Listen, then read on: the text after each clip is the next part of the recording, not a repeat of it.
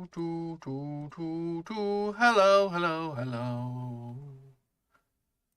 I am live. September 23rd, 2024. All right. Welcome, welcome, welcome. Let's see if I can get this to actually freaking work. Learning by doing. It's such a delay when it comes to YouTube. There we go. Here we go. Here we go. Yeah, everything works. Cool. Get that and minimize it. Boom. Place that there. Yes, we'll have it.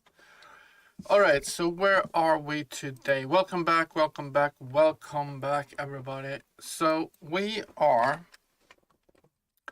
in a situation, in a crossroad, so to speak.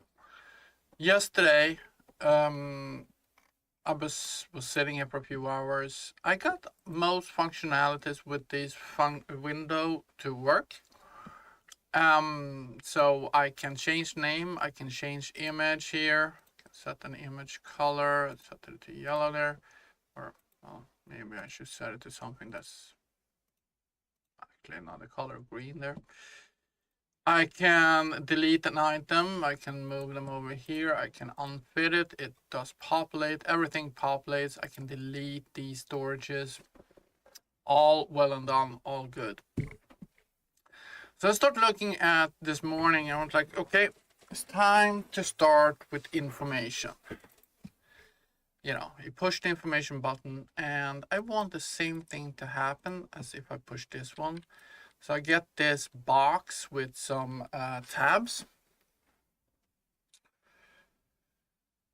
And the tabs is gonna give me some information about the object, you know. And I start thinking about what kind of tabs we're gonna do, and I start looking at, you know, how did I do it with my container here. I realized that this little container, as pretty as it might not be, has major flaws. Major flaws. Everything works as we want it to. However,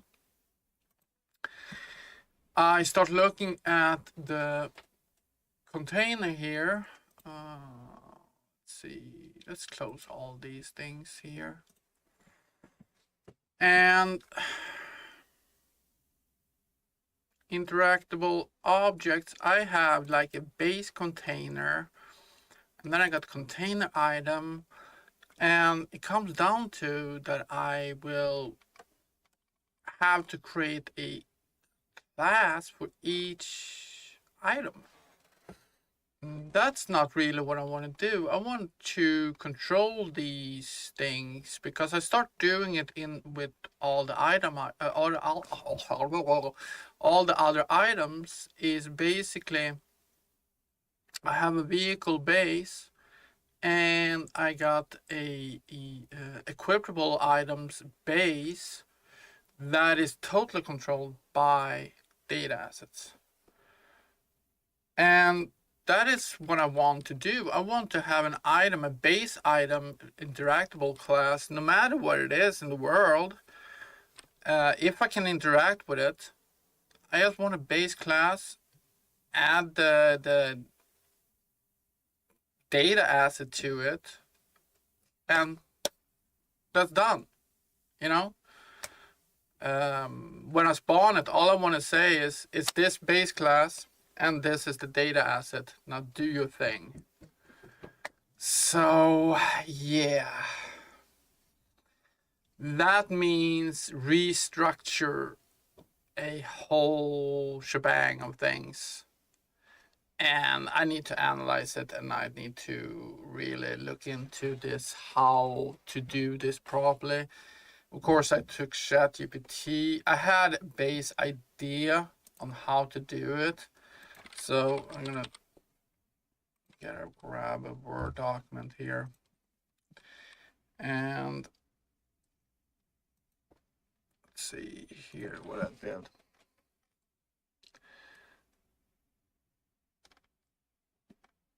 So I asked ChatGPT, and I asked a very pointed question here. I'm in the process of think about interactable objects in the world, such as cargo containers. I created a system with this before in my game, but I think I need to recreate it to fit in with my new modular thinking, as it is now. I have one class for each object which is not optimal. So basically, I have a class file for each object. I need to move into more in the data attribute controlling it. Can I go so far as put it in for can I go so far as put it in for expandable to, for example, able to the components it goes into, such as the container inventory component, will take care of the cargo aspect of it with a storage object inside. So that's how I do today with my my storage. If we look at that code a little quickly here. So a storage container is a data, let's see, data items. So a storage object would be the same thing. Storage item. So a storage container here contains, so this would be my container, and it contains then a component that would be the storage object. The storage object would be in itself within the component. The component we place into the class, the base class, going to have a function that says, hey, I am want to look at the data asset, and I want to create all the components that the data asset is telling me. The data asset will create a component that handle all the things about the storage. For example, if it's a container. The storage container has a storage object. A storage object. Now this is a station storage object. We can have other storage objects as well. Can have multiple of those. Because I don't know yet. Because we're gonna move in after we've done all these things.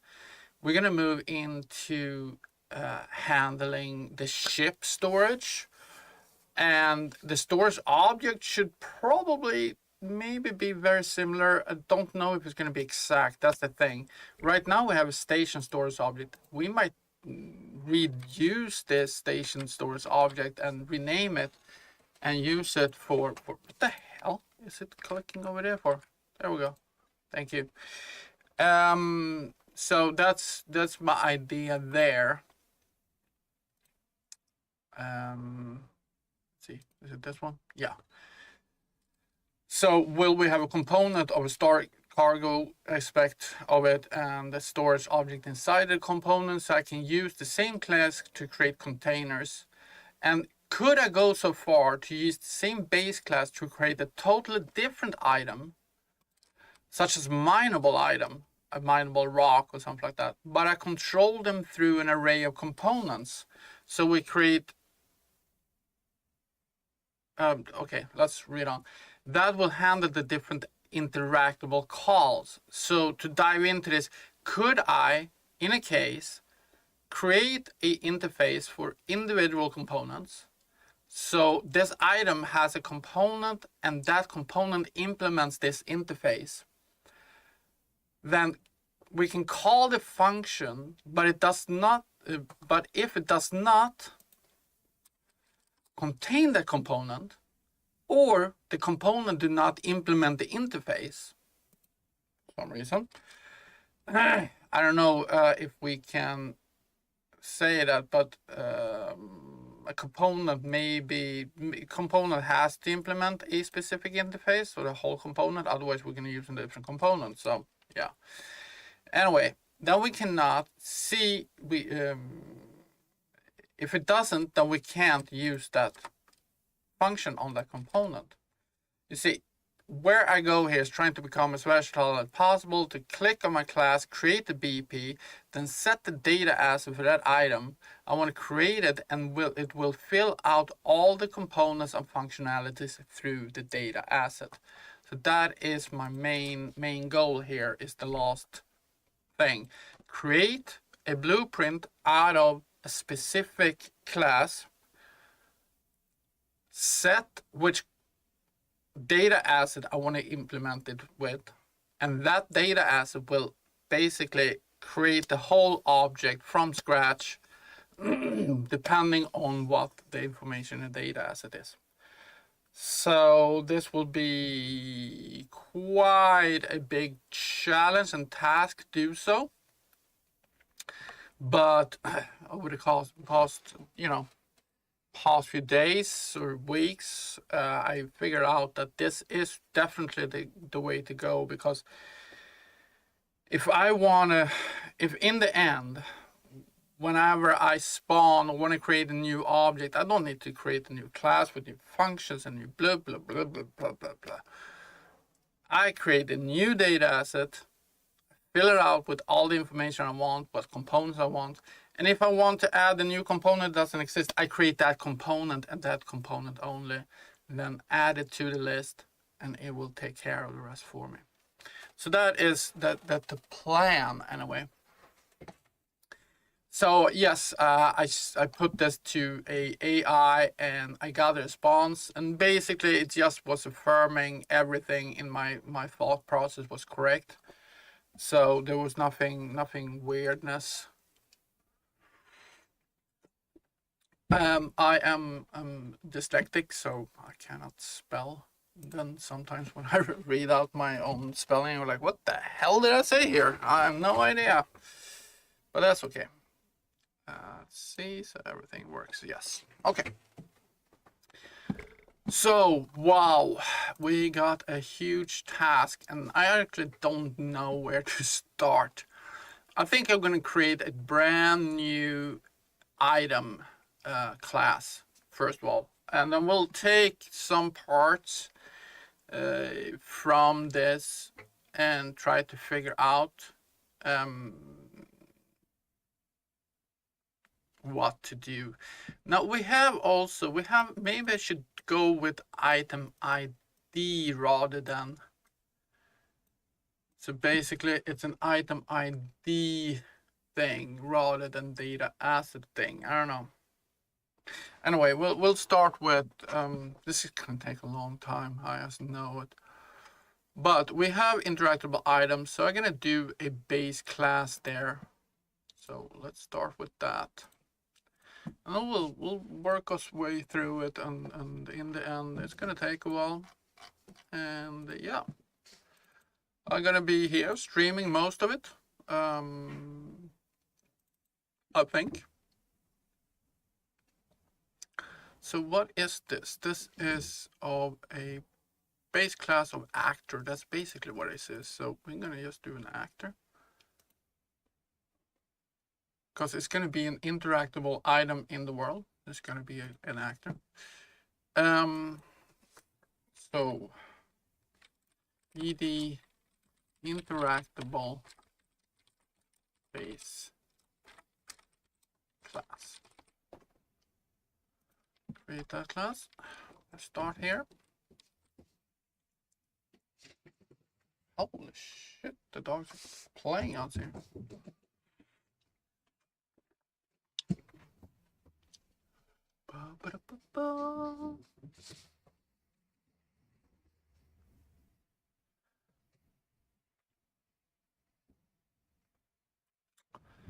Yeah, so creating a game is not that hard, but when you start thinking about modularity and how we can grow the game easily later on and try to do it right from the start, it takes a lot of time and a lot of thought process and a lot of recreation and remodeling and redoing things that you thought you were finished with. Oh, damn. Need to. I just saw that my live coding is on. I was gonna get that done. Let's compile, recompile. I'm gonna let it recompile and do everything, and then we're gonna turn off live coding. I was recreating the project. There we go. A while back, a couple of days ago, when I had some issues with one of the plugins. Still have not solved that, but when I did that, of course, this is still turned on. Then, okay, there we go. Boom. Let's see. So here is our base class. Let's just, don't know if this needs a tick. I don't think so. False now. Maybe it does. All right, we'll figure that out if we do. We need to begin play. That's going to be a very important step in this process, I think. Because usually we use it in constructor, creating and adding all these things, and here we're talking about doing it in begin play, but I don't know, maybe I can do it in the constructor anyway. Honestly, why not? Well, we use the constructor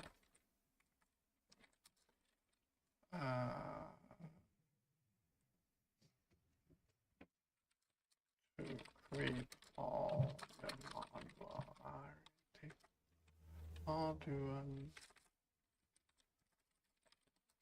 does it to be in begin play.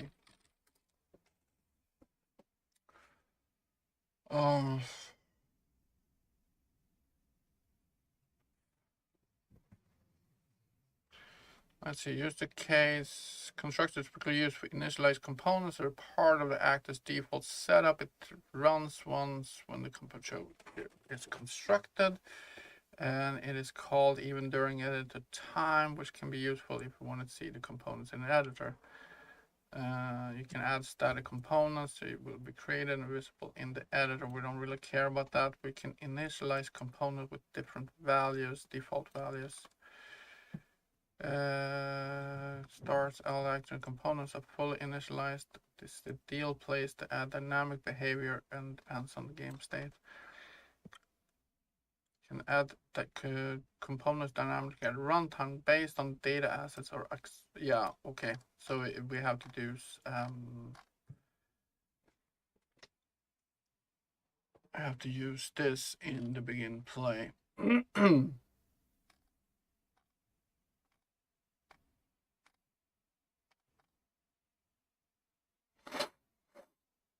Right. So what we also want to do here, I'm thinking, is I want to create a new, let's see, we need a data struct for that, because we need a, I need to create a data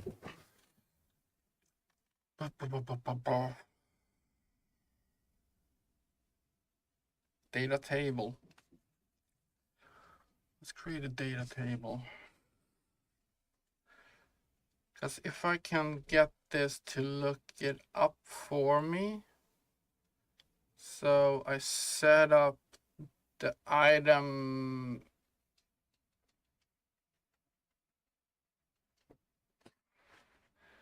Yeah, I set up, okay. So if I set up the item ID, I can use the item ID to say that this is what this is. And I can probably, it's not going to be that many objects, right? I mean, if we have 50 objects, let's say 50 objects, saying that, you know, I can set up an enum for that. And it's basically going to be a list, a drop-down list, and it will update the item based on the drop-down list. This is going to be this. This is going to be that.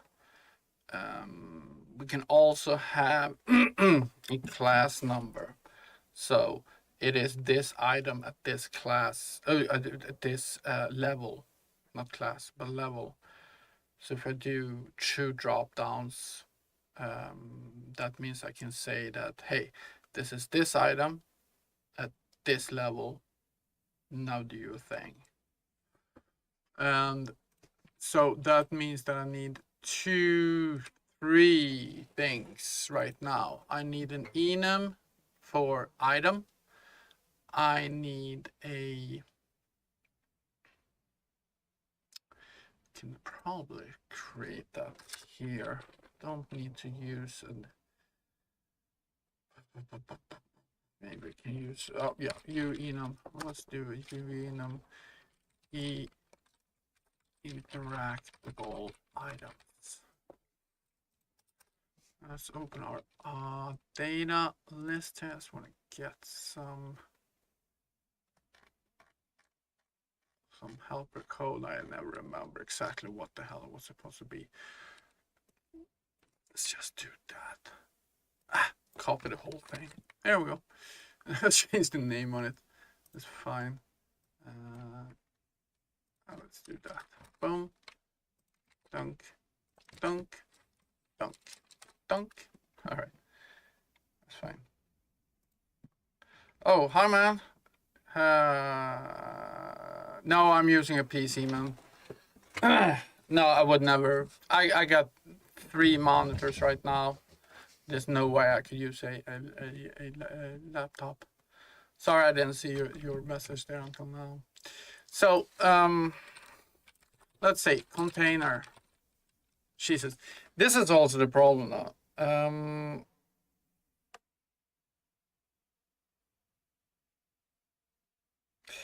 So we're gonna have different types of containers, and so this will be just a simple storage container.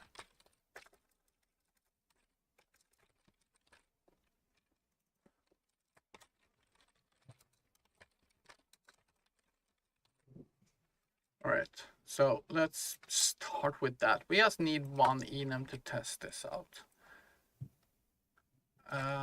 That's it.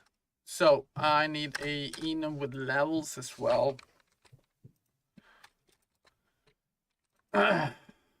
Interactable item level, interactable levels. Yeah, no, I've been working a little bit on a laptop and it works fine, but the screens are too small for me. I need something bigger. So level 1.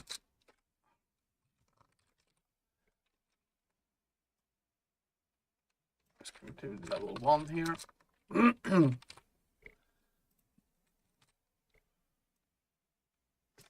And we're gonna have basically 5 levels for each item. Even rocks and I don't know. But everything's gonna have 5 levels, basically. If I come up with that we're going to not have 5 levels, then we're gonna change that. So yeah, so any questions you have about this process and what I'm doing, or if you have any suggestions, or wonder what the hell I'm doing, or just let me know. I'll answer most questions. I'm pretty straightforward with what I'm doing here. I'm let's see, interactable levels. What's wrong with that? Interactable.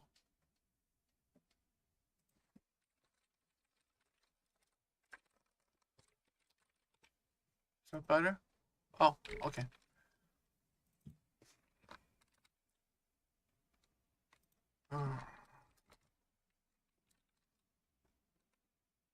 Oh, shit.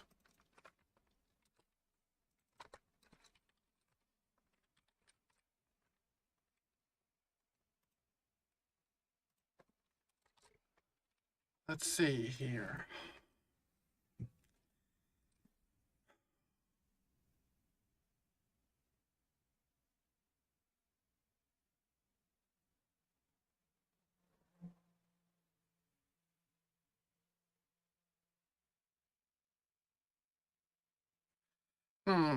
Yeah. Boom. Maybe I should just do class name here, because this is a string. So interactable dot 001. Maybe I should do that, because then I can get this and I can use this as the name in the data table. I think that is good. And this will be T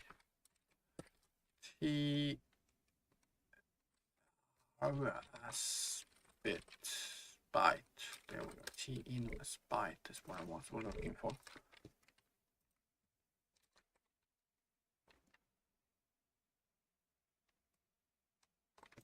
Take that. I can say I'm not 100% sure exactly how I was thinking about this, but we'll say we'll take it as one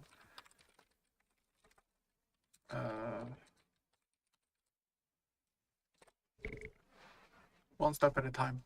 Okay, so we got those. So we're gonna do properties on these guys. We're gonna edit anywhere, and we're gonna say category,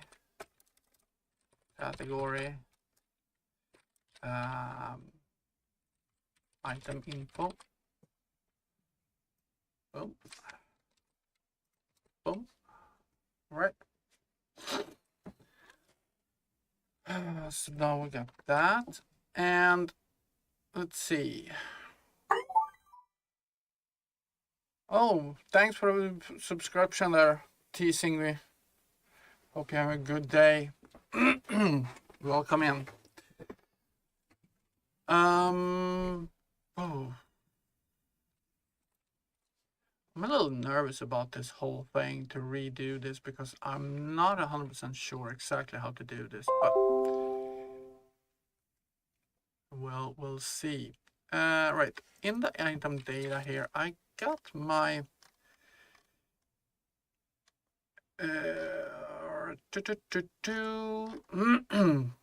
on data tables. Here we go. So I'm going to create a data table. Just create a basic data table now for this, and this will be, no, not that one, here. It's going to be interactable items data table. Go, and what are we going to do? We're going to have first, we got a name. So this is item name. And we're going to probably have an item type. This could not, this does not actually need to be a part of it.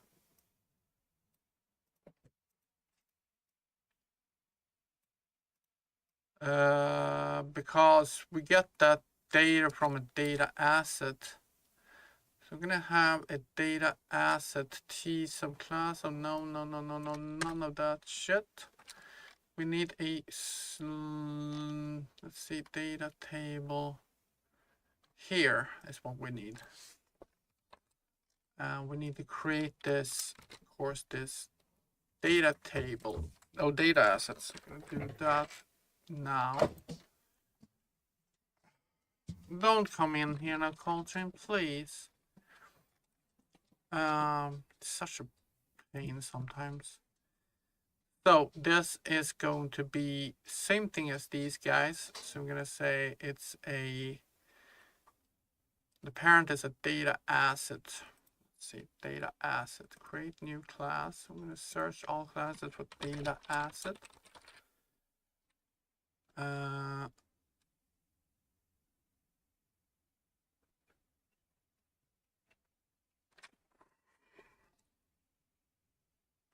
Data table has to have a data asset. And it doesn't need to be the same data asset, just need to be a data asset. So we can actually get the parent class data. Where's my data asset? That's my data asset. There we go. So this will be a interactable item data asset. However, I don't think that we need this particular class to be the type in the data table. I think we can just go with data asset. Let's create this first.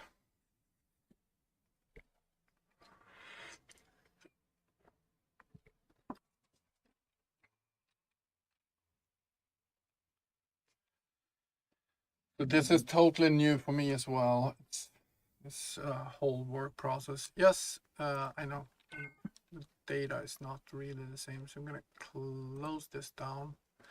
There we go. I think we're gonna go with a U data asset. So that means we are very, very open. We need to cast it somehow though, but we'll figure that out. So item data asset.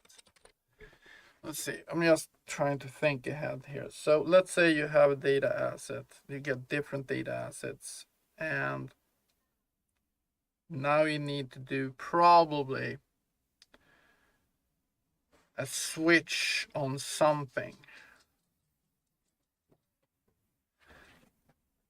So maybe we need to have another enum basically saying what kind of type it is. So let's say you have rocks, mineable objects, you know, and then you have, so, and then you have item to store things. And all of a sudden you can say that, okay, if it's this, then cast it to mineable items or storable items or hackable items or whatever you want to do, right? So that means that in our base class here, we need another enum that we give information to. And so I'm going to do that, and interactable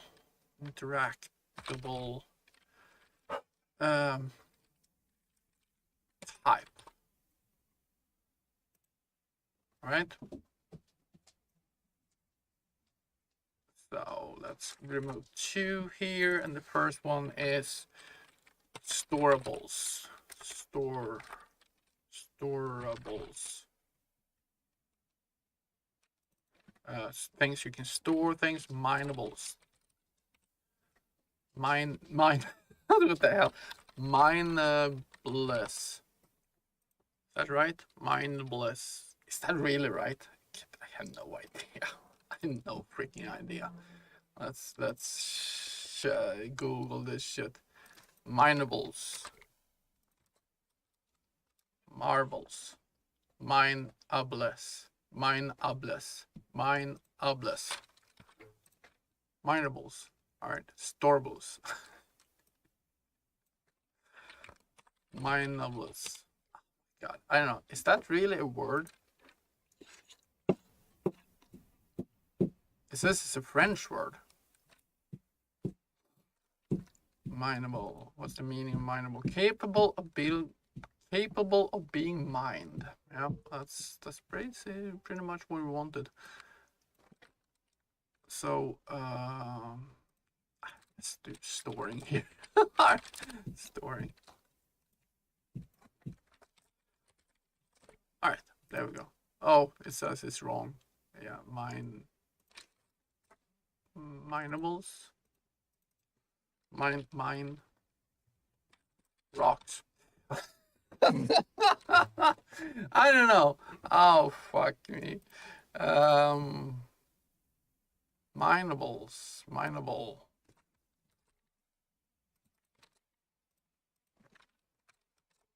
Mineable. It still says it's wrong. Screw it. I can probably change that at some point. Anyway, so we're gonna have another enum. Boom. and this will be of E interactable item type, and this will be item type. Oh my god, come on, man.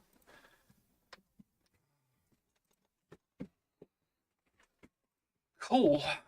Right, so now we got item type, so now we know that we can cast it to different item types. So we can easily go in here and say that it's a U data asset, and we cast it to this particular data asset if it is a storable or mineable or hackable or whatnot. So they will at least be a little bit separated. I actually don't even know if we need the item name here. When I was looking at it, I was actually using a totally different system once I start getting into it. So I basically loaded the data assets straight up, and the name came from, yeah, so to be honest, I don't need that. All I need to know is what data asset it is. That's it. Yeah. That's it. That's all I need to know. All right, so we created a new class of in the data called vehicle module data. Now let's see what the hell we do. Interactive. This is the data asset we created. I think we need to redo that. We need to redo that. We're gonna do that now by removing this interactable items. No. Data. This guy needs to be removed. Let's see, interactable data asset. That one needs to be deleted. Oh Jesus! I just want to double click on it, so it's, yeah, it's empty. Remove that, and we're gonna remove that because we're gonna go and become a little bit more specific now. With our data table is just saying a new data asset, and depending on what type we're gonna have, so we're gonna have this. So we're gonna have a storable, storing.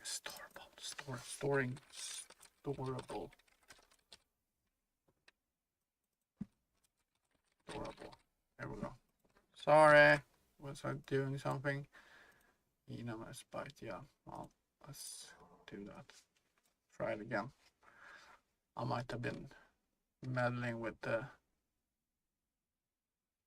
No, it doesn't like that. Enormous byte. What's wrong with that? Static assert file. Enum is not.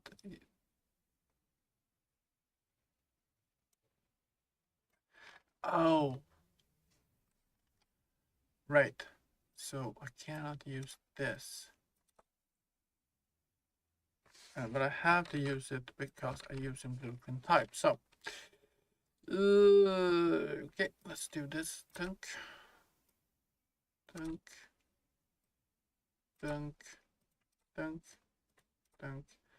This is shit I'm trying to learn properly, but it just goes in one way, not the other.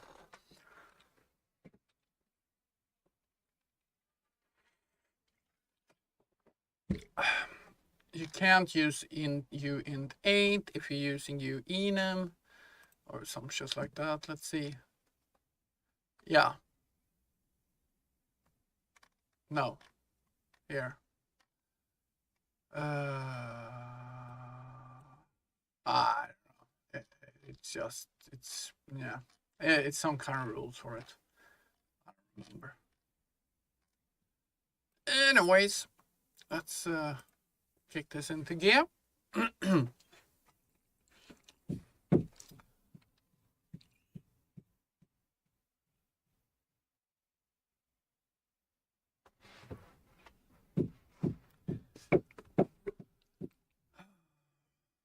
Go.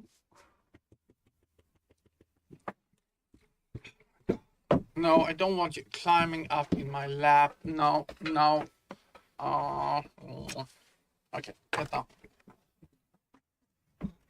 There we go. Okay, so we're in data, new class. I should probably start storing these, but let's see. So we want to create a data asset, right? That one. Next. And data, and we was gonna call this. So this is storables. So storable.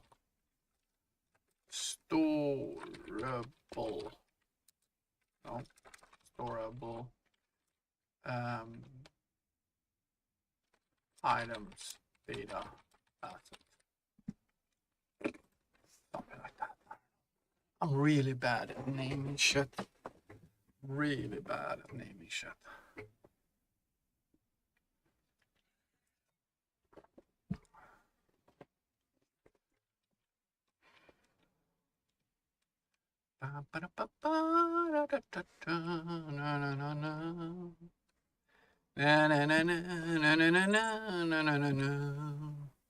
All right, so here we go to our data set.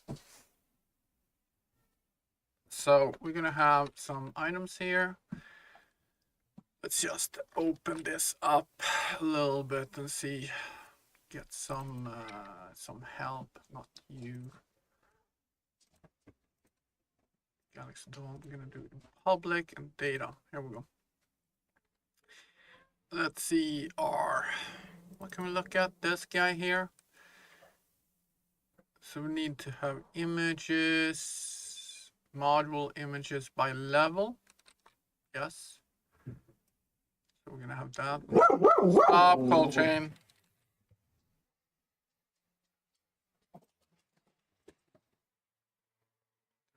Class. Let's see. Ugh, got too much shit open.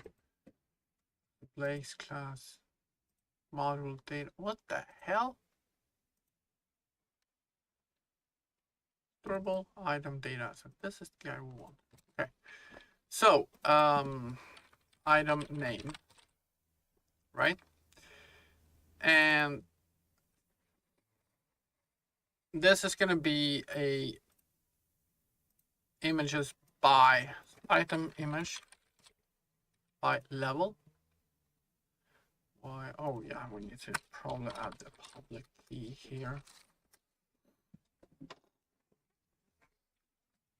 So we get an item name, we get the item image. Now here we go. We're gonna have some kind of key array of U components. What is this? U actor components. And these are the components that will inform everything on what. Close that down. That one right now. That one. So an item will have different components, and that component will derive what this actor actually can do. For example, a container gonna have a storage component, and that component will inform how you can interact with this item. So and it's going to be a T array because certain items might have multiple components attached to it. I can think about a hacking item. So you go up to an item, and it might be a little hacking game or something like that inside that item, and it will have a component for the hacking stuff, and it's going to have a component for, probably because you're going to find something once you hacked it, you're going to have some kind of reward, and so you need to have a storage component. So it's going to be an array of components in that case. Item components. Okay. Can you stop looking at me? I have to put my dog outside. He's just standing and staring at me. I'm getting very nervous. Hold on.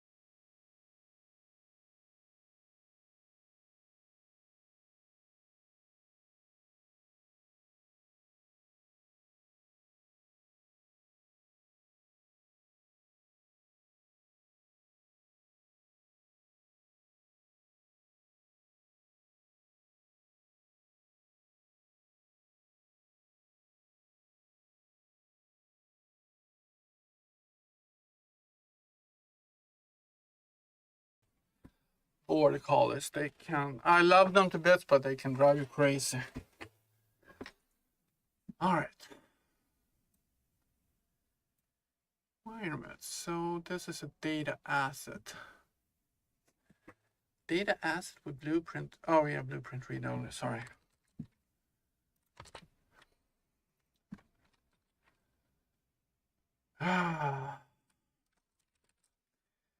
Let's do this.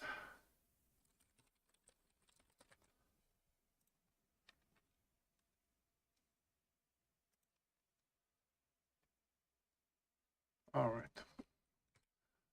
Pointers.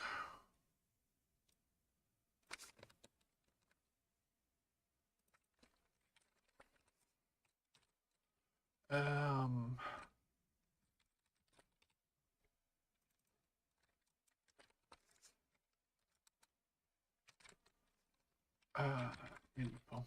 Just basic info.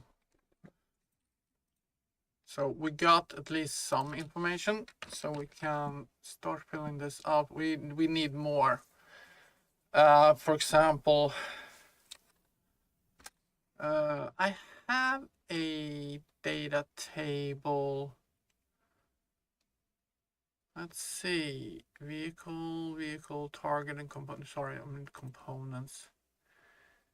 Vehicle, module, storable items, input, config, fitting window.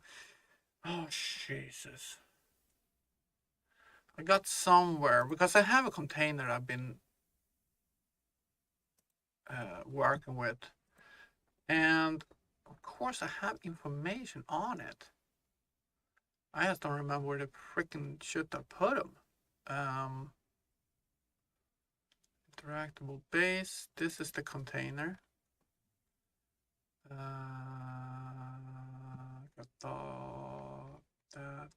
that. Container items.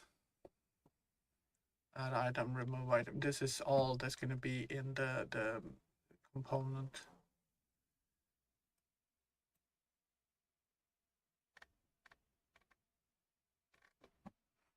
All right. Look in my game here and see what the hell I did.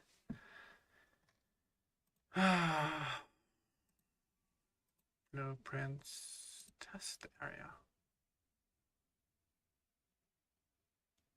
No, I don't think I did. Oops, shit. I don't think I did anything in here though. Test car, drone, no.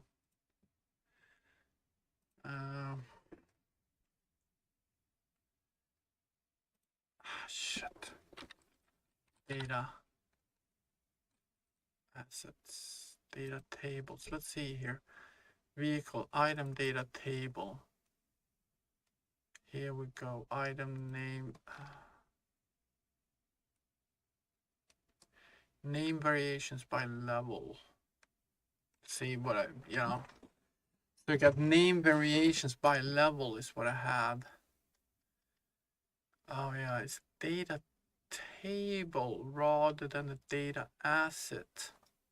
asset. All right. So let's see here. It's a data table called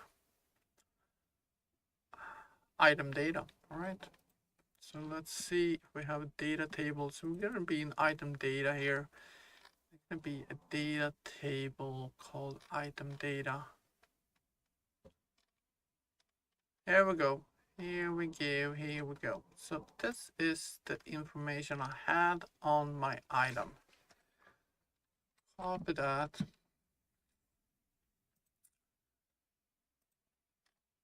So let's see here what we can dig out here.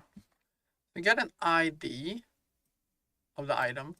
That's gonna be basically the same as the name. So item, well, as the row name. So this would be the row name and also, of course, the ID of the actual object. Let's see, and we got the name here, so we can remove that. Basic info. We're gonna have lower and lower header, lower. So of course, if it's gonna be a RPG, we need lower.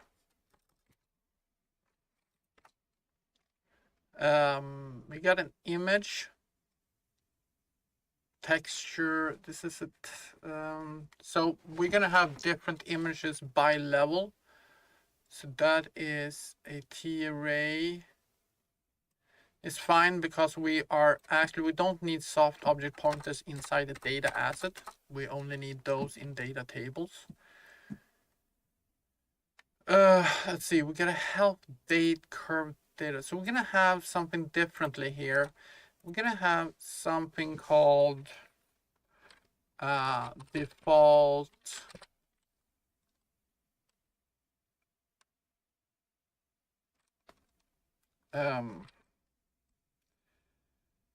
attributes, not attributes. What do I call it? Data, an attribute. Yeah, default attribute values. All right. Let's see. Gonna the curve table. They're gonna wait with that thing. List of item information.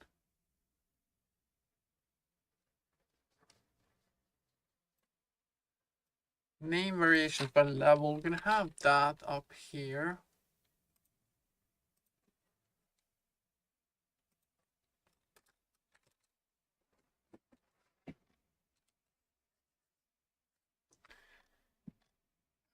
Information tab array. So this is, when it comes down to this, it's, let's see, item data.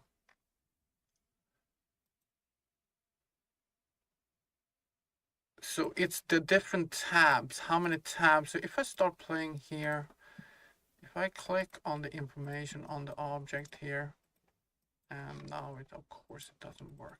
What the fuck? Did I do something wrong? I don't know, sometimes it just does not work. Let's start over here. And sometimes I just reload and it works just fine. I didn't change any data. Shit, that drives me crazy, this shit.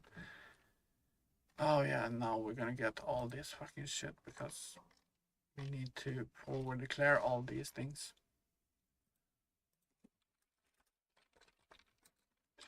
So we got, let's see, what's the first thing we need? That's strings, probably texture to these.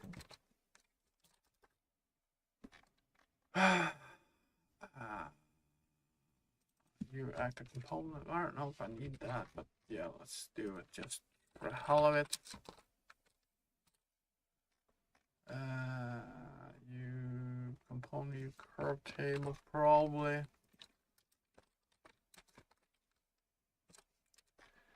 And E tab. Oh, let's let's include that just for a helmet right now. Include, oh shoot, data, batch, data, got that. That should be fine.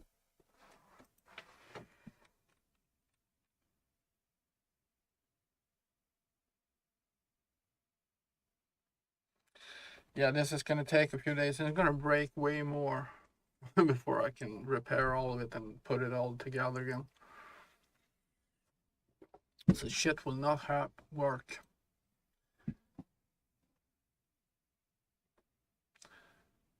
And I'm gonna scare the crap out of me. I'm gonna sit there and go like, how the fuck am I gonna put this back together? Is this even possible to be put together? And then after a few days, it's like, okay, it works now. Everything is exactly where it's supposed to be. It's gonna be fine. You gotta break some eggs to make an omelet, right? Right. Let's see if this actually works or if it's nope. I don't know. All right. Anyway, so these are the slots we're doing. That's what we have, basic information attributes in our list. So that's going to be our information tab array, right?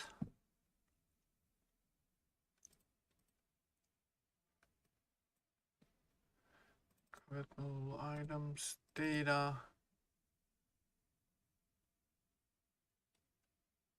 data tables. Antonius, man, I'm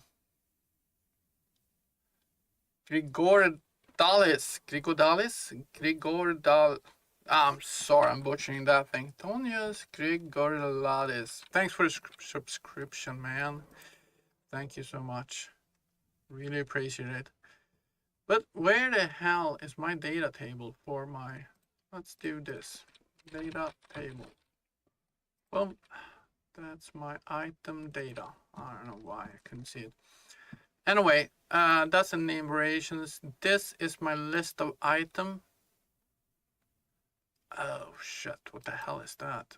Oh yeah. It was something I was playing around with. I don't know about this one.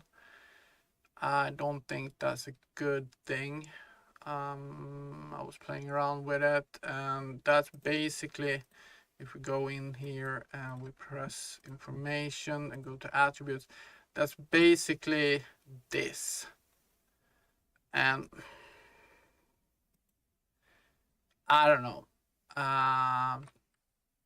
Yeah, that's not.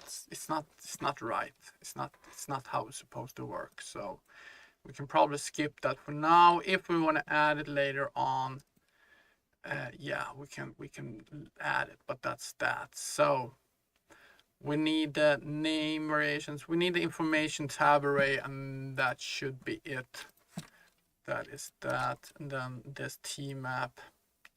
We can skip it for now. We're gonna save the code in the other place to help us to bring it all together. But yeah, it's not gonna be anything. So let's fill this file out in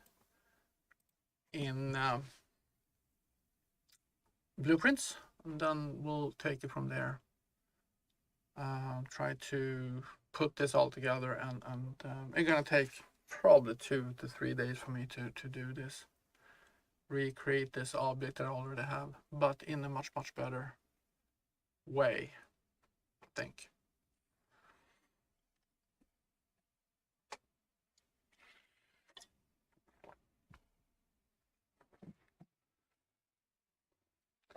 All right, cool.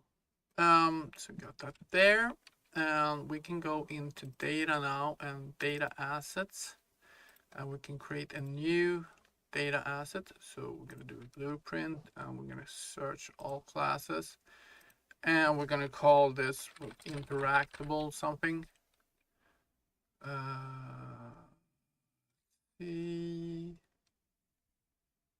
Okay, and I don't I don't remember what the name was.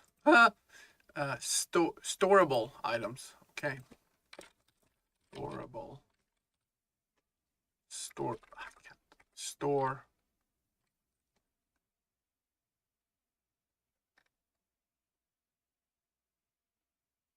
Oh shoot, I probably did not. Hold on.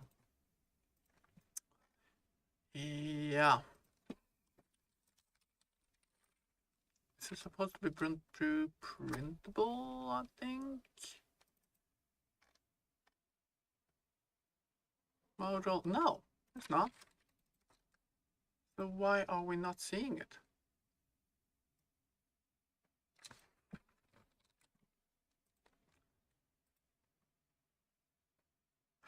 Oh, wait a minute, do I need to do this? No, miscellaneous data asset, here we go. There we go, that's how we do it. All right, okay. Data asset, storable data. No, wait a minute, we need to have one of these per item. So this is going to be a basic container.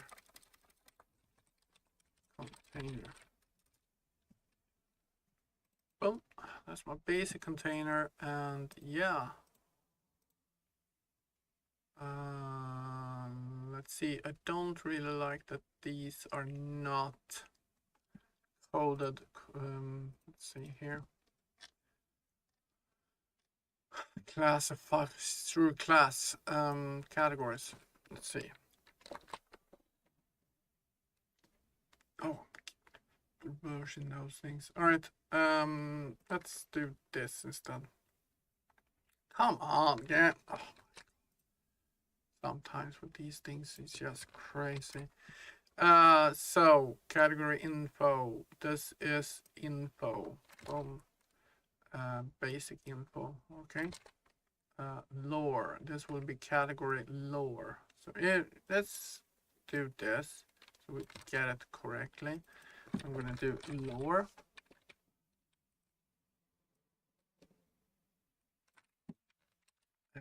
Lore. Boom. Let's see, default attributes. So I'm gonna do paste. I'm gonna do attributes. And what we got here?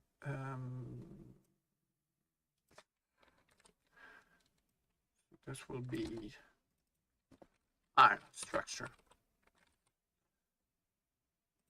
Component, no.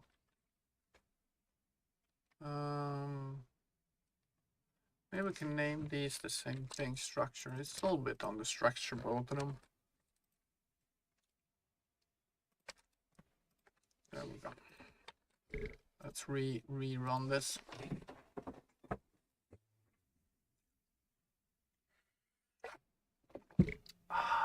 Copy.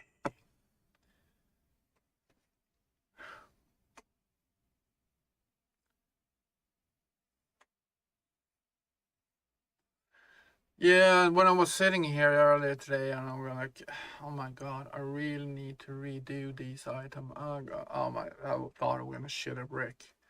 Like, this is gonna be so much work, and you know, to redo this whole thing that actually works. But I just wanted to work more optimal, and then I was like, oh shit, this is gonna be so bad.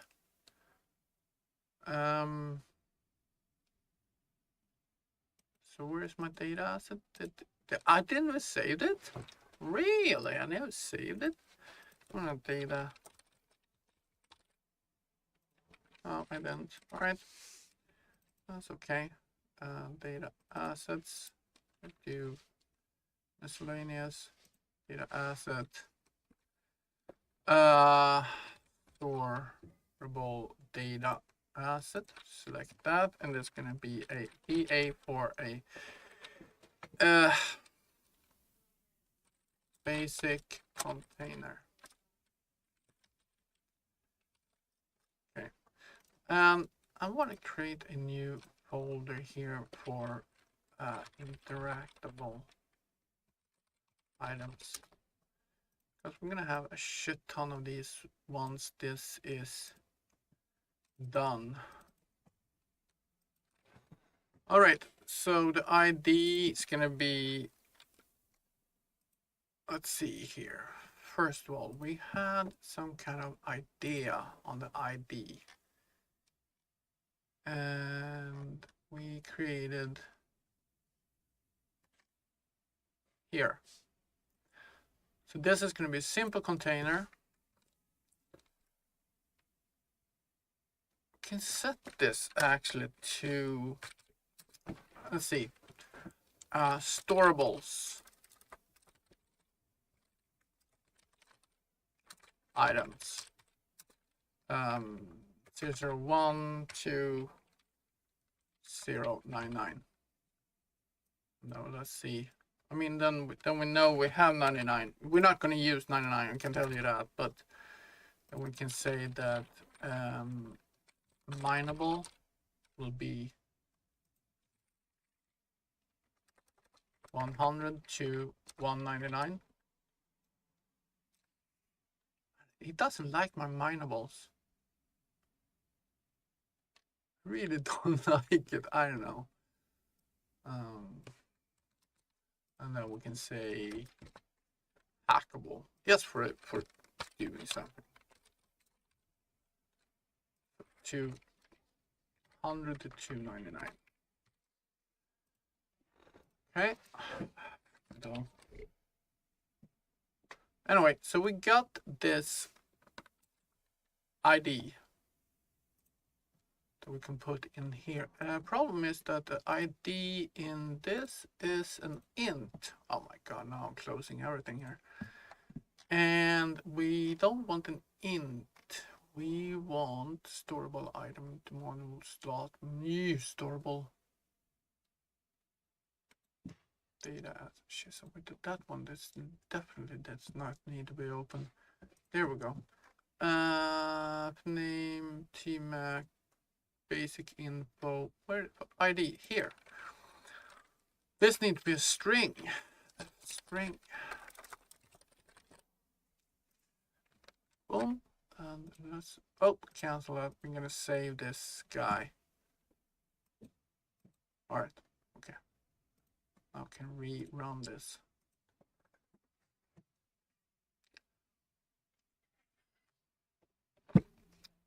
I mean, I always done IDs has always been integers, but ever since I start working with unique IDs, start figuring out that it's easy to work with strings actually. Because most things are, for example, the row name is a string or it's an F name. Anyway, it's not a number anyway. Nothing of these things are numbers. They are often strings or F names. So yeah, why is it this happening? Getting in there. Okay, so basic container will now have interactables.001. Sorry. As its ID. Why didn't the ID? Alright, that's on the top anyway, so it's fine.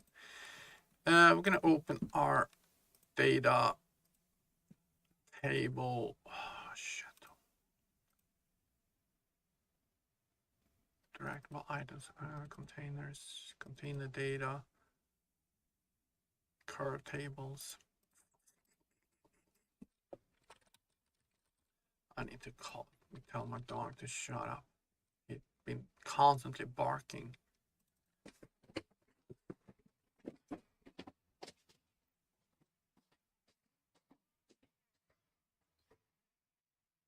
Knock it off, Baldwin! Did it! Yeah.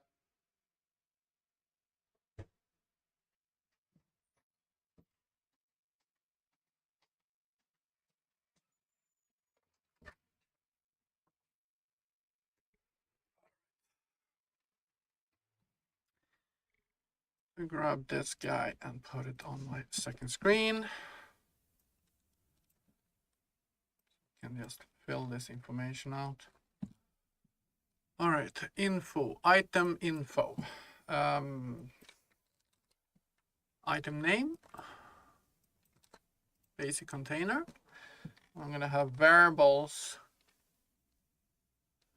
by levels, and the level is, let's see here, we're gonna have 5 levels. Oh, we can't add, sorry. This is a T map, so you gotta have, you can't just 2,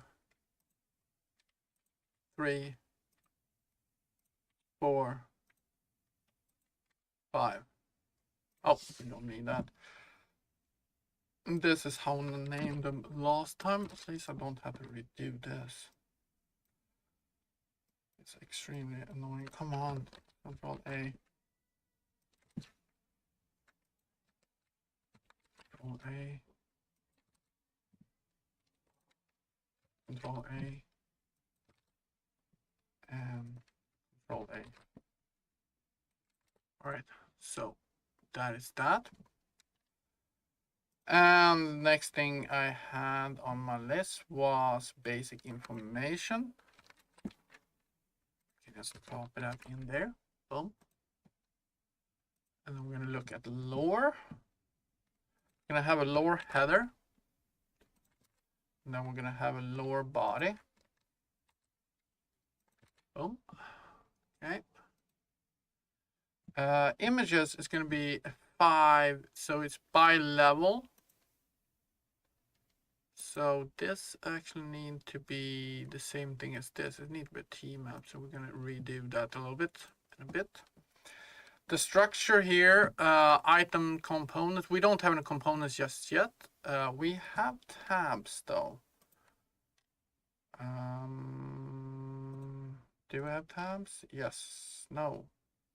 We do have tabs. So we're going to basic information and attributes. So there, basic information and attributes. Right. Then we have attributes. We're gonna have default attribute values. Right now, I'm gonna be rebuilding that. What I did was I did just put in a basic container max attributes. Let's just put that in basic container max attributes. Just to have something to show off at some point. We get to that at some level.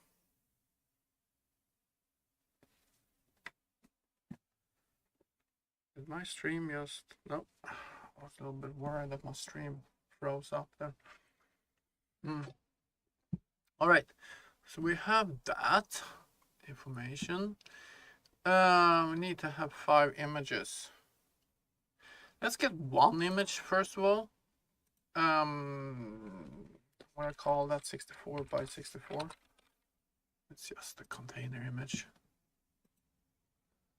But this needs to be redone because we want to have different images depending on levels. So let's just go and do that code change.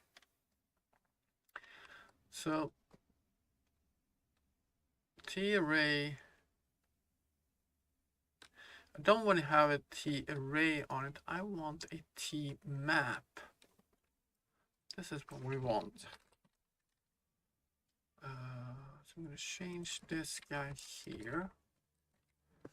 And it's going to be a int32 and a U texture pointer 2D. And there. And there. And there. There we go. Let's save everything up here. Close that data table. I don't need you anymore. Just save everything. And let's relaunch this.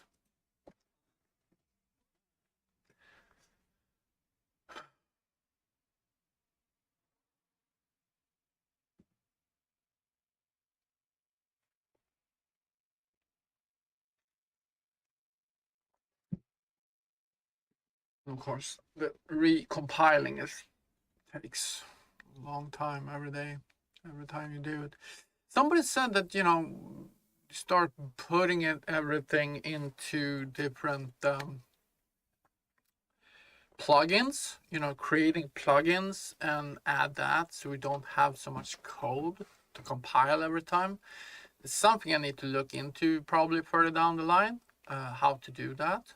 But that's some kind of interesting aspect of the whole thing, actually. But also that's also what it comes down to why I want to do with this modularity, all the whole thing. All right, so let's see here. Now we got that, and now we got components array, item menu by level. So here we go. Now we can set the level 1. We're gonna have, let's say this picture is not gonna be this picture, but let's say that level 1 has that picture. And then we can do that. Boom. Yeah, let's create a data table now.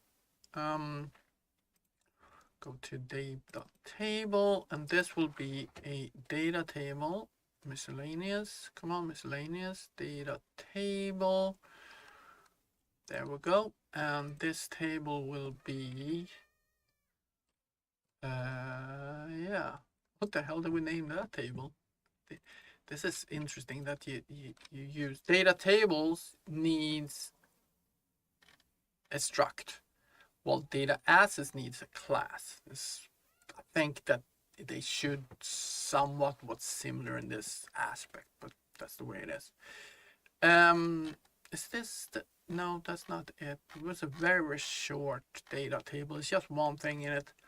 Here we go. Interactable items data table. Interactable items data table. Interactable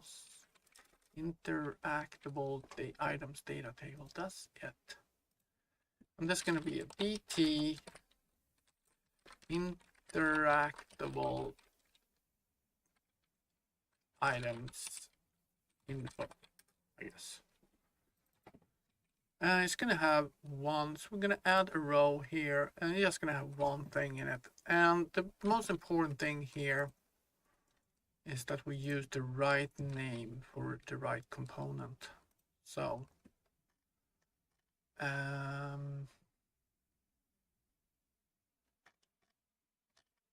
this is, what am I looking at? Storable data assets, interactable base class. Here we go. I'm going to use this name here. Boom.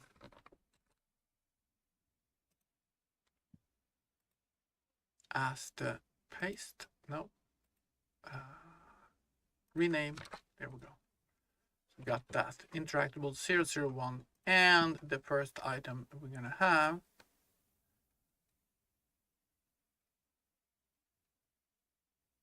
is storage. Basic storage. Now, the question is, the only name that we have in this at all to say what it is the class, nothing else.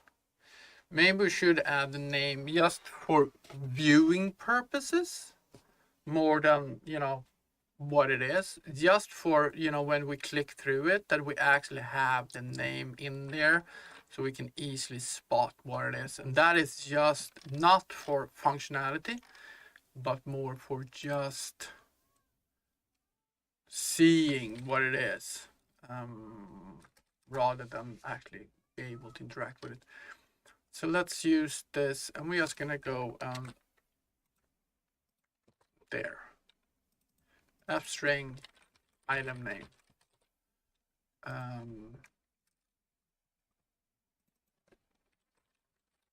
GD name. GD, and this is going to be data assets. So we're going to set a little comment, pure visual in data table will not be used anywhere else. Cool, we got that, and stop, and we rerun it. So we can just put in the name. Did I even save that? Well, otherwise we'll recreate it.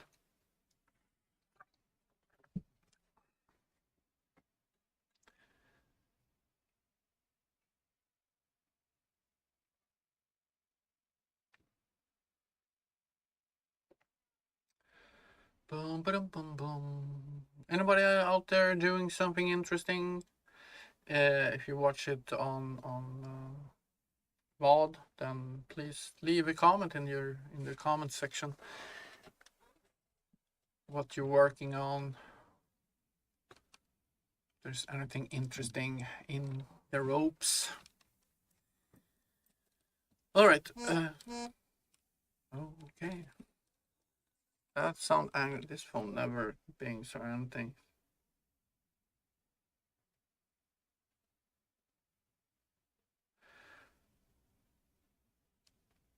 All right.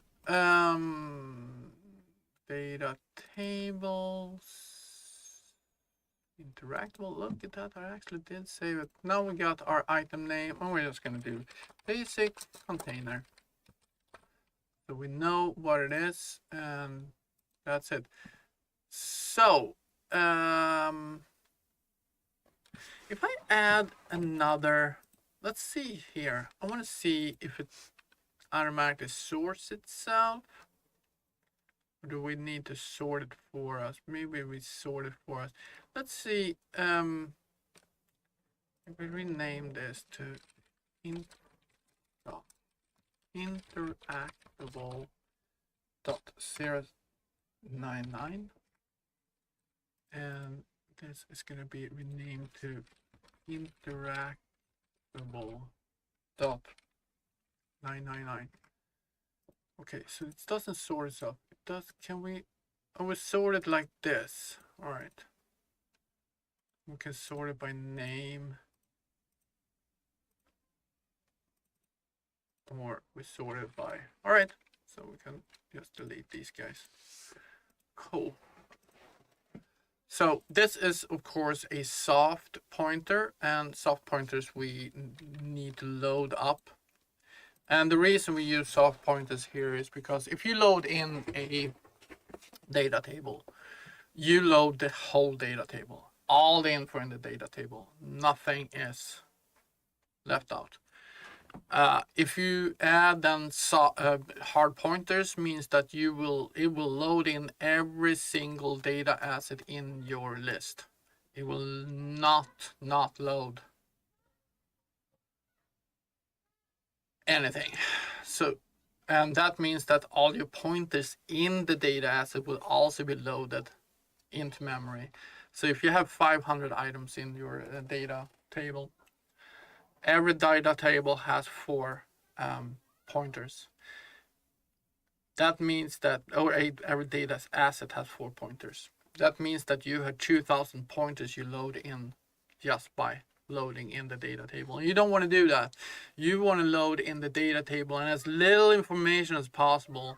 And the information that you get, that you need, you can load it as you need it. So, for example, a soft pointer will load in when you tell it to load in and not instantly. So that's why we use soft pointers. So yeah, so that is that soft pointer object pointer. So we're gonna load that in when we need it. Don't know. It should be able to forget about it after we close it. I need to look into that at some point. How to unload a data assets pointer, you know. You don't want to do it all the time, but if you load in an item because you want to look at it and then you're closing the view of that asset, you want to unload that asset so you don't keep it in memory because you don't need that information in memory. I still have that problem when it comes to my storage, but we're going to look at that at some point. All right, so what the hell is the next item on my list? We need to create some kind of component that will take care of our storage. We have this class. This is supposed to go on the vehicle.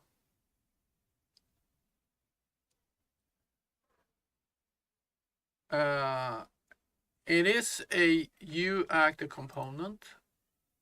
It is a storage interface.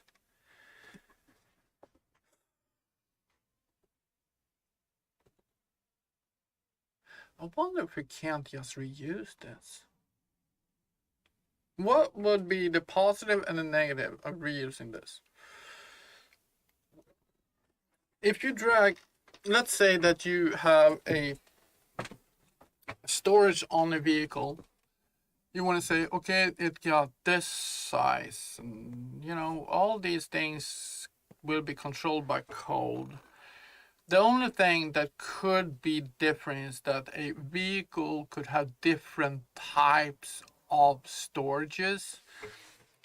So let's say that a storage component on a vehicle will have an array of storage objects, while a container or a hackable item or a whatever that has a storage doesn't have an array of storages. These could technically maybe have an array of storages. When I think about it, can you imagine go like, okay, it's a hackable item, and all of a sudden you have different levels of hackable. So you have safe A, safe B, safe C, with different hackable, ways of doing interacting with it.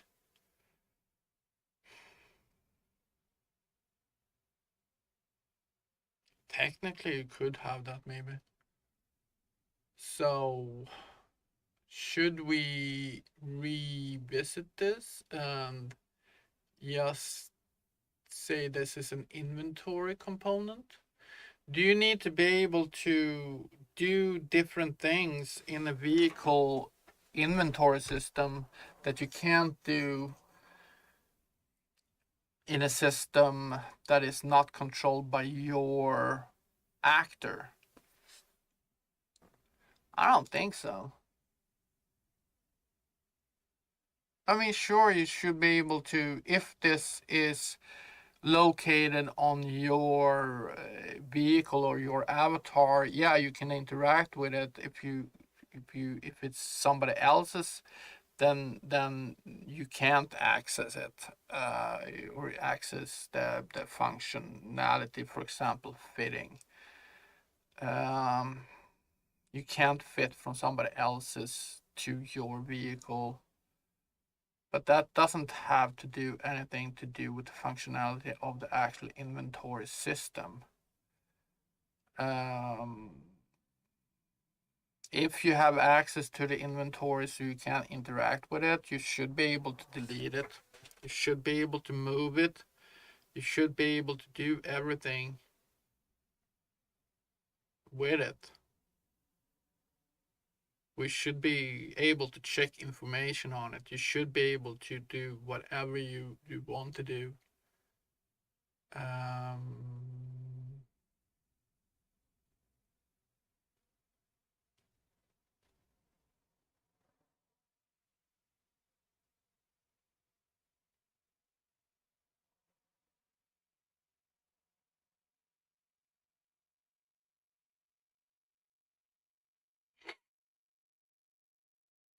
I've been playing around a little bit with it. I'm trying to think what the. I'm trying to find any negative, any information about it that's not working. But so I shouldn't use this, and I should create a new item. But I just can't. I just can't. And if we compare this, this is almost like a storage object. Let's see if we open this and basic container interactions, storage interface, inventory, storage, station storage object is what I've been using here. This is a U object. It's not the same thing, but all the functionality of it supposed to be the same thing. The difference here is a station storage is a U object because it's not attached to an actor. If you attach it to an actor, it needs to be a component. But honestly, for this, so we need to get the storage ID. Okay, maybe not. Get the storage array, yes. Need to be able to get the storage array. This comes down to that every storage object only have one array though.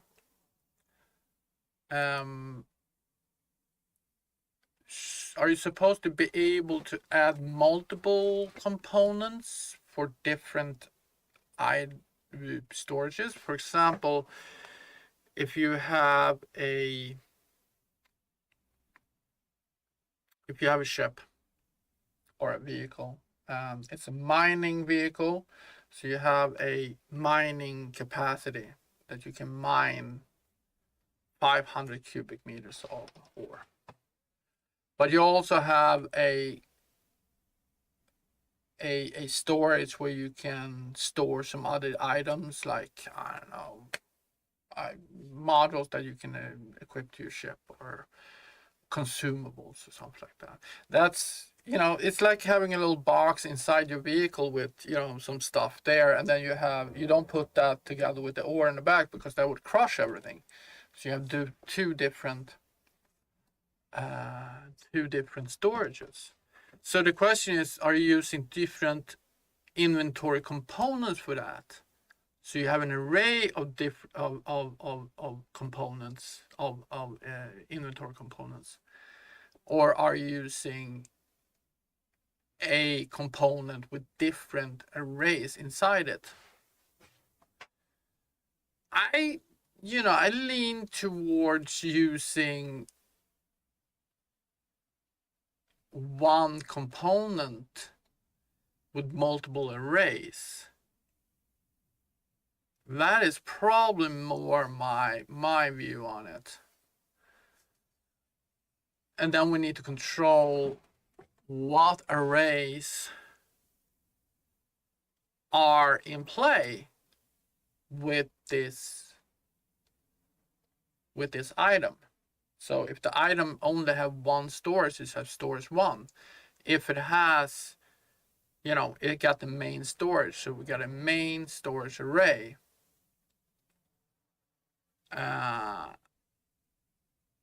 But if it has a mine slot, then they have 2 slots. You got the main array, you got the main storage, and you got the mining storage, or you got whatever you want to have. If you want to have a container for petrol or gas, or you have a specific container for that type. Right now I'm looking at the station storage only having an items array because it's going to be able to take everything, but a vehicle inventory component will have multiple. But I only want one storage object. I only want one vehicle inventory component for that vehicle. And this is where it drives me towards rather just create a separate inventory for interactable. But at the same time, it's just a couple more arrays. And we can probably control that, how those arrays are interactable with, depending on the item. Hey, Sir Boso. How you doing, man? Welcome in. Did everything go well yesterday?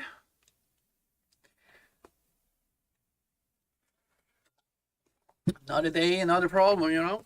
Another day, another problem. I tend to actually, I'm gonna go and I'm gonna type out a question here. How the thing is, how would we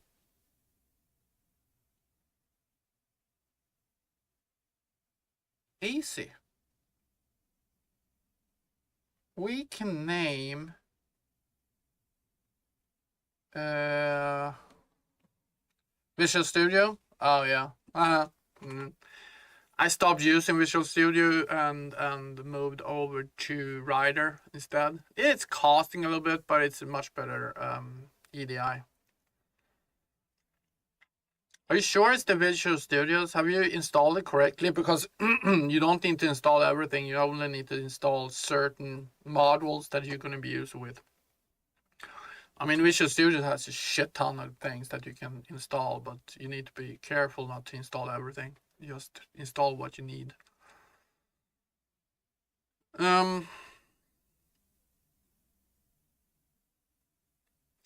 So that's basically what we come down to here is that what we're gonna use. I mean, this is just items. So we can call this. We call this main storage. We can have another one called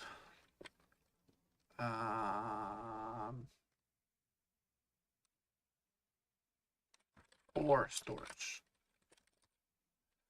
And we can have one called ammo storage.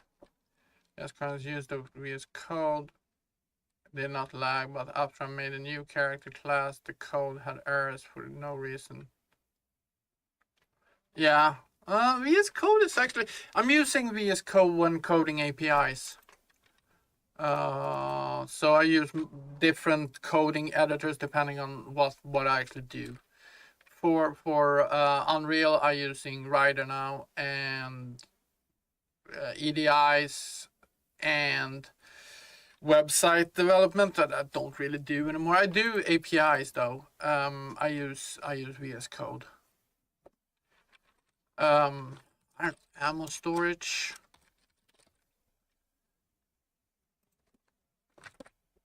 If you want to have that, maybe you can have a. Let's see, we can have a mineral storage mineral.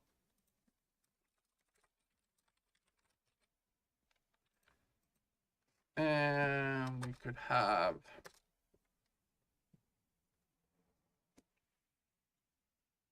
ammo or mineral main. If you want, you could have, you know, consumable refrigerated.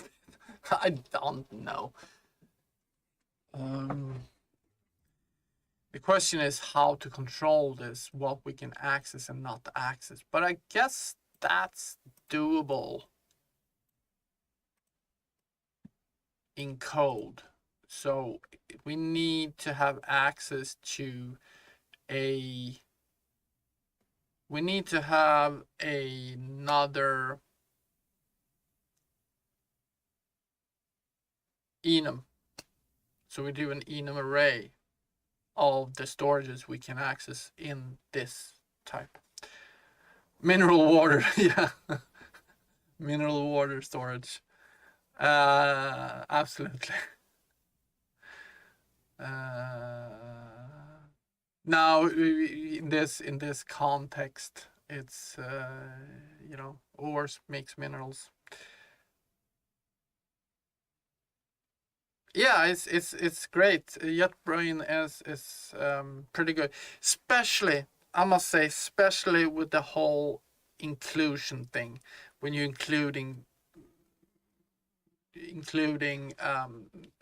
files, because it's a freaking nightmare sometimes to try to find files all over, especially for things that are within within Unreal Engine, and you just do Alt Control Alt Enter, and boom, you go good to go. It's a real hassle. All right, so we're gonna go into our storeable data asset, right? We're gonna have another. Oh, we need to have that higher up. We need to have it in the item data. I have to figure that out. So we're gonna have an enum. No, which one should we can steal? We'll steal this one. There we go. I'm gonna call this blueprint type. Boom. And we're gonna have this. Let's see here. It's not gonna be slot type. It's gonna be E storage types.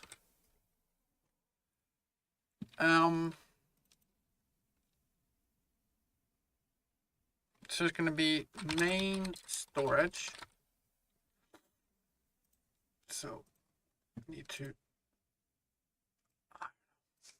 copy these just to have a reference for them. There we go. Or storage. Whoa. Is that my dog out barking again? So frustrated with him. Or ammo storage. Should we have a space in between there mainly? This is just for show anyway. Mineral storage. Doc. Now can delete this. And then we can go into our storable here, and now this is for storage, so of course it's gonna have access to it. So we're gonna have a T array, I guess. No, yes, T array of E storage types and storage accesses. Go, boom.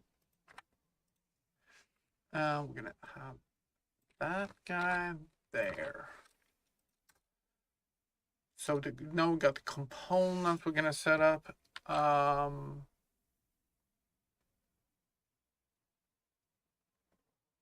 And what's the difference between these guys?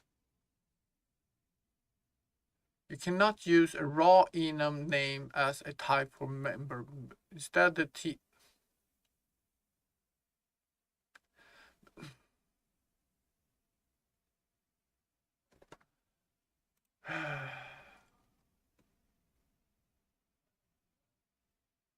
Okay, I gotta tell the dog to shut up.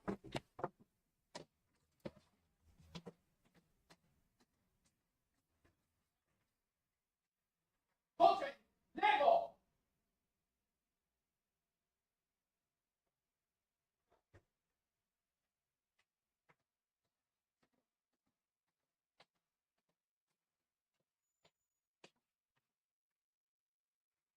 So funny. I went in and like, yeah, shut up. And then my name is called her dog and like, shut up. Let's see. So what the hell? T-array. This is the same thing. It's the same thing. What the hell? E-tab types. Let's look at the E-tab types. Hey, can I see? It's the same thing. E-tab types. Are we not using E-tab? Oh my god. I got so many stuff here. No, that's not tab. E slot type. Here. It says blueprint type. E U enum. U int 8.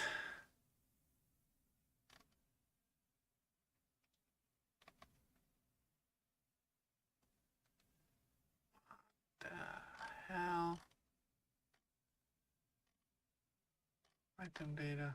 Where the hell are we? Error came out of nowhere. Yeah, I know the feeling. E storage type.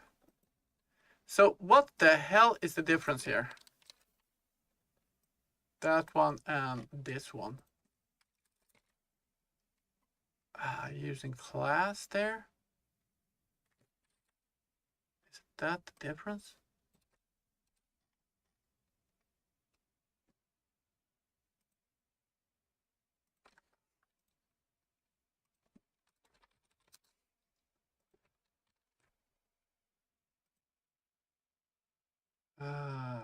Data. Oh, yeah, there we go. I mean, this is all, I don't understand what the difference really is, but apparently it's a major issue. I know this thing works, so yeah, all right.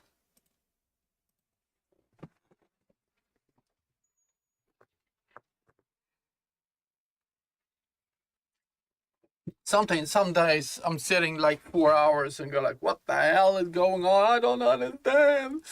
And then I realized that, wait a minute, I missed this little tweaking word somewhere. And it's like, yeah, no, it's not gonna work. What happened here? Oh my God, what did I do? Vehicle.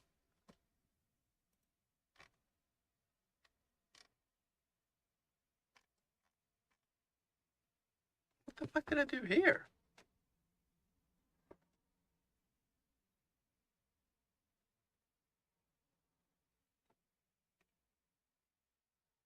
Items. Okay, hold on. Oh, okay.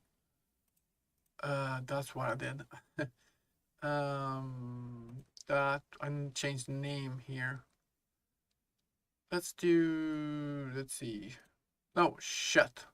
The fuck did I do? There we, no, this is, oh my God, slot manager. Now I really done it. There we go. I'm gonna copy that. I'm gonna go into Alt O. I'm just gonna add this for now, and then we'll look at it, because this is how I work with arrays. Just getting that done. There we go. Boom. Oh, the physics engine, you want to do it yourself? Yeah, good luck with that. I have no idea. I would think that it's basically impossible for a normal person to do it that doesn't have like a master's in physics and engineering. Yeah. Good luck with that. I know then well, who the hell was that came with creating an EDI? No, creating a physics engine for a Blender, and it took them like 3 years to perfect it or something like that. And they are pretty smart people. So yeah, good luck. Let's see. I mean, I think that I'm way over my head with this project that I'm doing now. Oh, really? Oh, yeah, okay. Well, I don't understand it, so that is way over my head, I can tell you that. Way over my head. All right, so storage access. So we're gonna add one here, and we get a main storage. So there we go. Gonna main storage is the one we have on this character. We don't have a OR storage. We don't have anything else. So now we can say that we can access. We can't really just yet, but we will be able to access the main storage.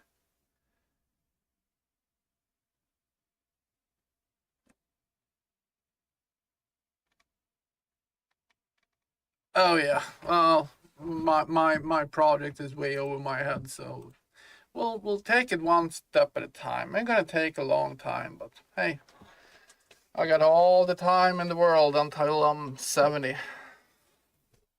But I think that the way I'm interacting with this is taking it step by step and trying to do it modularly, making it a module. Everything is a module that is controlled by a data asset. It will, in the end, benefit me in a way that you know, it will just, once we get to that point, I can start pushing out items very, very quickly and just work on the visuals of the item. Everything else should work. Now, how can I change the name of these items? Can I change? How did? Because if I want to change, right now it's a vehicle in component. If I want to change it, is it better to reproduce it, or is it better to and just copy it over? I don't know. Let's do this.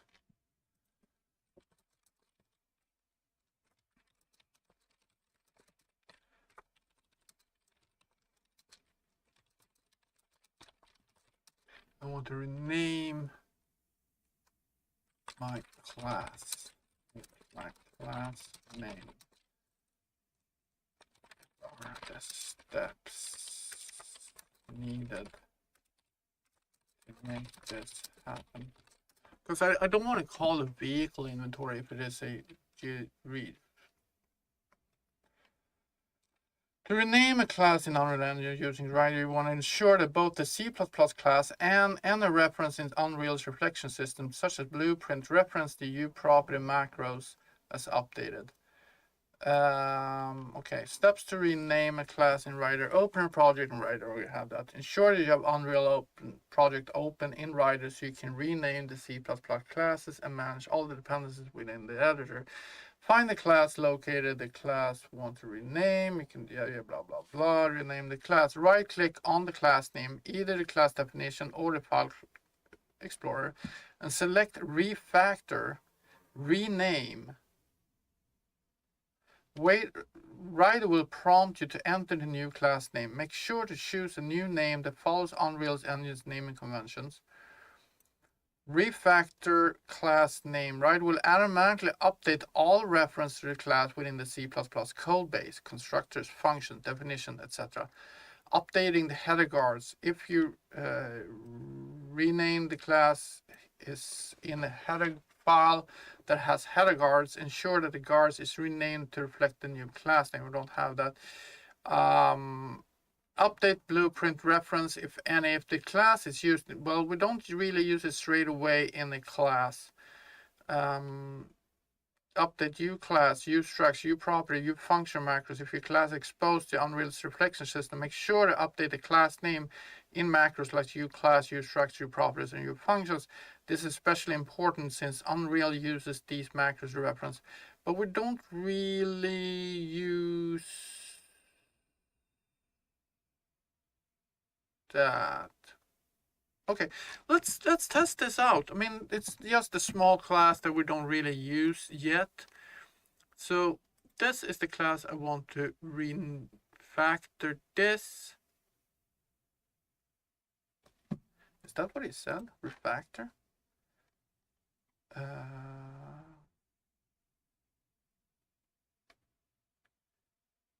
Refactor, rename.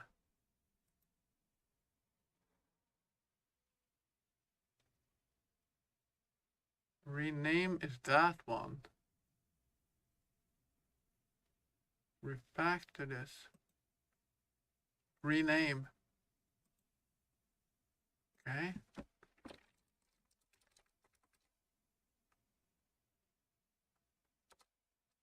Inventory component. Search in common string literals.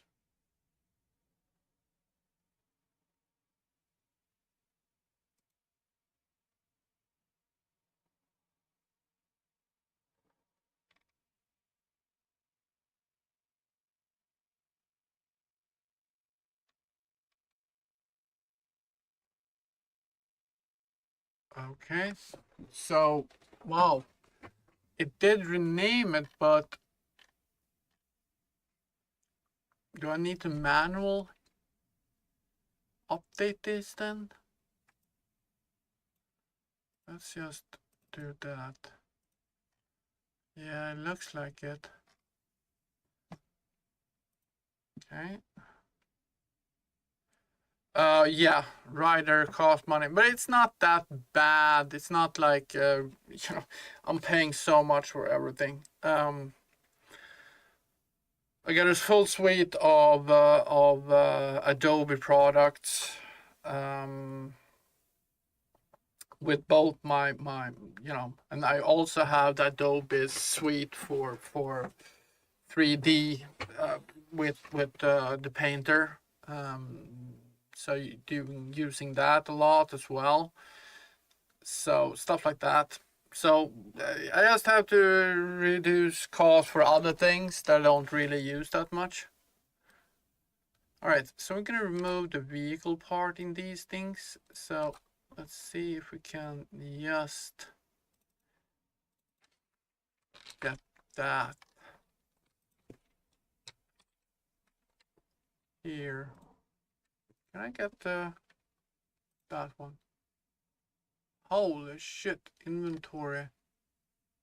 I need to refactor this one as well. Oh, damn, this was harder than I thought.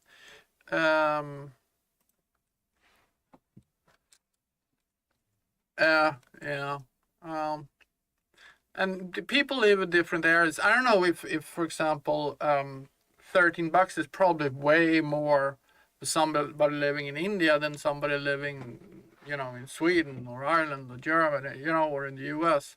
It's a huge difference. So, so what we're gonna do is refactor this, rename, and we're gonna do that.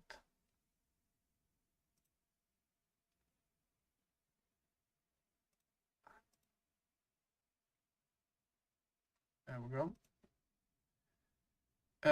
We are going to, let's see if I can do it. Otherwise I have to recreate this. I don't know.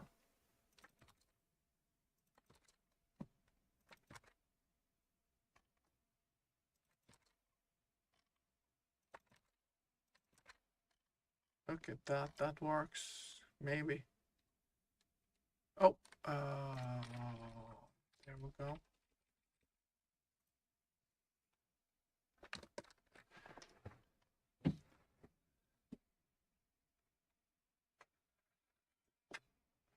Now, I know that if you're studying, then most of these programs have some kind of cheaper alternative for these things, but yeah. But I mean, I try to use some products out there that help me in modeling everything and doing things that's like, oh yeah, it's gonna cost you $3,000 a year. Like, no, what the hell? Because I would love to use other things than Blender, because Blender could be sometimes is not as great as other things, especially when it comes to hard ops modeling. And there's products out there, but they're so freaking expensive. It's like it's not gonna happen for a normal person. It's never gonna happen. All right, so we did refactor this thing. I hope this works. I am not 100% sure, to be honest. Is that supposed to be a U there? I guess. I gotta take that dog in. I just cannot stand him barking so much. Yeah, U station object. Yep. So it is supposed to be a U in there. Let's save this and close it.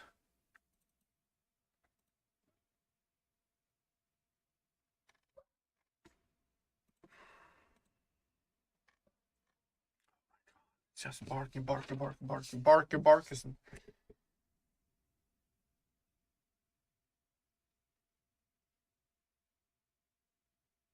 And now we got quiet. All right. I don't know what happened. Maybe escaped. Ah. pretty safe back there. Oh, I hear my wife just took him in. All right, so what is the next step here? Honestly, what is the next step? Can close down that. Storable item asset. So we want to start thinking about loading in our item based on the information. And what are we need to get? We need to, let's see here. Let's see here. I'm gonna remove this. I'm gonna keep, no, I have that already somewhere else. Okay. So we wanna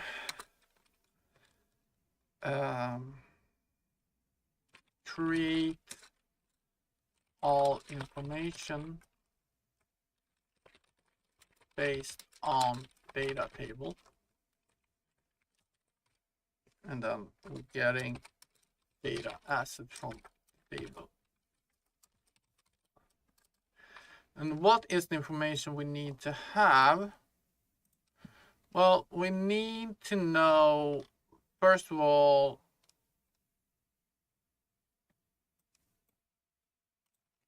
we need to know the static, because this is going to be static items. So we're going to have the static mesh.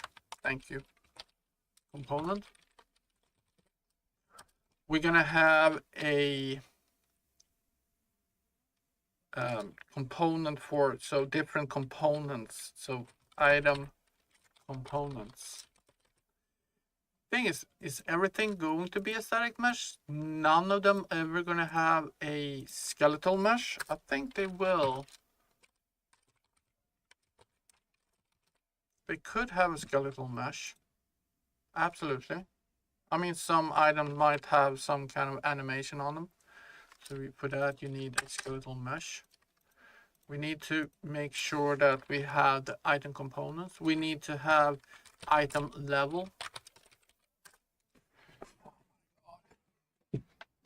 What's wrong with you, brother, Khalifi? Not at all. What's wrong?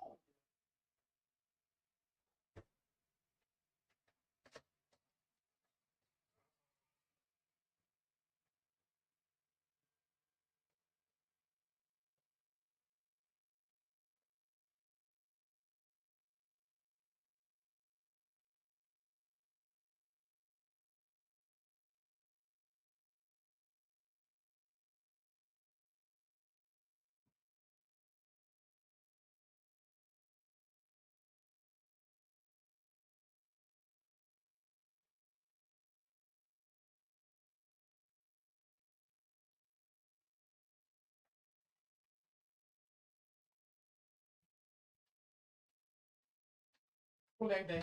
Go leg day. Go leg day. Go or leg day.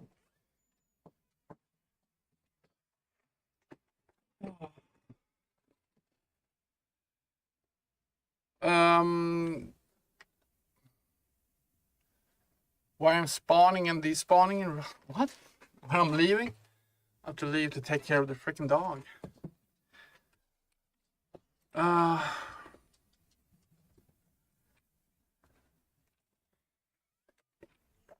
Neighbor's going to complain otherwise.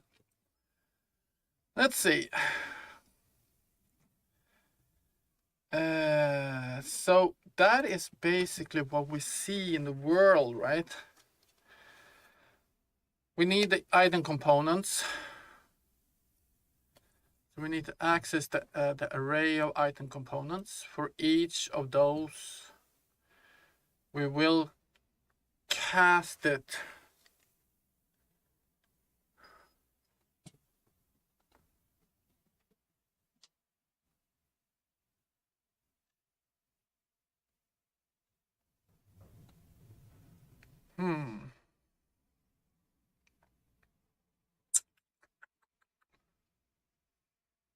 Well, we'll see what I can do about that.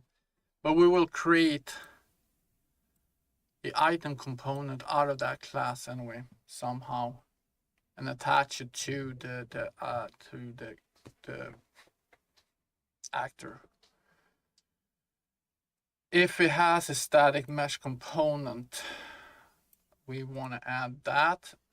Otherwise, we want to add, if it has a skeletal mesh component, we want to add that. If it doesn't, we want to add this static mesh component. We need some kind of mesh here. So let's see here. We need a skeletal mesh component. No. Use skeletal mesh component. We're just going to do a T object pointer, sorry. T object pointer skeletal mesh called skeletal. Well, yeah, skeletal mesh. There we go. Oh, let's see here. Structure. Call that structure. Not you. Oh my god. Hold on. That thing. No, we're gonna call it. What the hell is happening here? This is called mesh. And if it doesn't, we're gonna have another component called use static mesh component. And static mesh. There we go.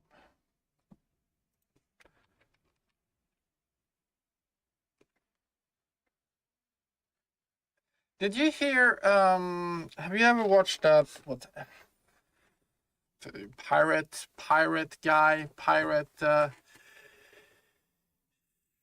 web developer, whatever, on Twitch? I just heard his, you see him on YouTube when his shorts comes up. He has way more experience than anybody of us in game development, but he said, there's three reasons to build your own game engine. It's one, you don't have a life and you just want to spend your life doing shit. And the second is that you have a huge ego. And the third is that you have a large team. I think that was the three things. But yeah, they got to be a reason to build a game engine. I would have never give myself into that. Damn, I don't know reason for it. Let other people. I love creating games. Stop. I really loved creating games and the whole game development part, but I don't like to mess around with engine code. That's just boring. Probably it's not boring for the people that do it, but for me, it's not for me. All right, so now we got a skeletal mesh and we got a static mesh. Okay, now we got it.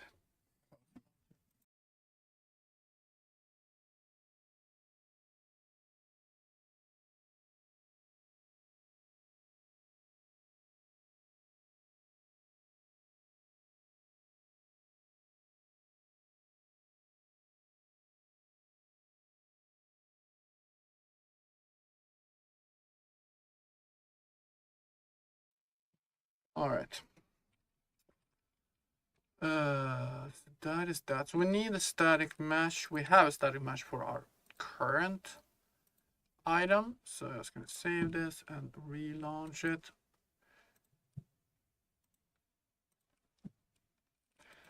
So what else do we need to do? Look at our Word document here again. So we got a skeletal mesh, we got a static mesh component, we need the item components and the item level. Well, item level is set. Oh, wow. Where is that?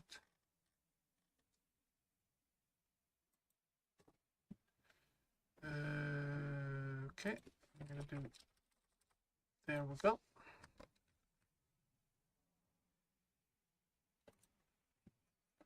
So this is my base vehicle that has a pointer for our inventory. And now we're just gonna say that we're gonna update our inventory component with class of inventory component. There we go. And that's gonna be updated here.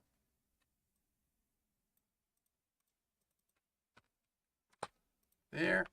Okay, let's see if that is enough. Probably not.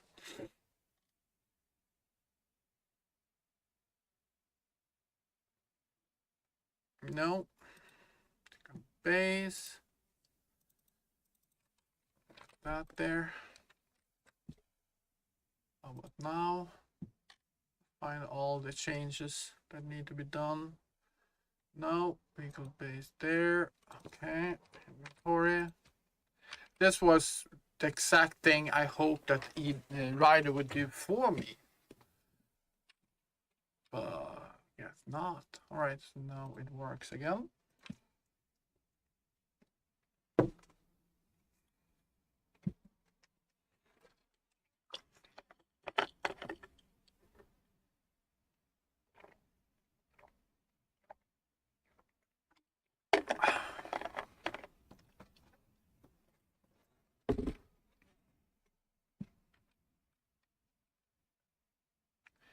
Cool.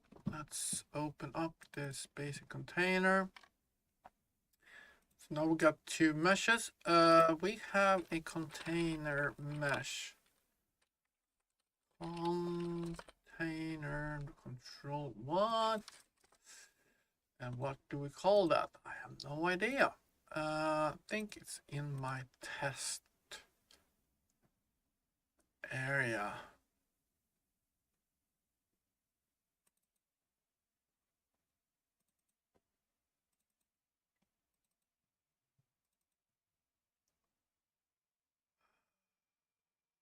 Static mesh, that one. Loot box. Loot box is what I call it. Not you. Loot. What? Isn't that a U static mesh? Let's open this guy up.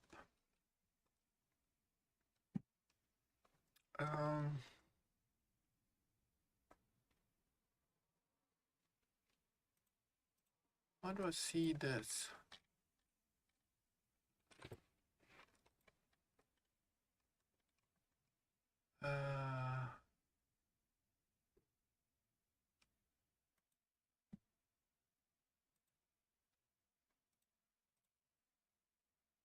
Is this not a, what is this then? By watching what?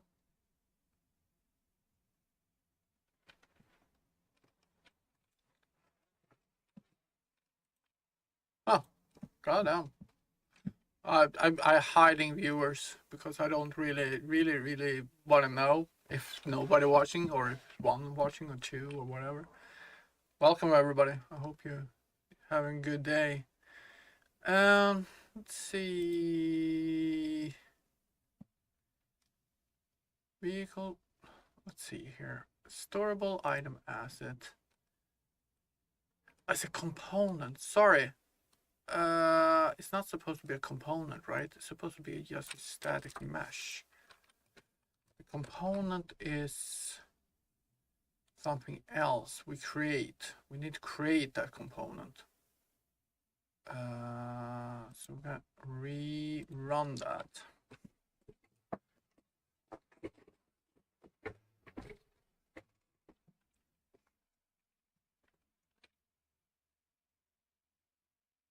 And the same thing with, I don't know, subscribers are not shown on screen.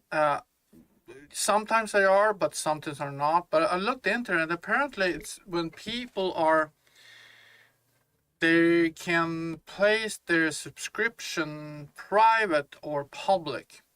And if it's private, it will not indicate in my stream that you have subscribed. So if you have subscribed, thank you so much. I'm working towards that thousand subscriber goal, and it's a long way there. But we'll see. I'm streaming on a daily basis, trying to stream on a daily basis to do this because I thought I'm doing this anyway, so why not stream it? I enjoy streaming. I enjoy talking and do whatever I do. Let's see, meshes. Where am I going? Content, game, blueprints, data, data assets. Yeah, I know. Yeah. I thank you for that, I must say. All right, so let's see here, mesh. So now we should be able to do our loot box. There we go. There's our mesh. It's awesome. Awesome. All right, so now we got that info. Yeah, I really appreciate everybody that's subbing because it helps me get to some kind of, I don't know. I don't want to say income. It's just an ugly word, but also, you know, as I build this project, it helps if the more people that, you know about it. When we get to a point where I actually need some help to bring the project to the next level, because I know that one day I will sit here, if I continue this and really build this out, I will sit there and go like, okay, I need to take this to another level, but I do not have the knowledge how to do this. And hopefully we'll have somebody that you know, I can reach out to at that point. But yeah, I mean, look at this world. It's so vast and awesome. I don't have anything. I got a couple of boxes, and if I press play, I get a car. Woo! It's like, yay, I can drive my car. Anyway, but I'm trying to really do it the model way and build it up so I can just grab a data asset and just fill this out and add the, you know, all the assets, and it will just work. All right, so now we get the static mesh, and we will not have a skeletal mesh. So if this is empty, then we don't want to do anything. So I think we're ready to start looking at the actual code, how to bring this into reality, right? First of all, let's create a blueprint. I'm going to do an interactable items. I'm going to do a blueprint of my my base. Let's see, my base storable item asset. Vehicle base. We can close you down model asset and interactable base class. This is what we want to do a blueprint from, and this should be, it is an actor, so it should already be blueprintable. So AGD interactable base class. So GD interactable. Oh yeah, it looks more like a tank. The thing is that I just put that together in 3 seconds. Just wanted something to put on the screen because I am working on some other things. It just takes time. And to be frank, where I'm at right now in that aspect is that I need to start working on the animation of the character, but I thought I'll leave that right now until I'm at the point that I'm supposed to start working with animation in the actual game. But right now I can show off what I've been working on, and it'll be let's see here, paint, what do you call it? Adobe Painter, Substance Painter. That's where I had right now.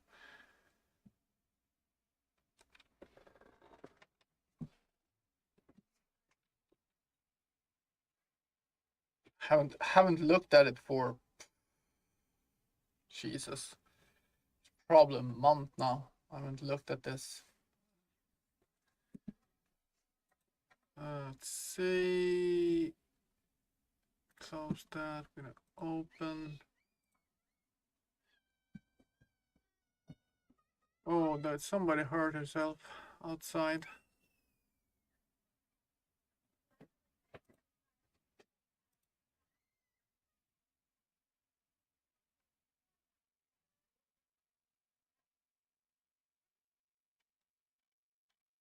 I don't know. This is something I've been playing. Oh shit! This is the worst thing. You move it from one uh, program to another. But anyway, this is my first test play. Mech. I haven't finished this at all. It's not even close. But something like this, and this is going to be a slot where when you add a high slot item like a gun, it will attach to the slots for the arms. I can open the first gun I created. Let's see, this one, right left shoulder gun. So this is the first gun I created for it. And it's supposed to be animated, fully animated, and shell ejections, and that's what I've been working on instead of my little car that I drive around right now, or a tank or whatever, tracked vehicle. But this is supposed to be a mech, and then you attach a module, and this will be attached to the ship or vehicle or mech, and then you will be able to track and shoot targets with this. That's the idea of it anyway. Yeah, so that's where we're heading, but it's gonna take a while. So yeah, right now we got that. But the functionality is the same. Right now I only have a click and go, an out to go, but the functionality is the same. I mean, you're supposed to enter things into the slots and you update it and whatnot. So the functionality is the same. Anyway, now we got a new blueprint, and this is basically a total empty blueprint. So we're going to interact with it by changing the item. So this is going to be the interactable item. We're going to set the level of the item, and we are setting what type of item this is, so we can store that. We can track that. Now, I should be able, when I'm thinking about this now, the level is totally dependable on us. But the interactive item type should probably be in the data table rather than in here. Because an interactable item 001 will always be storable. It will never be mineable. So I think we need to change that a little bit. Not going to rush through this. I want to take it nice and easy and slow. Make sure that I get everything correct. So we need to go into our data asset.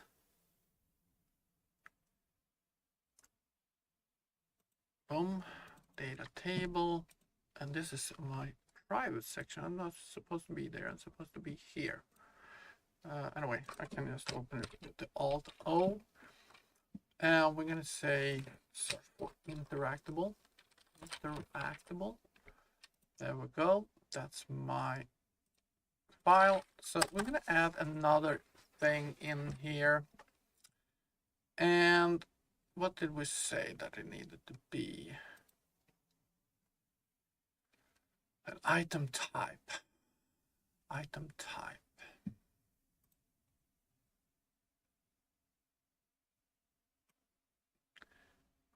And I think that is here. Slot type, storage type.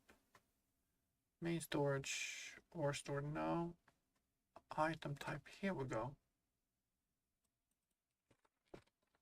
I'm gonna copy that and I'm going to get that there.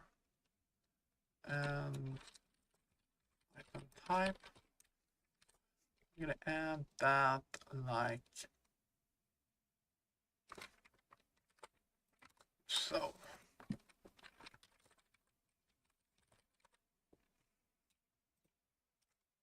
Right? Because we're not thinking about it. We're not seeing it here. This will always be depending on what type of item we have. So that will always be the same. It will never change. So that could just lead to, the only thing that it can lead to is problems. It could end up that item 01 are a storeable item, and if I leave it or I set it to mineable, it will just give me an error and will just crash everything, and it will never work. Damn, I need more coffee. That's why I'm trying to take this slow and easy, step by step, and really think through every decision I make as we go along. You know, how would this impact me way further down the line?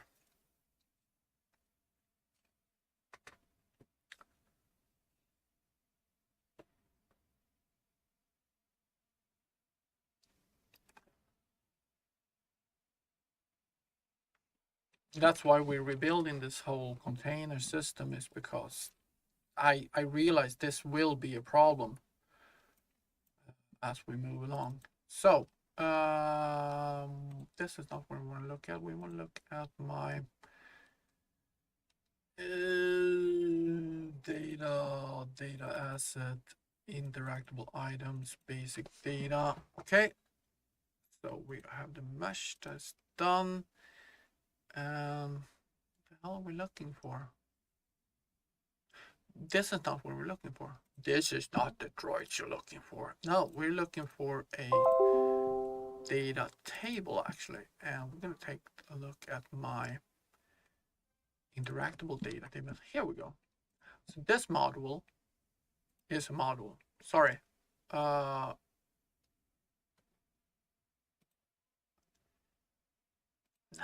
wait a minute. This is wrong. Shit. This is wrong. This is wrong. This is wrong. This is wrong. This is the wrong thing. Hold on. Hold on. Manipulate type. Item type. Shit. I can't see what type this is. Okay. This is wrong though. This is very wrong. Item type. It's not supposed to be that. Store interactable here. Oh no, it's here. Okay, so we need to move this out of the class. We need to move this out of this class and into, oh my god, need to move it into item data. I'm gonna just place it up here somewhere. There we go.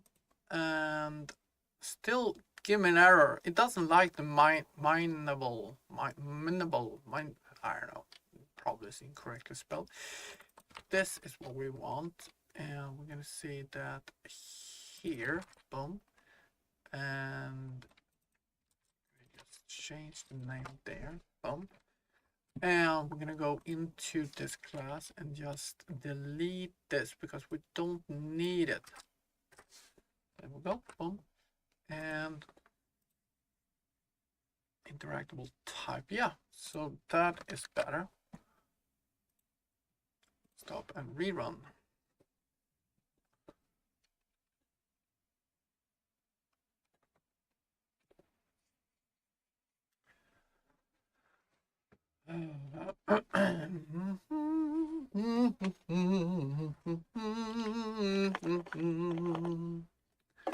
Recompiling.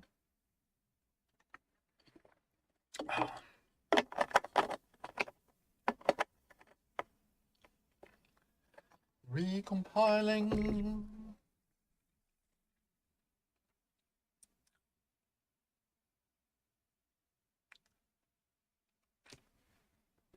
Okay, there we go. Boom. Interactable, and this is a storable. Now we get that mineable or storable. Right now we only have those two options.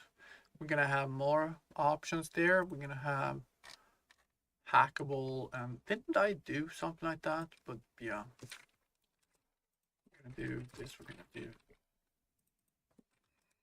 hackable.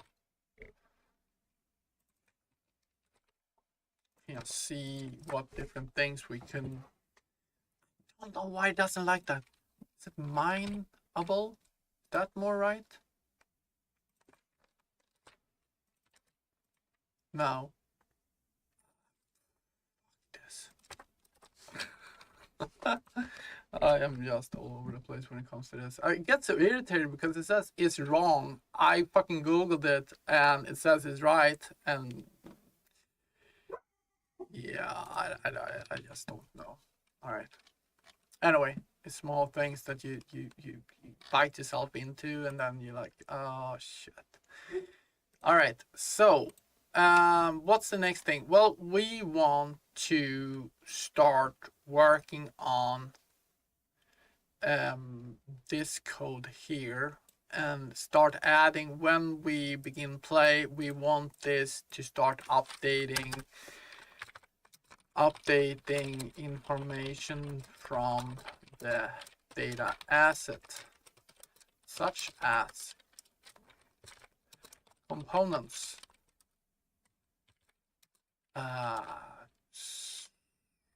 mesh,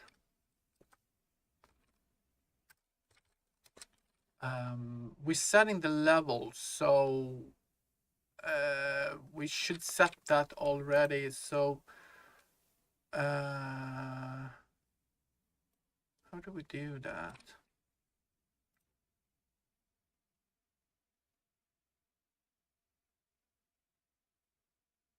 It should be set.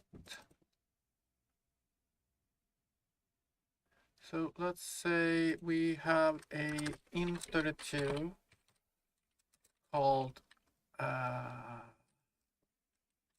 active level. I don't know if we should do this. This is now a level. This is an active. Okay, let's just do that. I don't know if this is the right thing to do, but level. No, I don't know. Active level equals static cast of the level. Let's see. Ah, shit. This is an int32. Sorry, int32 of level.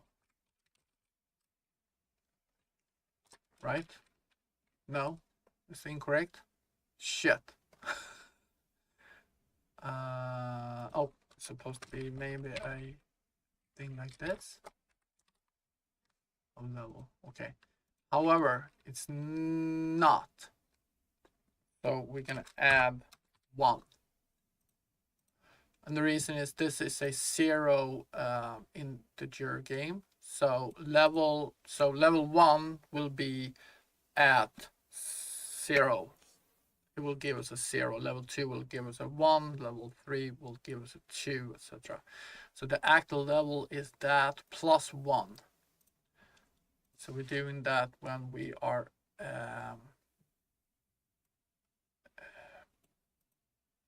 creating this. I hope this is the right place to do so.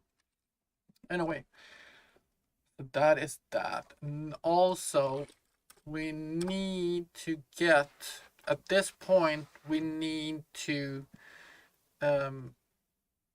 get our data asset, and we need to load that data asset so we have that data asset. So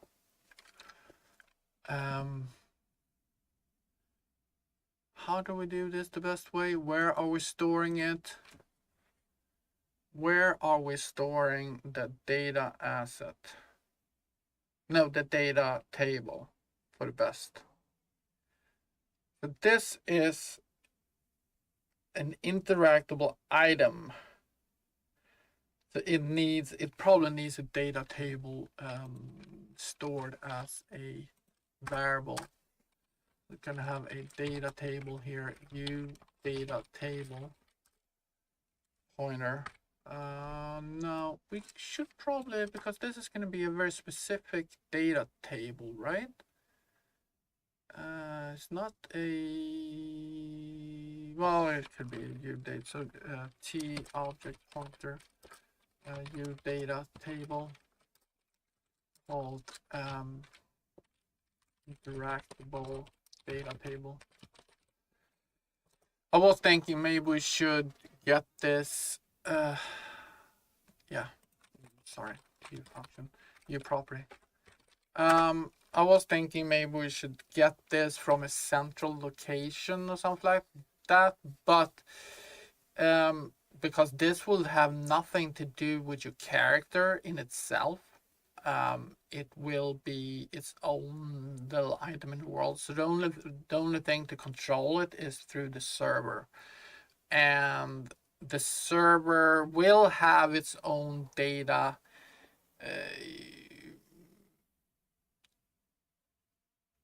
places where we can access data. For example, the server will have its own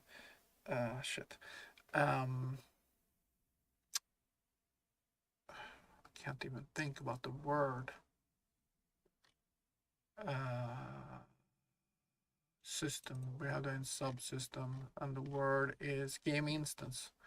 So a game instance is of course located on your client. So your client has a game instance, the server has a game instance, and everybody has their own game instance.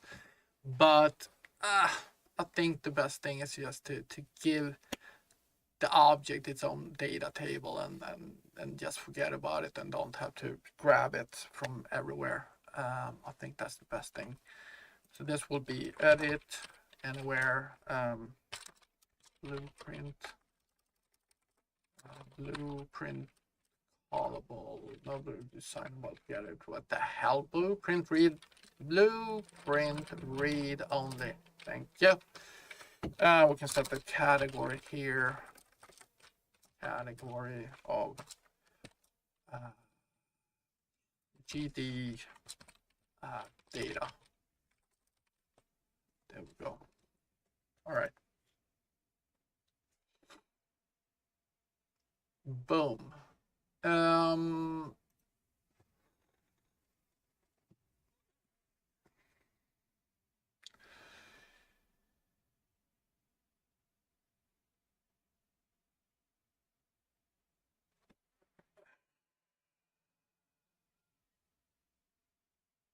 I'm trying to think. I'm very bad at thinking sometimes. I need to, so getting the data table, we place it on the item itself. It can grab it, and then it's supposed to go and grab the correct data table that is located. Yeah, because that is a soft pointer, so we get the access to the location of that. So we get that information. All we need to have is, that's why we have the data table. I'm just rethinking so I know what I'm doing. So we know we have a data table. We can now access that data table in here. And right now I'm like, how the hell do we do that? I know how to do it, or I've done it a few times. So, but we've been using in our UI, in the widget controllers, we've been using it quite a bit. And I want to look in our basic information controller, information widget control. Let's see if we are using it here. Soft, yes. Let's see here, item table, find row, and yes, there we go. Boom. That is the code we want. So we're gonna have a row, and this row will be of the type of item data. So this depends on,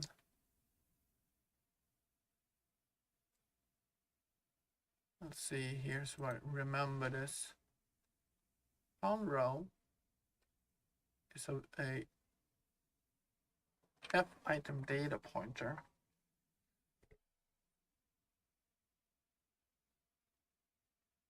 So that is the item data we need to look at. That's the entire row of,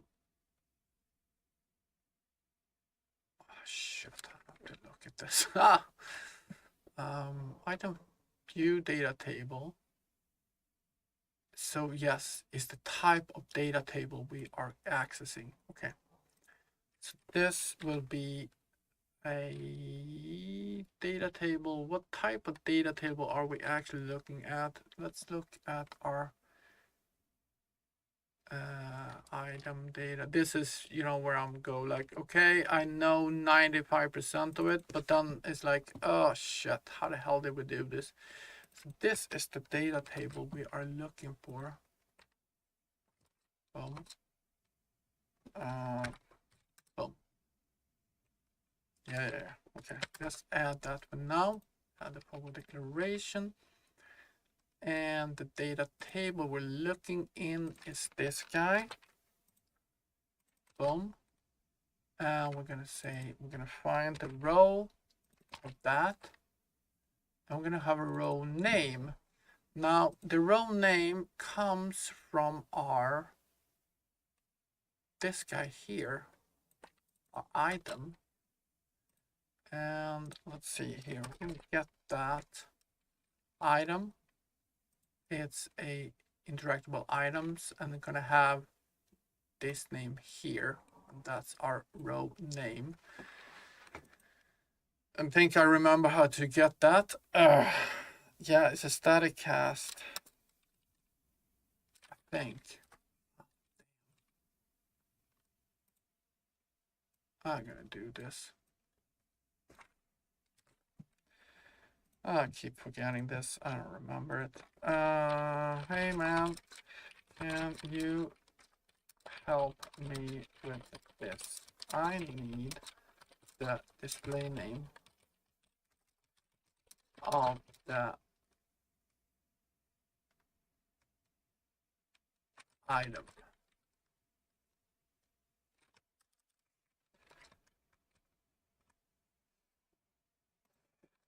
As a f string, as a, is it f string? Let's just see. Display name of the blah blah blah. You can get it through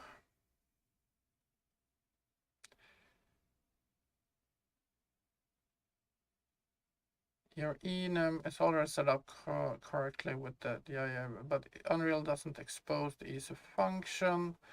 Retrieve, instead you need to use the EU enum system. Get the, yeah, right. Retrieve it. Use static. Let's see here.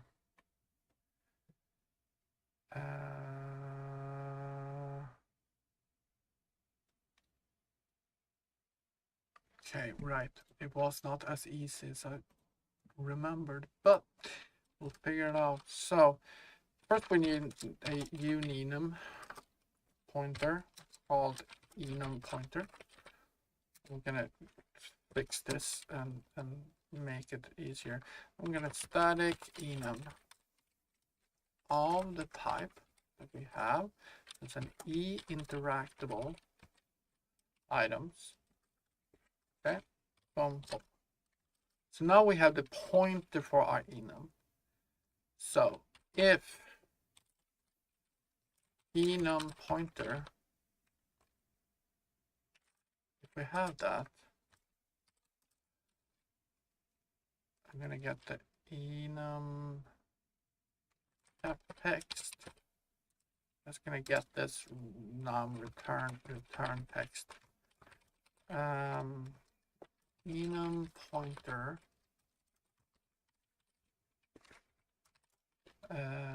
get display name by value. Get display name text. And what the hell is wrong with that one?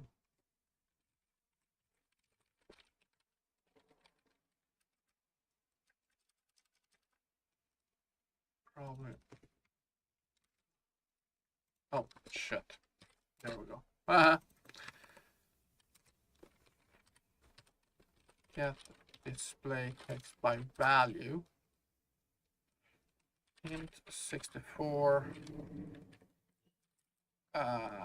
Shoot. Let's see. Do a cast on that one to int 64 item.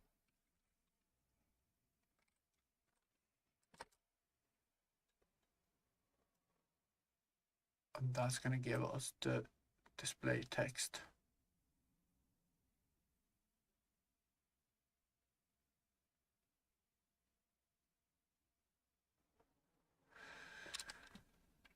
Okay.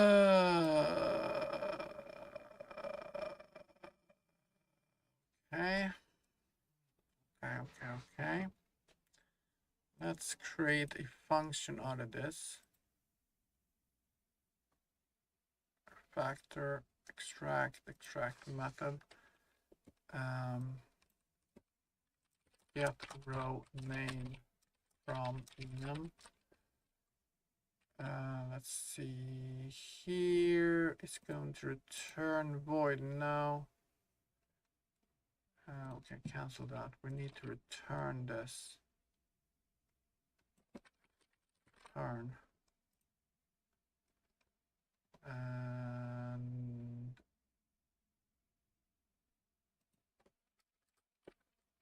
And return text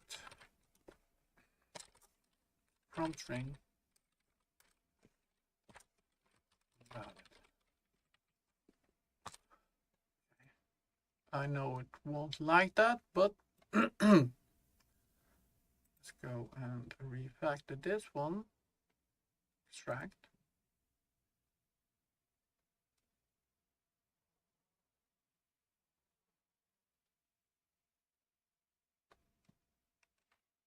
All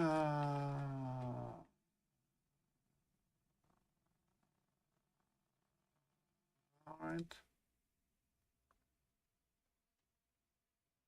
Well, let's get row name. Okay, next. Let's do that.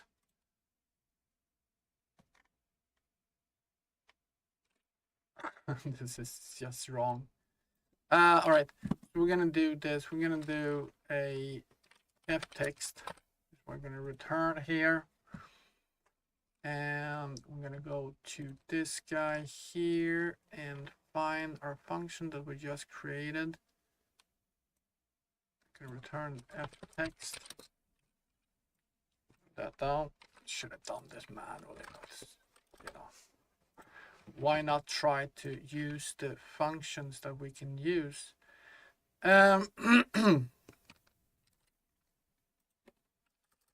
There we go.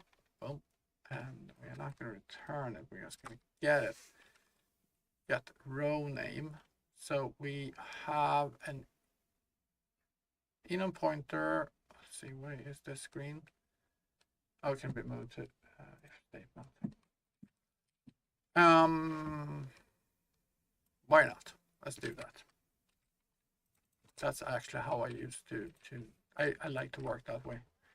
So if that interactable item returns enum, why is that green?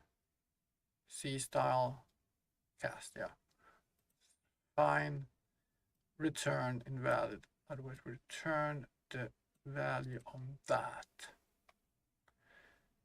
Can we test this?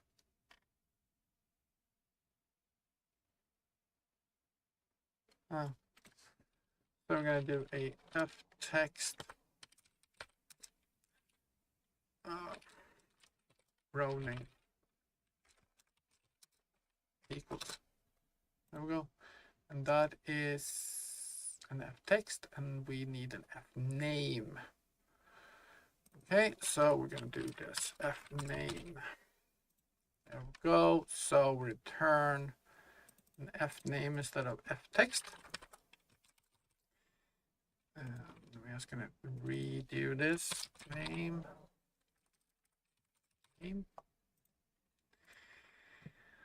Now, so this is an f text. How can we create an f name instead? These small things I should remember, but the problem is when it's yeah. Convert f text to f name.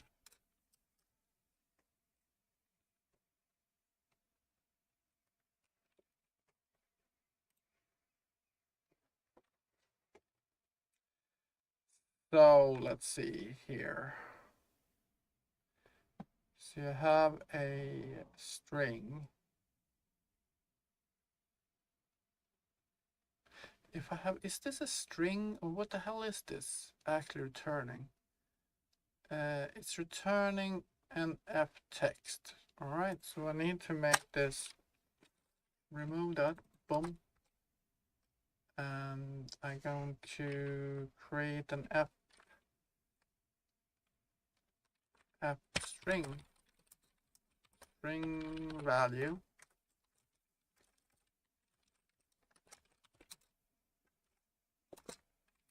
equals that to string. Boom. All right, so now I get the string value, and so we can return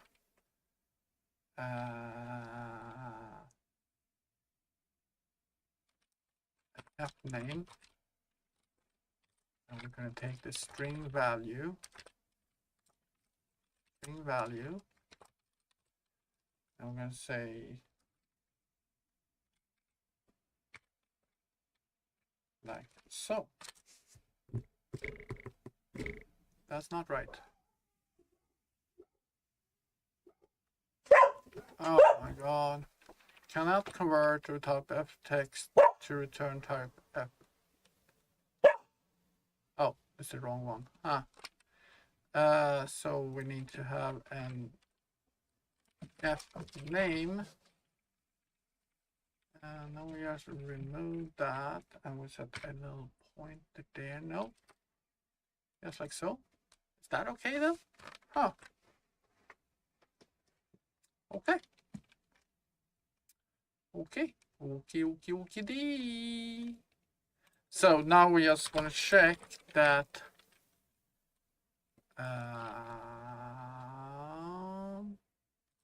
not row name, no, row name is not equal to f name invalid, right? So just making sure that it's not invalid. If it's invalid, then we can do something else with that. Okay, so we got our found row. Jesus Christ. All right. I'm gonna go grab some coffee. I really need it, so I'll be right back. It's gonna. Oh, I'm gonna get this. I'll be right back.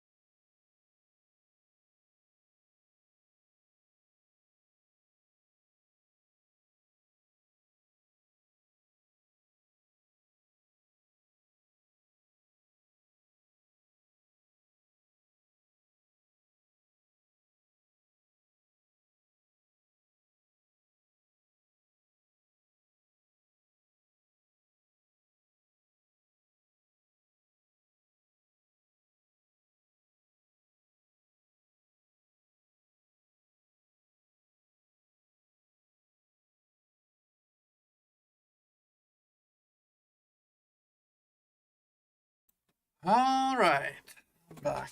Oh, get some coffee made. Holy smoke. 3 hours now. I was trying to take this piecemeal, easy peasy. See where we end up.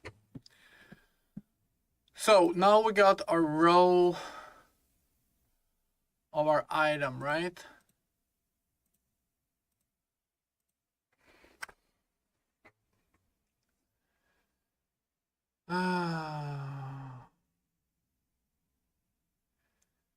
So we're gonna cast it to our. We're gonna get a row. We want to get a level. Let's see here now, so we think about this correctly. Let's take a look at our row. What is our row actually giving us? It's giving us the interaction type. Okay, so let's get that. Found row. Interactionable type. Okay, and let's see. That is gonna be that. See, come on.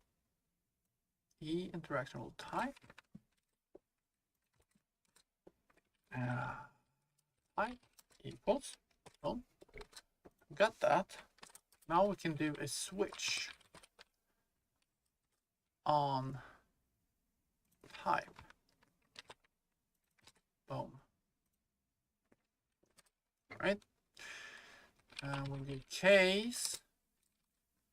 And we'll do interactable type storable.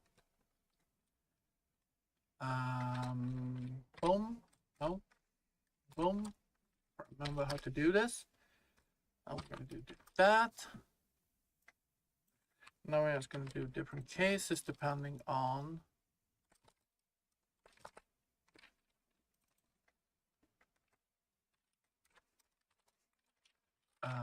hackable, no mineable, and then we're going to do hackable.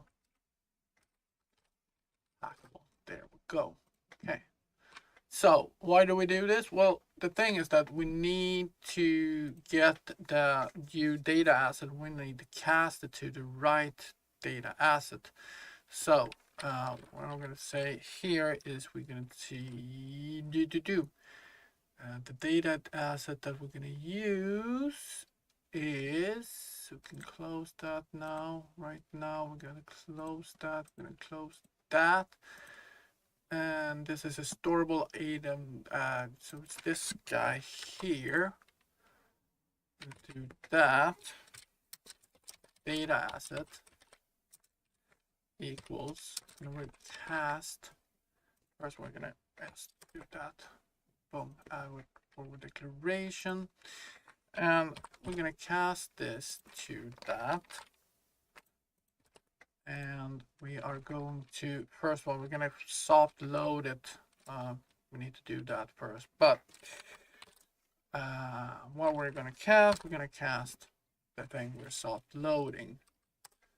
So let's see. We need to get our new data asset pointer called loaded data asset, and this will be get found row, boom, item data asset. Now we need to see how the hell do we soft load it, because it's a soft load synchronously. Is that it? Is that correct? I think that is correct, actually. Let's just double check that. Let's get double check it here. Is this the correct way to load a subject pointer for a new data asset?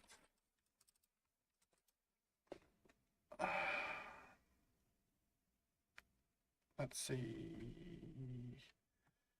Yes, approach is loading the data asset from data subpointer is correct. The load synchronously method is load a soft object synchronously at runtime, which ensuring. Huh. Can I do that in the constructor? Or can I do this? Can I do this in a constructor or will it break it?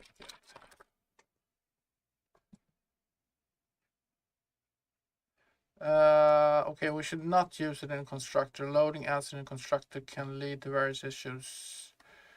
Okay, so basically we need to do all of this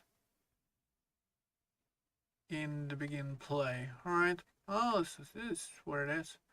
So 1, 2, 3, 4. So all this.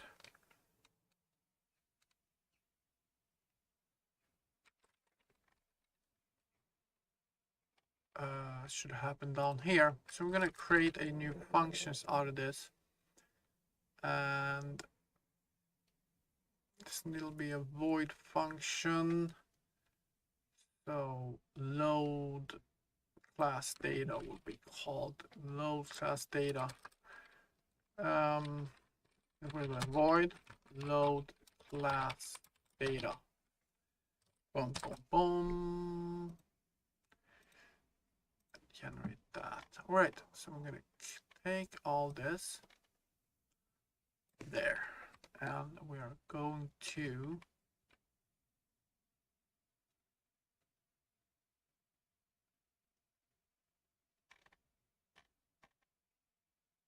yeah, we're gonna get that there.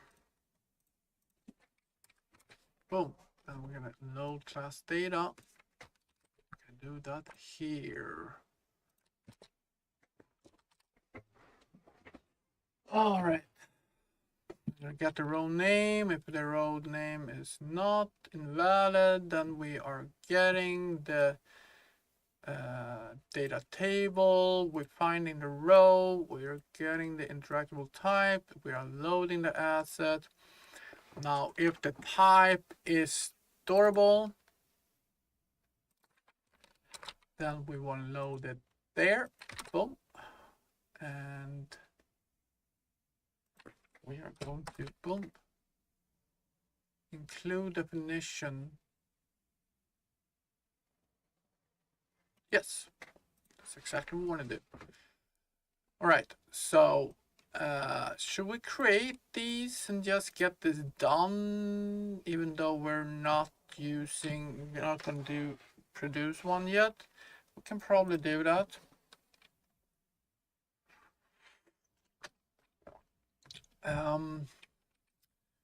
So I need to have a mineable item asset, and I need to have a hackable mining just to get it done, you know?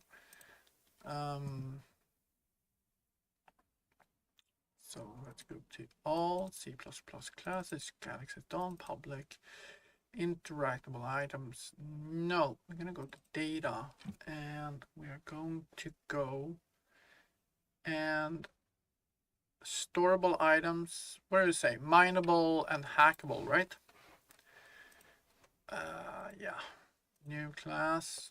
I'm gonna be over data asset type. There we go. And this will be called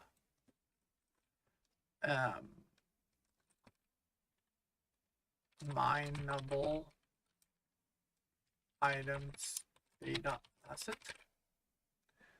Create that class. Start with.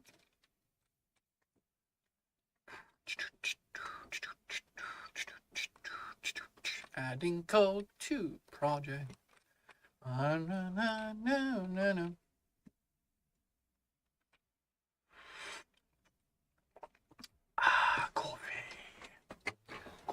Coffee.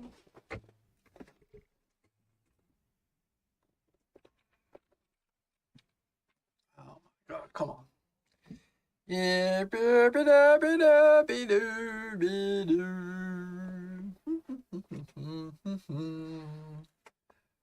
oh, come on. Jesus. Looks so weird. There we go. To fix my hair.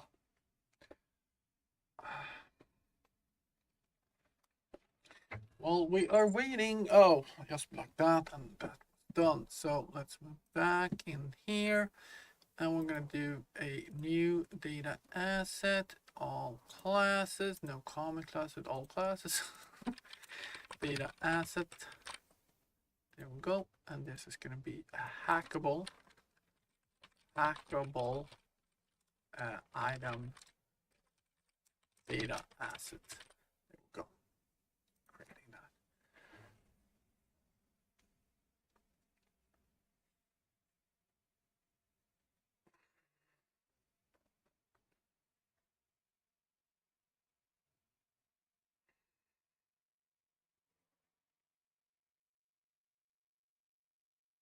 Awesome. Okay. That's down time then to set up your hair. All right. How to calculate direction depending on its position. Oh my god, I don't know. I have no idea, man. How to calculate a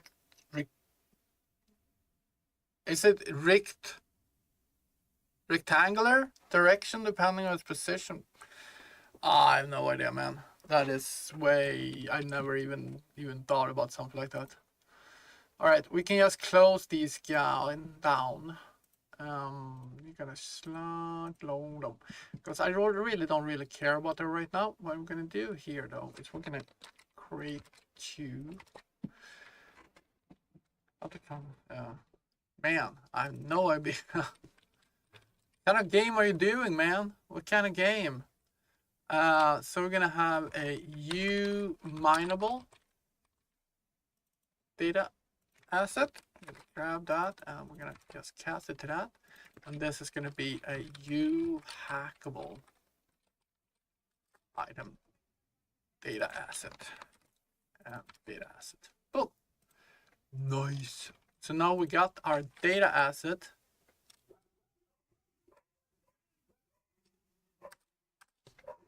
And question is here. Oh, sure, we need a break here. Break.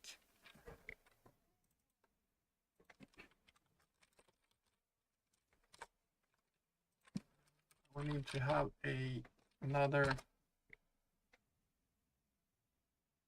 Oh, correct. Let's see the default. I don't know what to do here.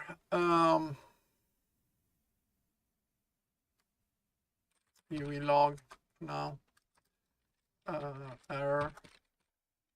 No, log temp. Saw somebody. Well, it was Steven. He did his own error handling. Log temp. You know, instead of log temp, he has its own version. I didn't understand what the whole reason behind was, but apparently you can do that. I don't like switch around my. Oh hell no! The thing is that doing a switch statement is much faster than doing else if. And the reason is that an else if has to check every time it goes to the next one. It is looking at it and go like, is this correct? No. Then we move to next. Is this correct? No. I go to the next. Is this correct? No. It goes to the next. While a switch statement goes straight to the correct one. He doesn't even look at the other ones. He doesn't even care. So yeah. So if you do 1,000 else if statement, it can take seconds, while this takes no time at all. Default.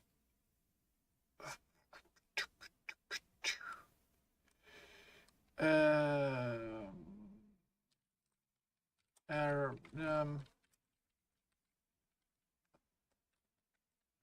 incorrect, correct, interactable type. I'm gonna do a string here, s, and we're gonna do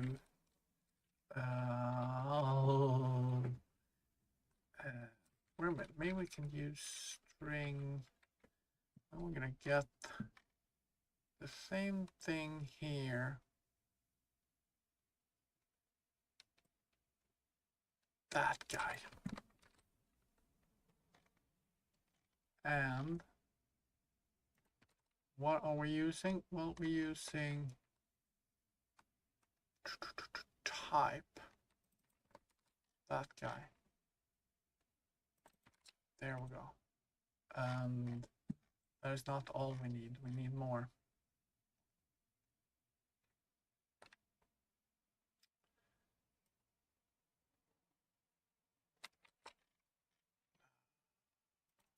There.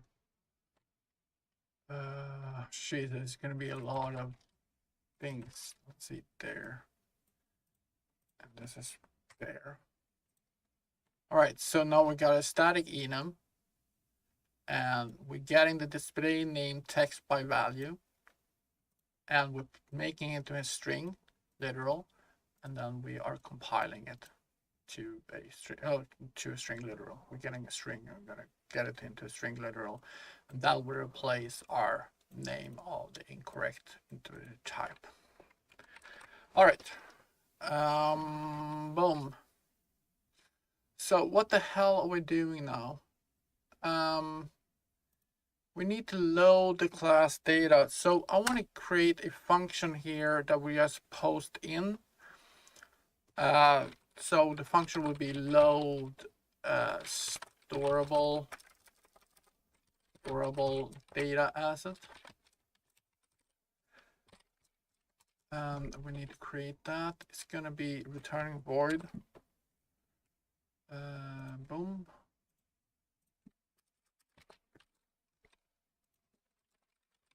Don't need, well, we actually need the data asset.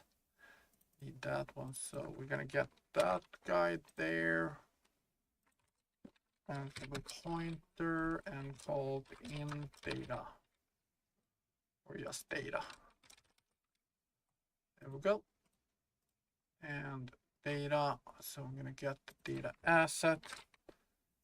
Now we have getting into the storable, we get the storable data asset, and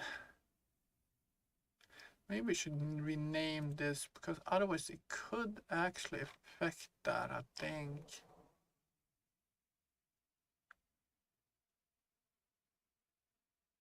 So let's rename this storable data asset. Let's do that. Boom. So this will be mineable. Oh my god. Mineable data asset. This will be hackable data asset. All right. So now we got our data assets. So now we can start producing something from it. So we can start what we usually do inside our how should I say it? Inside a constructor, we need to do it here. So I'm gonna say if, first of all, if there is a skeletal mesh, I need to check that. So I'm gonna take data.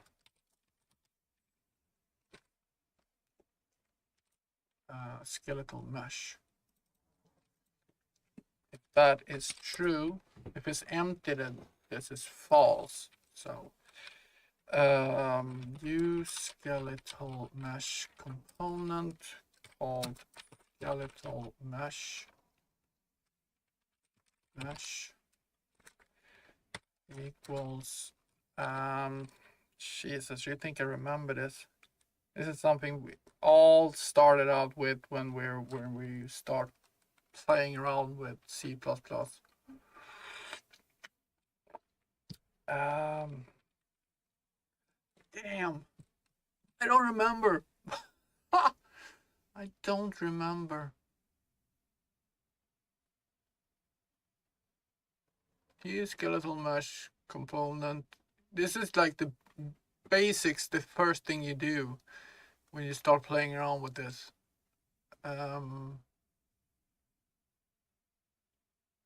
Let's see. Hold on, I got that here.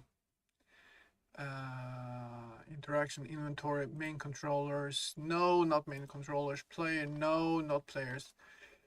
Character actors. Here we go. Boom. Create default sub-object. How the fuck can I not remember that? So yeah. Create default sub-object and use skeletal mesh component. Boom.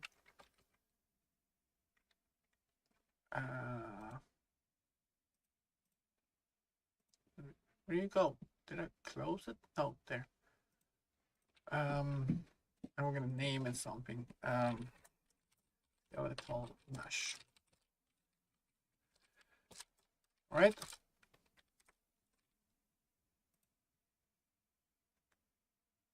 And we want to attach it and shit. Set replicator, create default sub, mesh. Create default sub object, camera boom. Mesh. You don't need a camera on it. Question is, I talked about earlier about look at spring arm. Right now I have a spring arm on my car.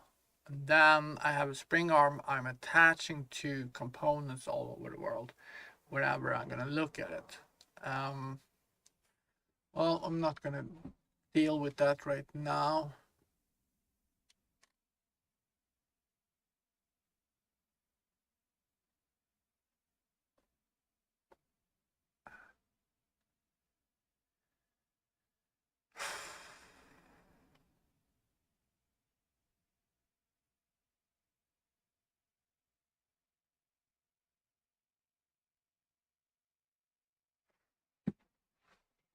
Need to start thinking about these things as well. Looking at it, but let's take a look at, did I do something in my original interactable item?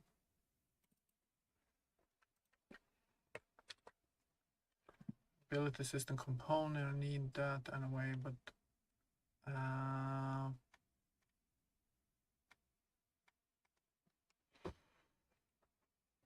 nothing there.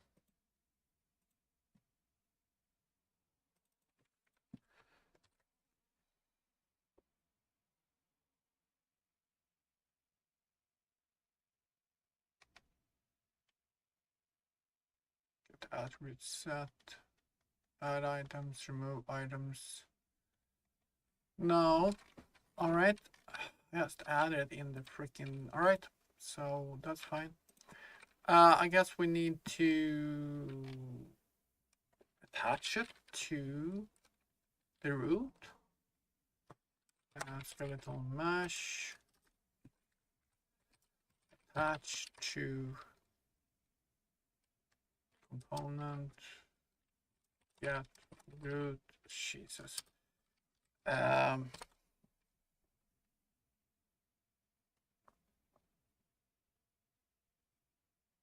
I'm gonna open another project I have. I just don't remember all these codes. I just don't.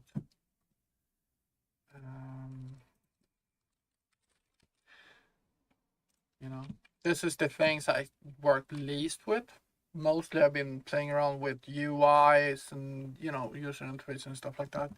I haven't really dug in too deep into actors and, you know, how the actors is built up and all that good stuff.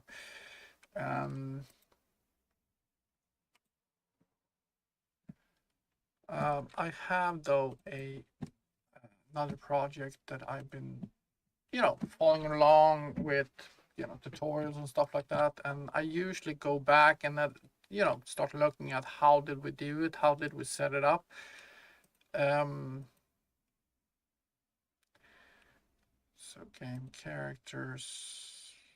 Let's look at that. I don't want to bring it into the screen because it's not my code. It's somebody else's code. So of course you want to be careful not to share somebody else's code on stream. Even though you can get this code yourself, just subscribe or get his course. Let's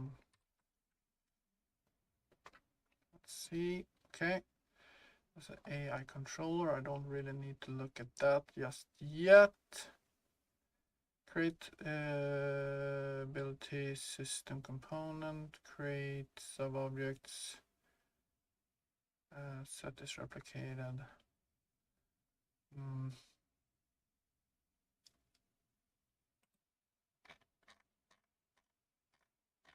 The character base I need to look at. Spring arm components. Bum bum bum bum. Okay, let's see. I'm sorry that I'm doing it off screen, but that's the way I have to do it right now.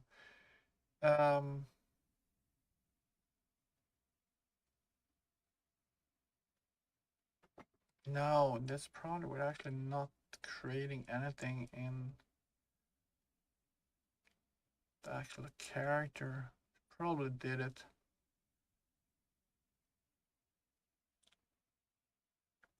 Get mesh. There we go. Set up attachment. Set up. Oh no, that is for sockets.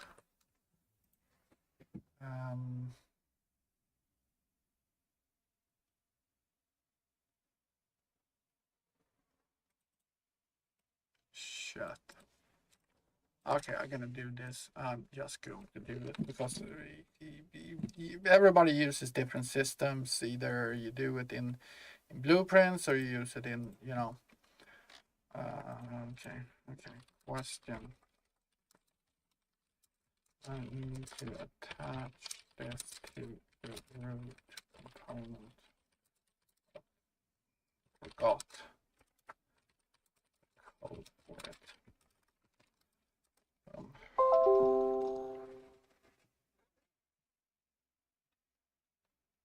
Let's see. Boom.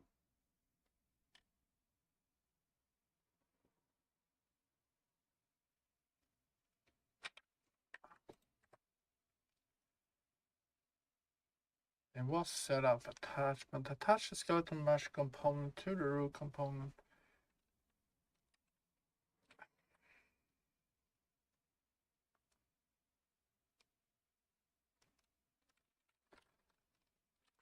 Skeletal mesh. Set up attachment. Root component. There we go. All right. Easy peasy. All right. Well, we'll flush that out. If data static mesh, and then we're gonna do is use static. Oh, wait a minute. Sorry, I'm not done here. Skeletal mesh set mesh. Set skeletal mesh. There we go. Now we're gonna say this, right? Oh, right. Okay. Thank you. No, we can move on. Static mesh component pointer called static mesh equals create default subobject of the view static mesh component. Static mesh.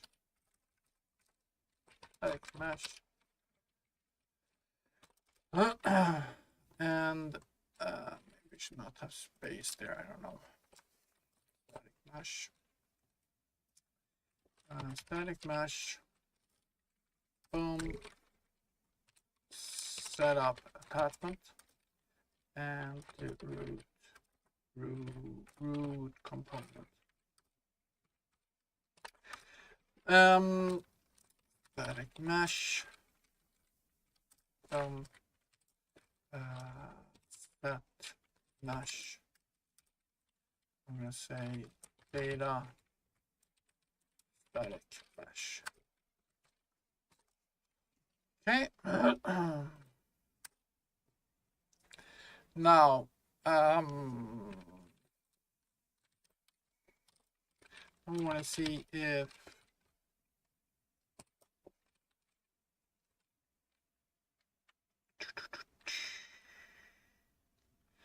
I'm gonna look at these guys down here. It's the item components array.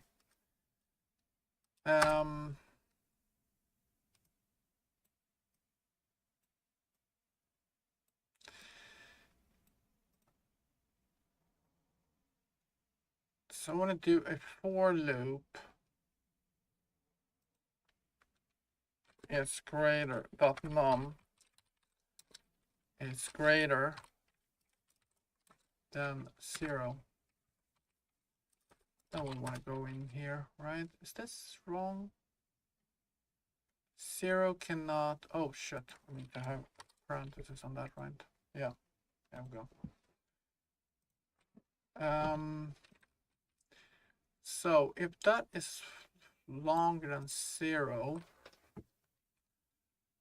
then we need to do a for each loop. Do we need to do for each loop? I think so. Oh.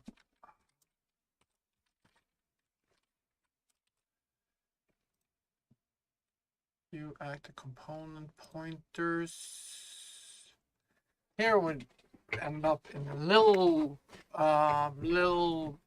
problem, so to speak, because we got actor components, right? It could be more than one, and we need to somehow flush out what type they are.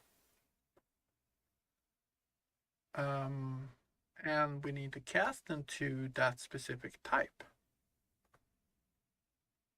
The question is,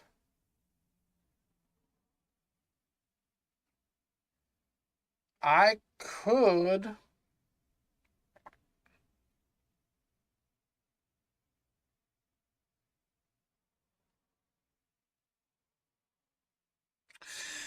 make this into a map.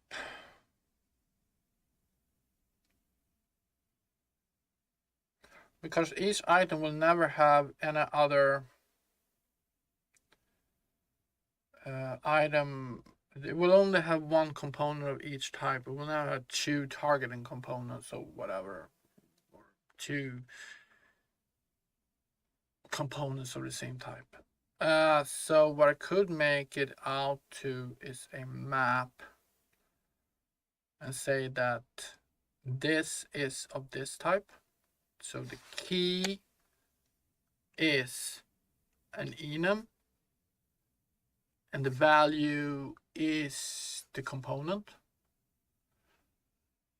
And then I can say for each, if I can do a switch statement in here, then I can say that this is that. I wonder if that is not the best solution.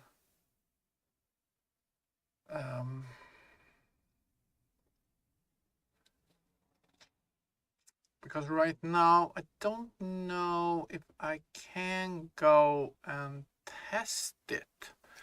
Let's see. I'm gonna ask ChatGPT this because I actually don't know. I want to be the most optimal of this, and I don't know if I should use a map or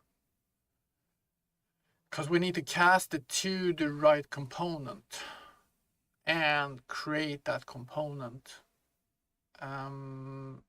So I have an issue.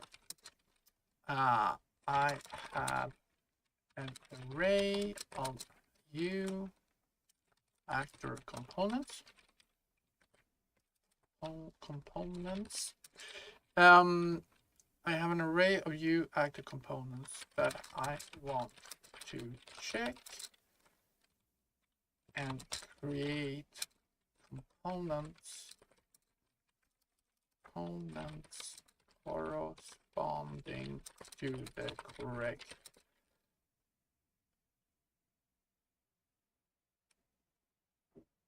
class. Now, they can be different types, so I need to cast them to the correct subclass of actor components. I don't know what the subclass is. I don't know what, so is there a way to check that from this level, or should I create a map with a map instead that will check an enum and do a switch, as they will never, I will never have more than one. I mean, you can do a map, a multi-map, so you can have a key can have multiple values, but I don't think I need that right now. So there are ways to go around, you know, if you want multiple, but I don't think an item should have more than one component of each type. Component of each type. Okay, so I'm gonna paste in my little my array, blah blah blah. Look, okay, let's see what it says.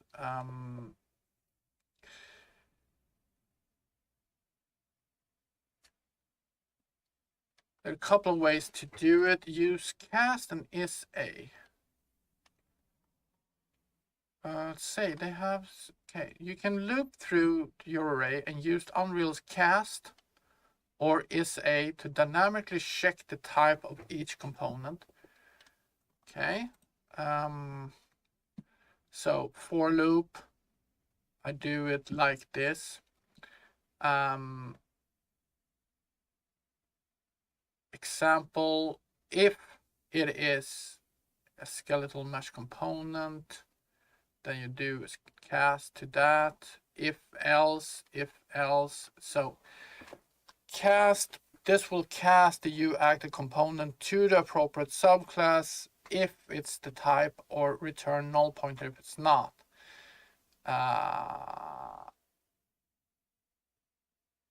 If you only want to check the type without casting, you can use isa, which is if this method works when you know with potential subclasses might exist, but if you have a large number of types or dynamic behavior, you might want to move towards more flexible system, which is you can, if you have a fixed number of component types and each type corresponds to an enum, a T-map with an enum key could make the system more scalable, maintainable. And the question is, yeah,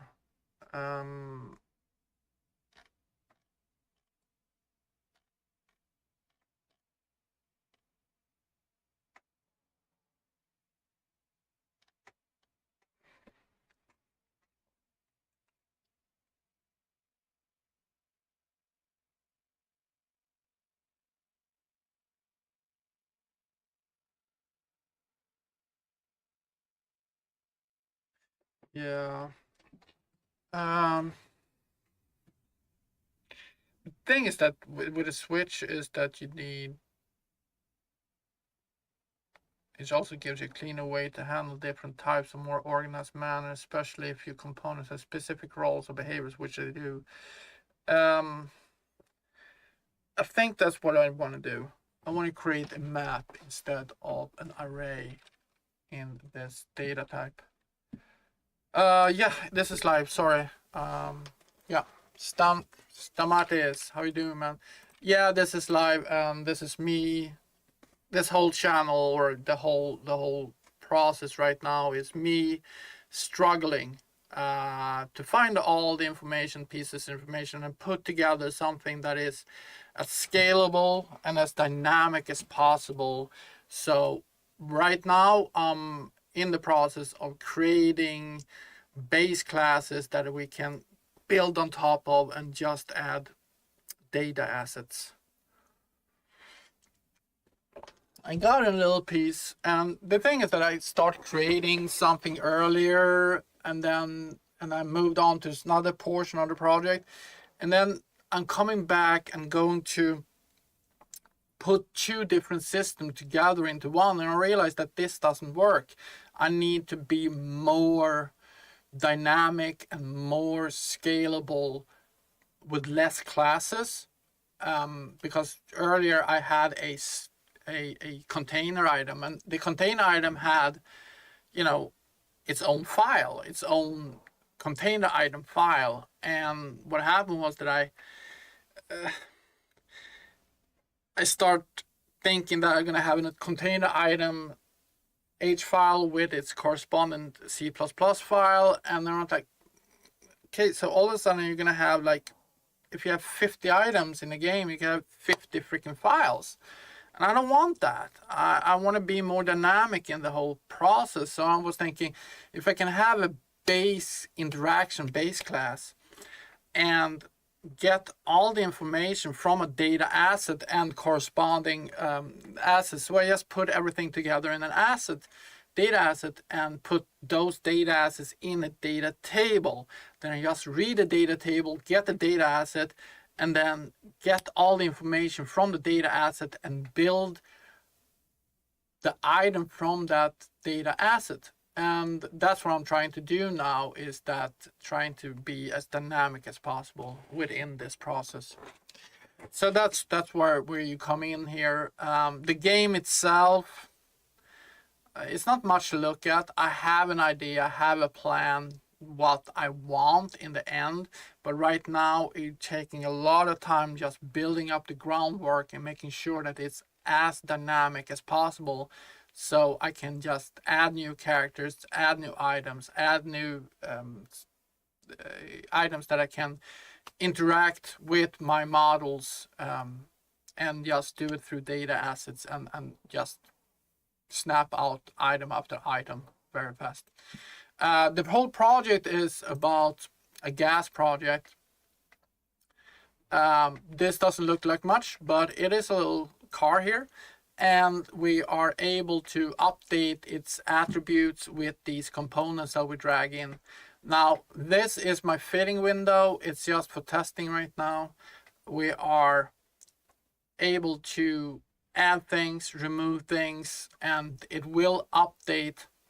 If we look at my code here, my output log, it updates the storage size. It's just a testing phase, so but it actually updates the attributes on the vehicle based on what's in here. I've been working very much with this whole storage inventory system, but that's what I've been doing, and start working on my items over here. I'm going to be able to interact with it now. Something is because I have been updating my code quite a bit. It just doesn't really want to work right now, but we can interact with that that item as well. I don't know why I did that. That was stupid. Oh, I just closed it. That's fine. But yeah, so that's where I'm at right now. That's just a information thing, if you're interested. Where the hell were I? Oh yeah, we're gonna create a map here instead of an array. So the data is coming from the data asset. So we're going to look at our data asset. So look at that. But you know, step by step, I'm building up a functioning system that hopefully will be able to stand through a vast development of different objects. Data asset, and we're gonna take at our storable data, and so we are looking right now at the component array. This is the array. Now I want to redo this. I want to do this into T map. I'm just gonna copy this. I'm gonna name it map instead, and it's gonna be a T map. And the first thing is going to be an enum of components. So e components, e component. We need to create that enum. We're going to do that in our item data.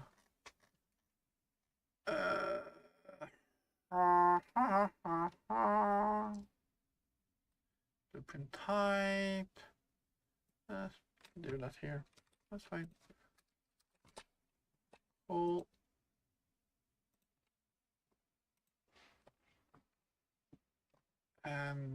Where are we? Here we go. E components. There we go. E component. That's fine. So what components are we looking at right now? We're looking not at too many. I mean, I got my components here, but this is an inventory component. Inventory component. There we go. I don't know what else we're going to use here out of the box. So as we work our way through it, we'll add more into the e component version. Right now it's just going to be one type. So we're going to have e component, item component map, uActor component. We're going to remove this boy here. There, remove that, and move back here. Item component map. There we go. Boom. And now get a tuple. Tuple. Okay. So we're gonna do a switch.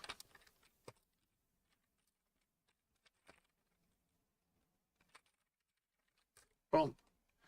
And we're gonna switch on element dot heap. Boom. Okay. So case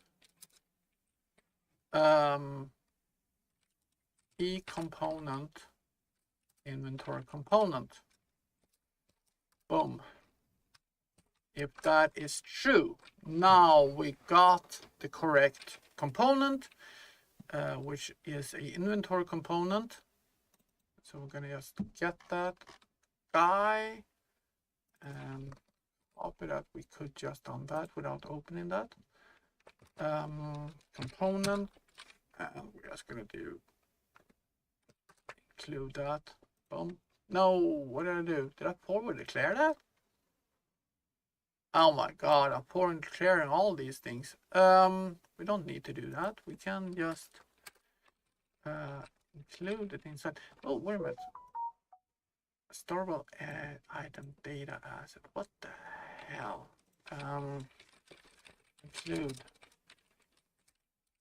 Include. Hold on. Oh, I can't even do that. Okay, so wait a minute. So we have data, and we got storage storable item data. That. Now, storable data asset. Right, that's gonna be that.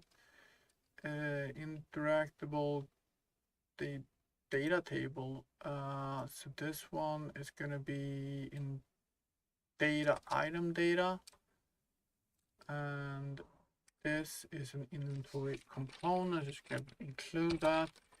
Include components. Not that components. Jesus. Components. Boom. Inventory component. There we go. That's the one I want. Did something give me hassle here now? No. All right. Okay. Inventory component equals. What we want to do here, we want to create a default sub object of the uInventory component, and we're going to call it inventory component, and we just want to add it to inventory component. Set up. Set up. Attach. Active component. No. We need to not. Don't we need to attach that to something?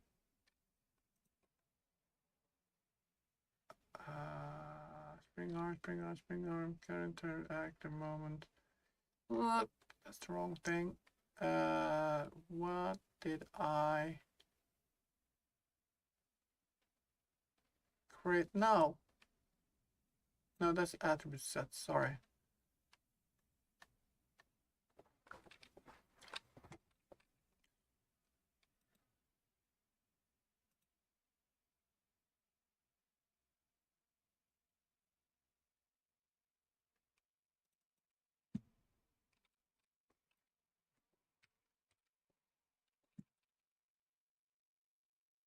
No, we're just creating the default sub object. That's it. We don't attach it to anything. It's just going to float around in space.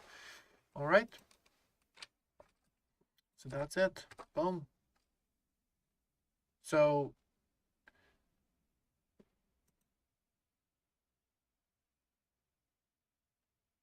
yeah.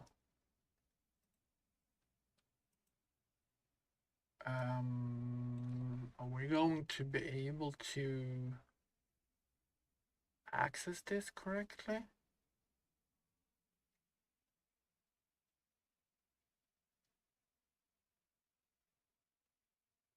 Yeah, I think we need all these things to be put in here, all the possibilities, so we can access all this stuff, because that's basically what it's going to be down to, right?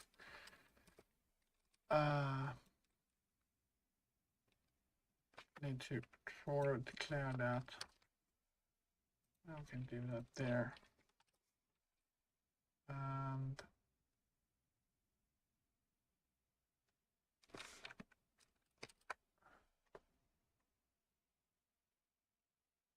storable item asset. Hold on.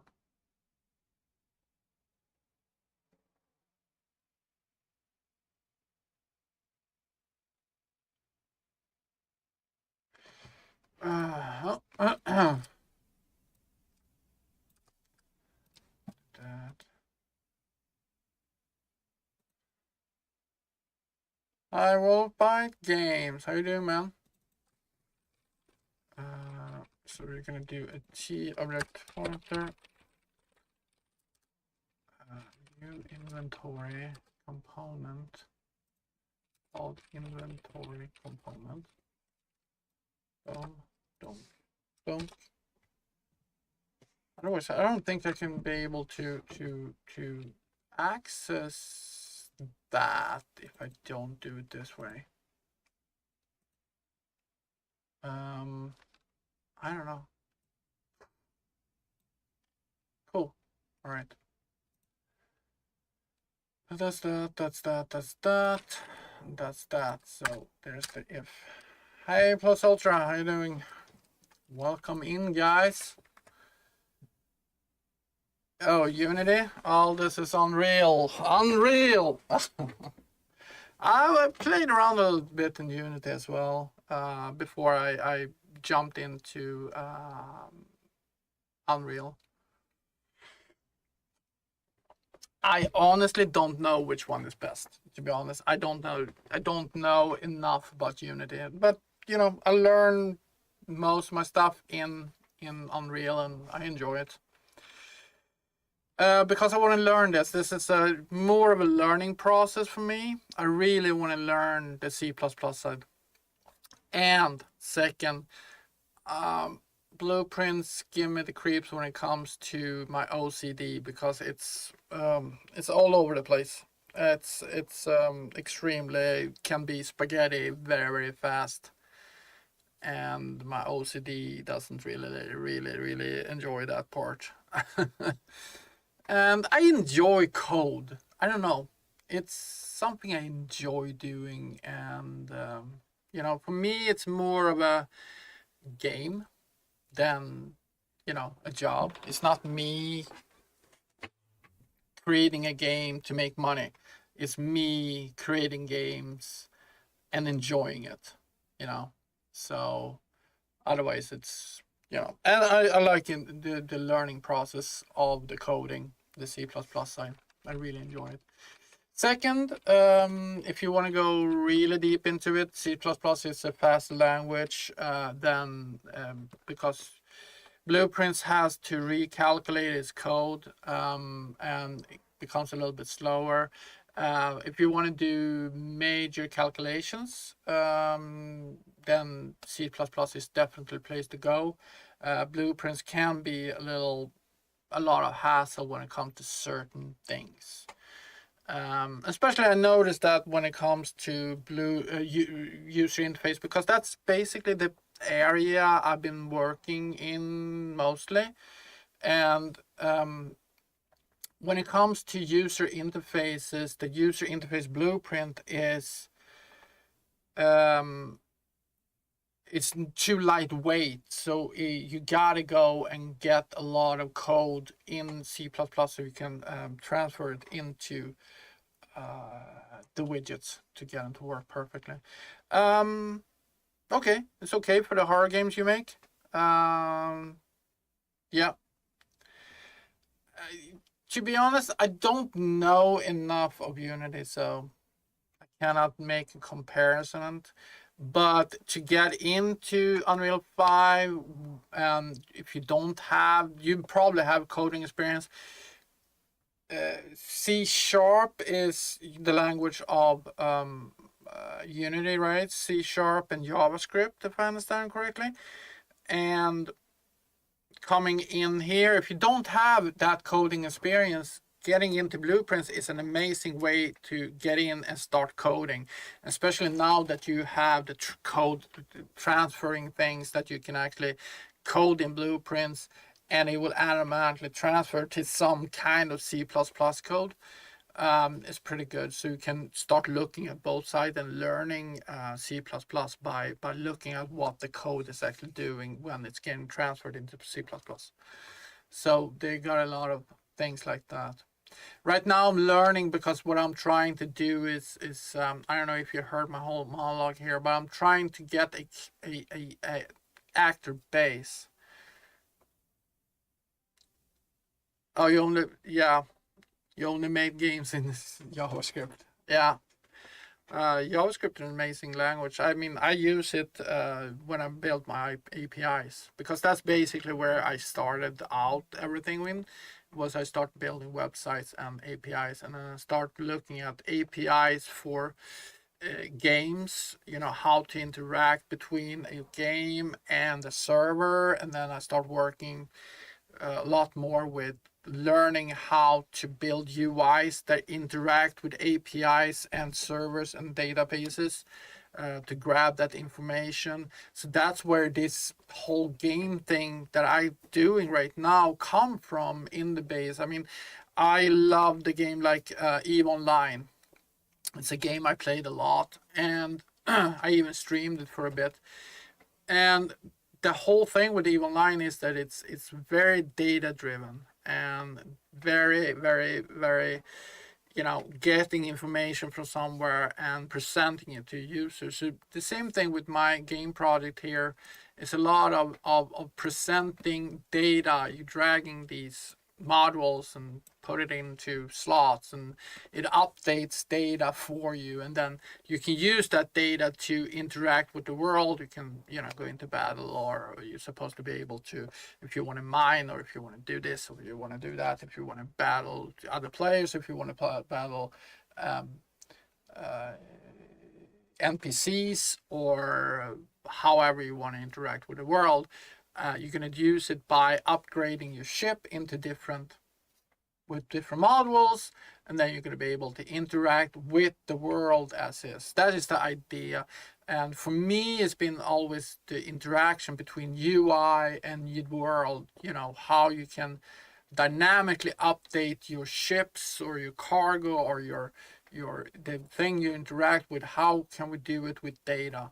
And that's why, for me, as coming from API side and how data is stored in databases, and you interact with an API and then the database, that's where I'm coming from. And it's not a game for everybody, but in the end, I think it's gonna be, once I get all the data driven parts done and can start interact, how we start battling and combating, doing battle in the game, then it's going to be pretty cool. But it's going to take me a long time, and I'm streaming it all free.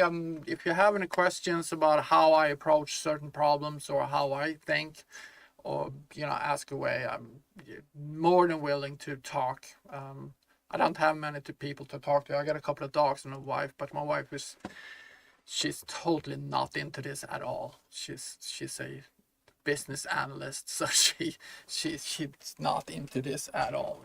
I don't have many to talk about, so this way. So that's where I'm at, trying to learn. So we're doing a map. So right now, what I'm trying to do is getting my item that we're gonna interact with in the world to be as versatile as possible. So we're going to have one item, and that item can be wherever we want. It is totally driven by the data asset and the data we put in the data asset. That's how we're going to handle it. And the fact is that the base class is very, very small, and then we add these components, and the components that we add is where all the data for how we interact with this character or actor in the world. If this is, for example, a storage unit, we're going to have an inventory component that we can interact with when we're clicking on the item. We're right clicking on it and we're like, okay, open cargo. We're going into inventory component and getting whatever the inventory component can give us. If it's a hackable item, for example, you're going to have a hackable component, so we can spawn a mini game where you basically hack, for example. Is there still hope? Is there still hope? What do you mean? Is there still hope? I don't get what that means. I'm sorry.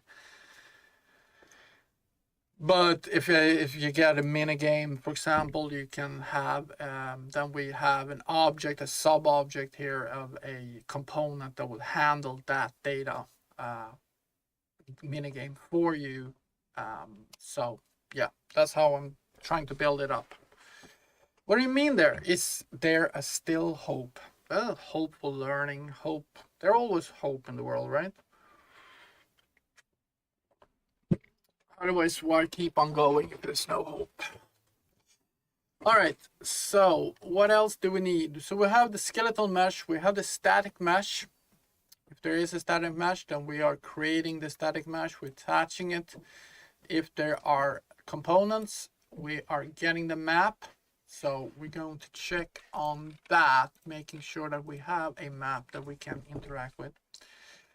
I don't know. AI is probably going to take over most of the thing, but in the end, AI is just building on the knowledge that's already out there, right?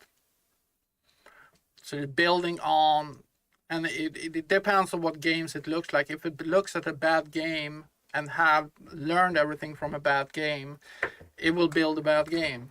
And I don't think, you know, development might not be. You can share how you learn and how you improve the problem. I'm getting lots of new insight. Yeah, well, hey, Cold Chain. Oh my God, I just got a dog here. Oh.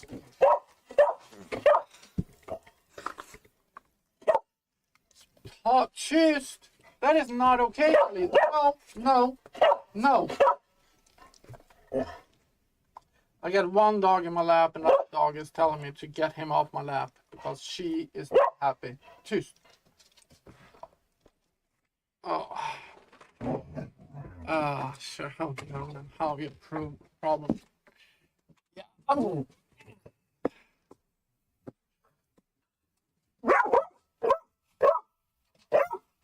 Okay, get out. Get out. Okay, get out. Oh, dogs. Yeah.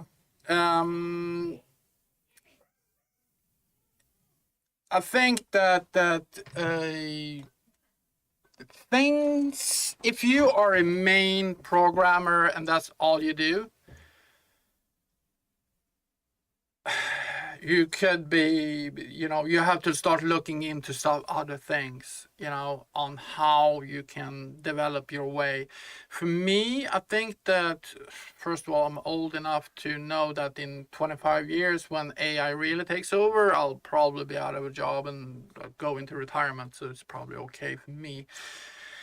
But they're always going to be, it's people, when we get to the situation in society that we're taking a leap. Everybody's scared of what's going to come, the next thing that's going to happen. Yeah, how to approach, yeah, new insight. And I think, if I put it like this, everybody talks about this. It's nothing new. But when we turned the century in Sweden, you know, 1920s, 85% of society was living in a farm. On farms, they were doing haying and they were doing, you know, plowing, and then all of a sudden we start putting in machines in the farms, and like, okay, my God, we're not going to be able to survive. Everybody going to get unemployed, and all of a sudden, well, we start getting new jobs. We invented new jobs. We invented new ways of living, and everybody went, okay, people moved into the cities and start working in factories. They start working on, you know, creating these machines and improving the machines. And then we start getting into computers. We're like, oh my God, all the secretaries are going to get fired. And the secretary, okay, yeah, we don't have secretaries on every floor, but we have other things we're doing. So we are evolving into new jobs that didn't exist 50 years ago. We're going to have jobs that didn't exist now. In 50 years, we're going to have jobs that doesn't exist today. But we need to embrace it and take advantage of the technology that we are getting. If I'm not going to work in this field, probably because this is not, you know, my strong suit, but I'm trying to learn, and I want to be as knowledgeable about things as possible, and take in whatever information I can get. That's what I'm trying to say. I really don't like to be, what the hell? Use durable item asset. Okay.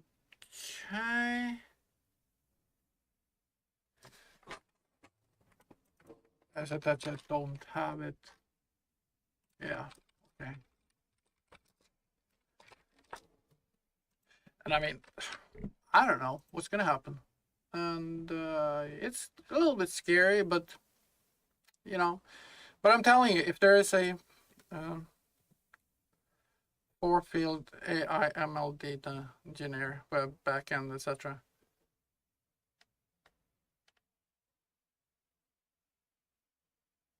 Yeah, game development. I don't know. And I'll tell you that if you look at the money, the game developers are at the bottom. They are making the least money of every developer that you have out there. Game developments are being paid nothing. There are tons of them. Game businesses open up overnight. They grow. They build a game and then they go bankrupt. Some people make the money while developers is just, they getting in, they get a job for 3, 4, and 5 months and then get fired. If you really want to, we really want to, I think that if you really want to make the bucks, you need to start looking at architecture, become an expert at data architecture, that kind of things, if you really want to make money. I think that is the truth of it. And machine learning, of course, learn everything you can about machine learning. I think that's where the big bucks is going to come for the next 50 years. So, yeah. Building AIs and how to, fight them. And then, of course, you should always learn how to use a weapon that can shoot the AI when they come for you. Oh my God, Arnold is coming. I'll be back.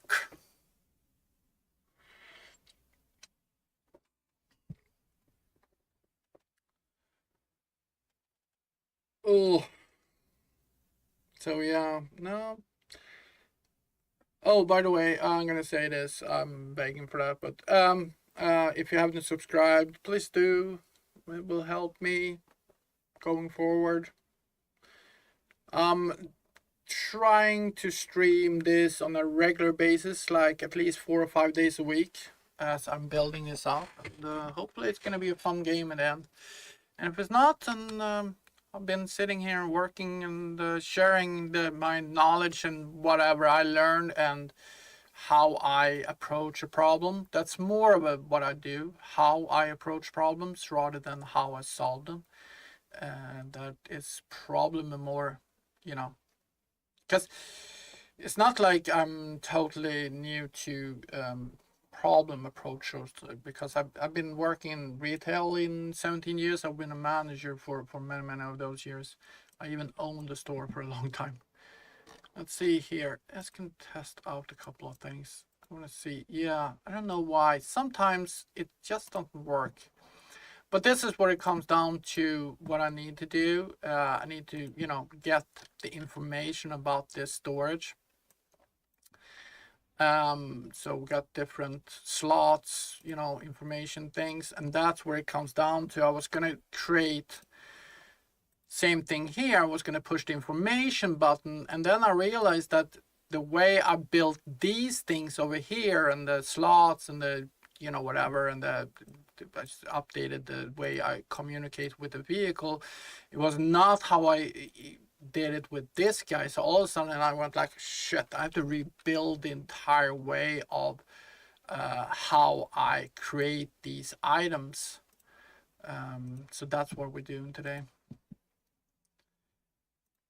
All right, let's see, data asset. Let's see, we are looking at this guy. Oh, no, not that guy. Shit, that is not what I'm supposed to do. This is in C++ classes. We're going to go into content, game, blueprints, and data assets. We're going to check that interactable and basic, this guy.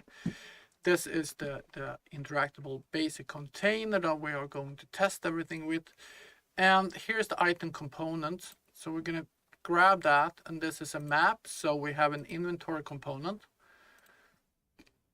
Oops. And this is going to be a U inventory. Inventory. No. Shit a brick. See here. Ever spent 5 hours trying to figure out something, then it turns out I'm a yeah, well, every day, every fucking day, man, every day. Oh my god, I spent 2 hours yesterday trying to figure something out, and it was 2 lines of code that came in the wrong order operation. It's like, so I'm like, okay, so if I copy this and I paste it above, then everything works. It took me 2 hours to figure that out. It's like, okay, it's a null pointer, and the thing with my UI system is that it jumps from place to place and up and down and in and out, and I was like, oh my god, I don't even know where the fuck to look. And it's like, oh shit. And then all of a sudden, oh, here, order operation. Great. So why couldn't I see that? Because, hold on. So I need to look at my data asset again. Vehicle base, no, not vehicle base, I don't care about that. Character base, no. Item data, no. We're gonna look at data and storeable. There we go. And this is a T map. Hold on. Storeable object. T map of E components and U active components. And that's exactly what we have here. We have a U active component. Inventory component. The U active component. So why couldn't I get that? Inventory component.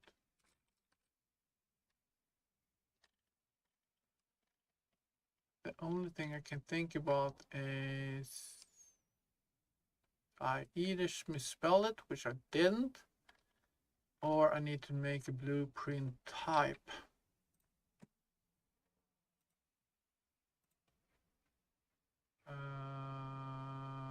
No, blueprint spawnable component. What the hell? Why can't I see it?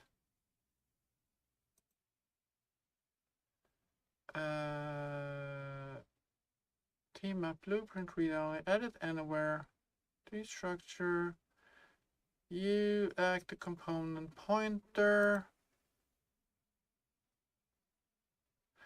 Let's just do that. I had a T array here earlier.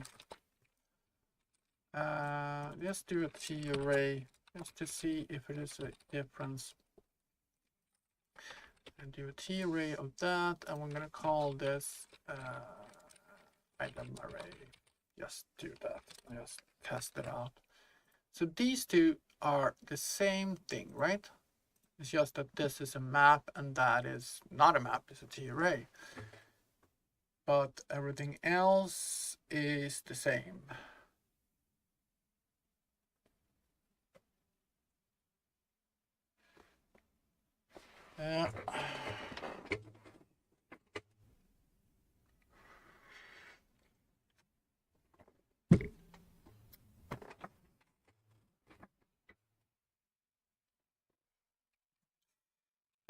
Since I, by the way, since I start working with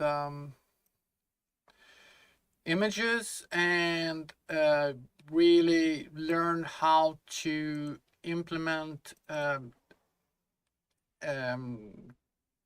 bug fixes and really, stop in the code and, all that, I start to lower my time bug fixing from 5-6 hours to sometimes only 20 minutes. So it goes a lot faster. So let's see here. So these are the same thing. So inventory, I got nothing there. What the hell?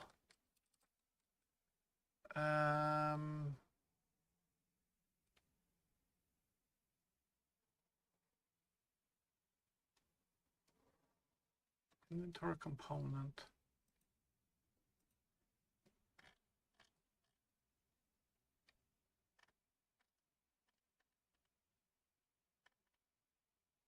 This is so weird.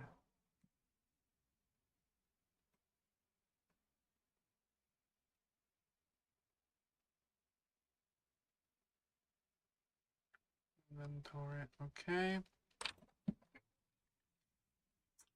I don't have any of my components at all, actually. I don't see any of them. I don't see any.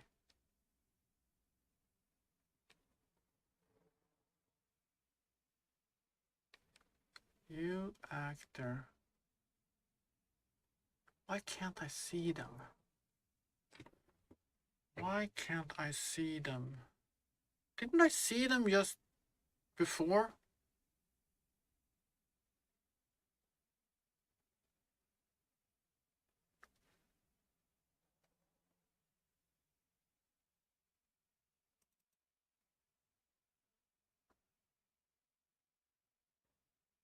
Inventory.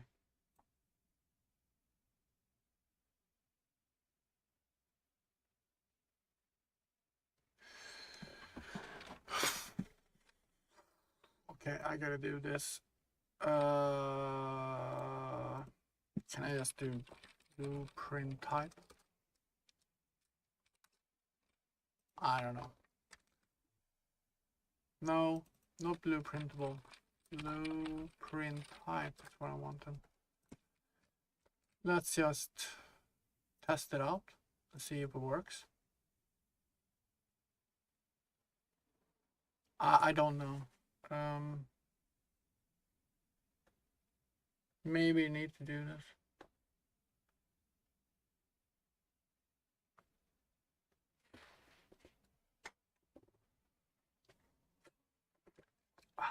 Copy.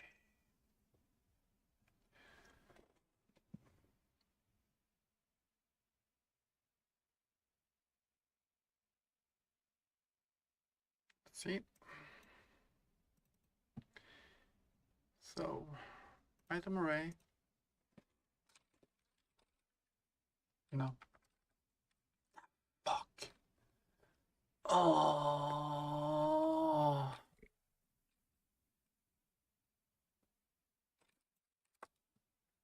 This is. The thing is that I know I did it just a few minutes ago. That's the problem. No. I did it just a few minutes ago. Before I redid this, I had it there.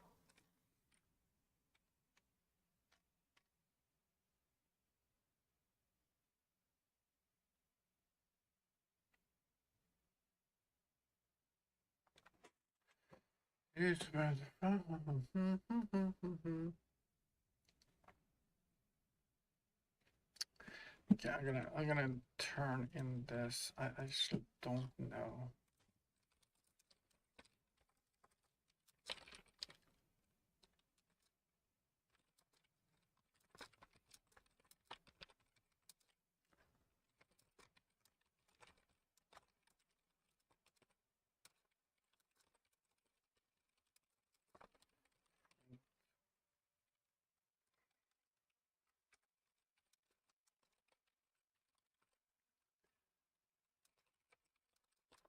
All right.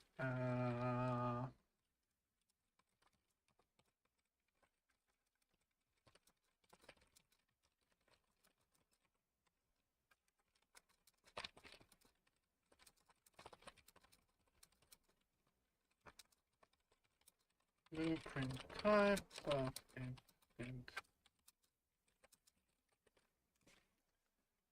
Let's see.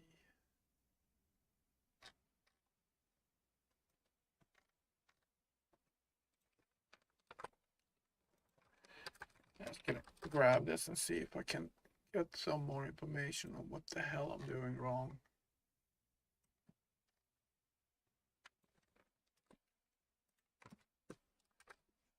I actually don't know.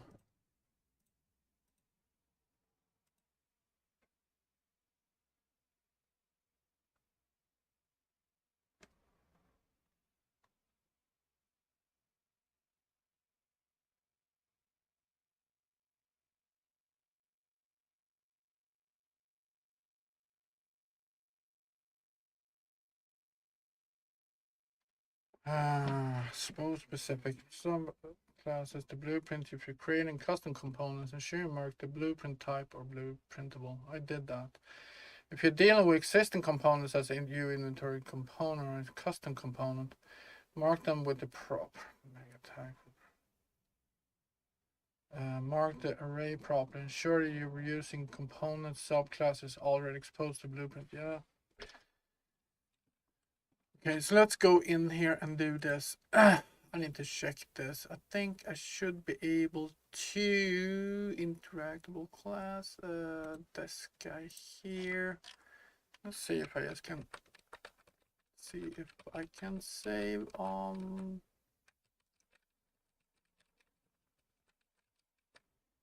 There we go. If I remember correctly, this is how I did it. Or if I didn't,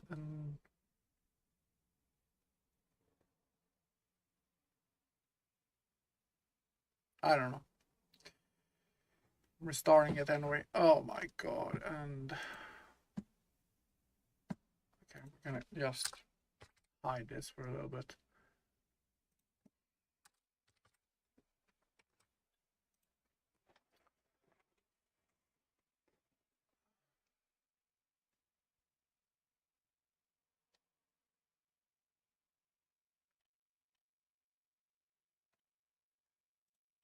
This is where my problem with AI is that you give them information and they like, okay, they just spit it back at you sometimes like, yeah, now you need to do this. Oh, well, I did it. Well, you need to do it. I did it. No, you didn't, because if you did, it should work.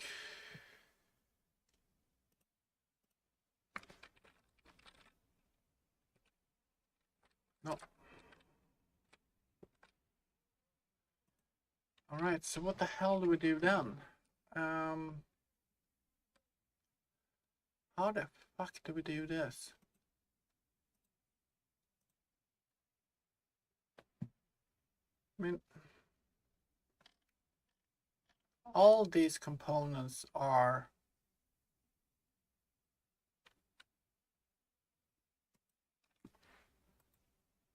I want to look at that code.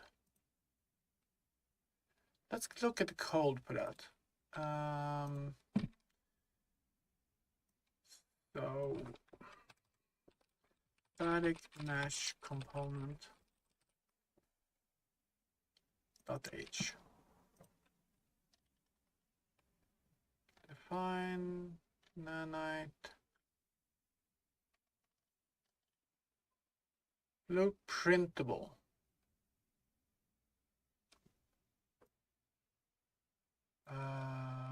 Minimal API, edit inline new. I don't know what that means. Let's just copy this fucking thing and see. Close that down. And that's not it. Component. Just gonna copy this in here. Don't need that. Okay, let's copy that, put that there. A rendering common. Okay, I don't know what that is. It's not rendering. Hide category, object activation, components activation.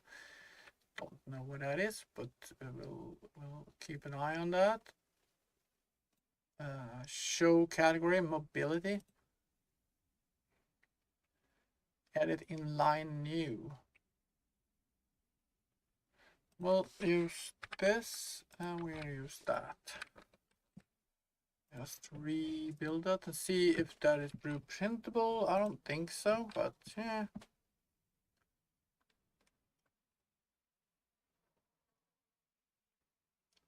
Got that already anyway. Minimal API.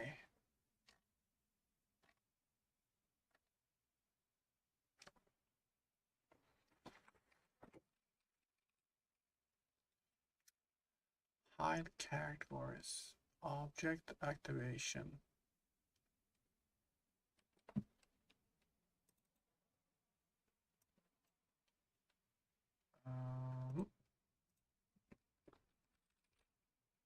Nope, nothing there.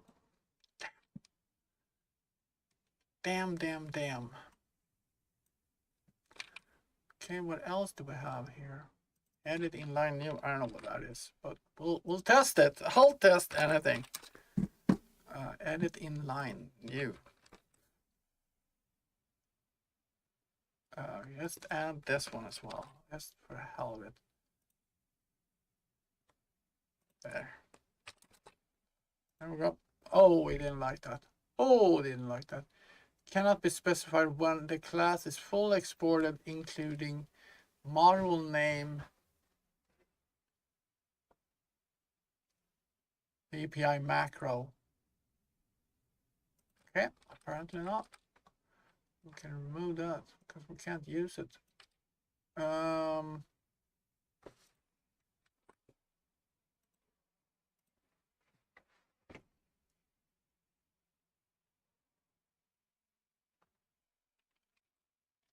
Talk about dumbasses here. It's like I feel so stupid right now. It's like I have no idea why this is not working. I mean, hide categories. It makes no sense.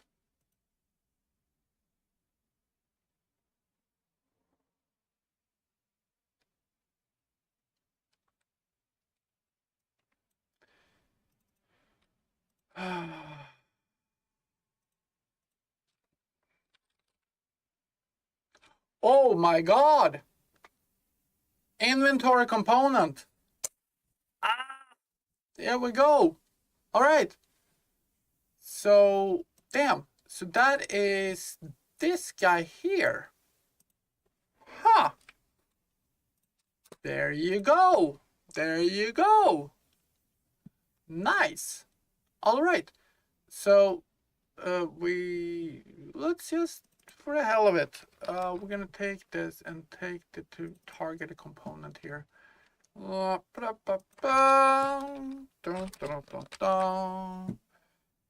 are going to, before we do this, save that and restart that.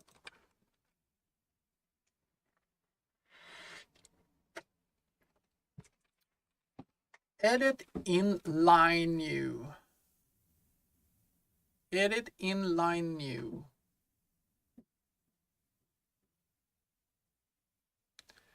That is the code.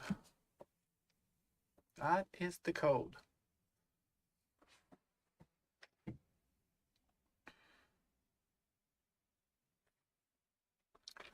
So to test it, we're gonna get our targeting component here as well, I hope.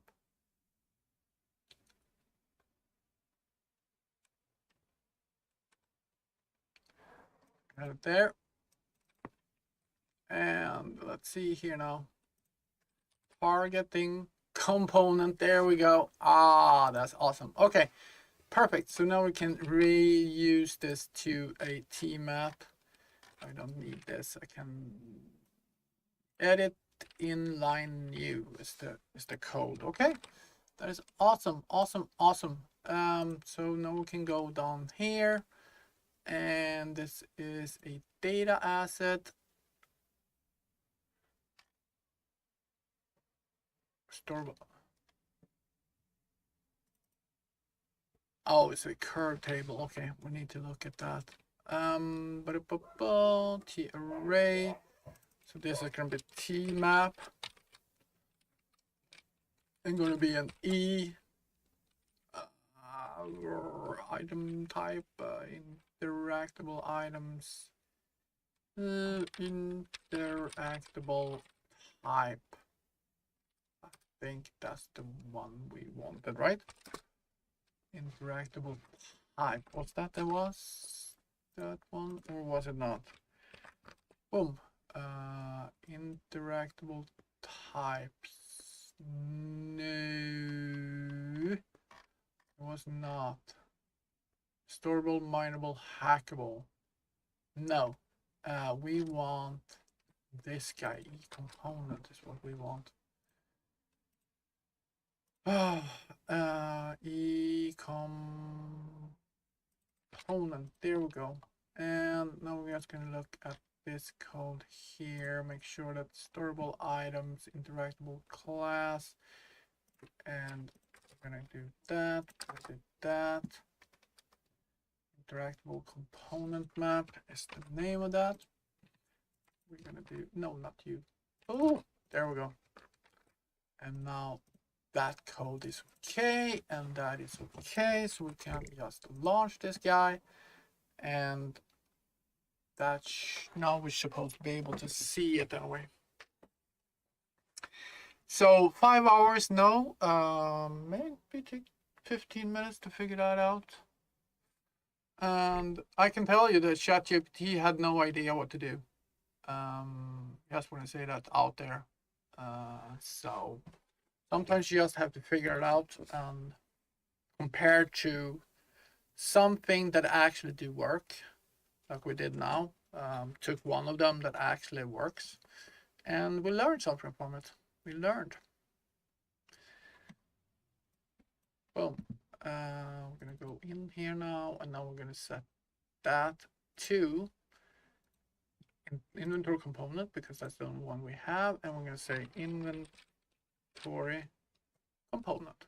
Boom. Moskwi. All right. Right. So now we got that. So now we know that we have that, and we can create the default sub object of a U inventory component. So we're going through it. We are getting all the elements, and if the element is inventory component, if the key is inventory components, E component, then we create a sub object of inventory component from, and we store it in the inventory component. Boom. So now we have access to that. Cool. Jesus, I start getting tired now. Think. Let's see what else we have here. What do we actually need to do? Data dot. We got the ID, we got the item name, lore header. So this information, should we store this on? No, we shouldn't. This is information we can grab when we need it.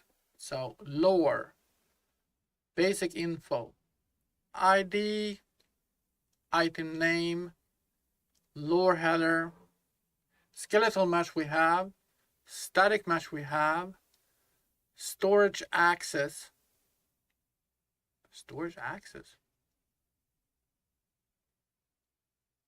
Oh, right, storage access.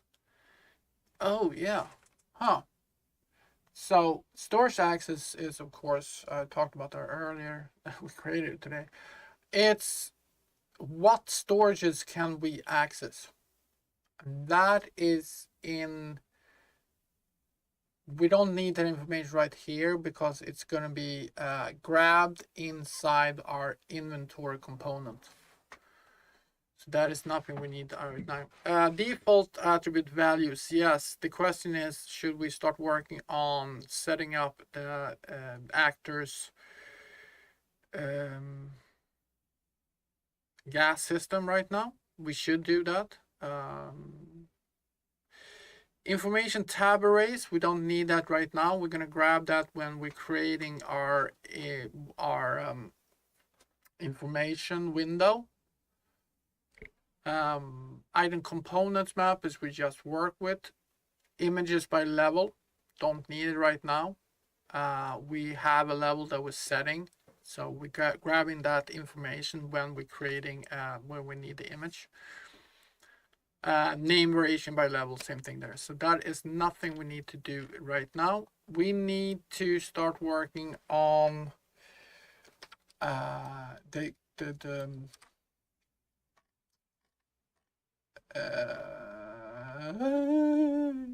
what do you call it? The gas system. So what we're gonna take a look at before we wrap up for the day, because I'm starting to get very tired. I'm gonna look at the character here. Item name. There we go. Item in component. Blah, blah, blah, blah. So I'm gonna look at my basic container here. And the basic container has what?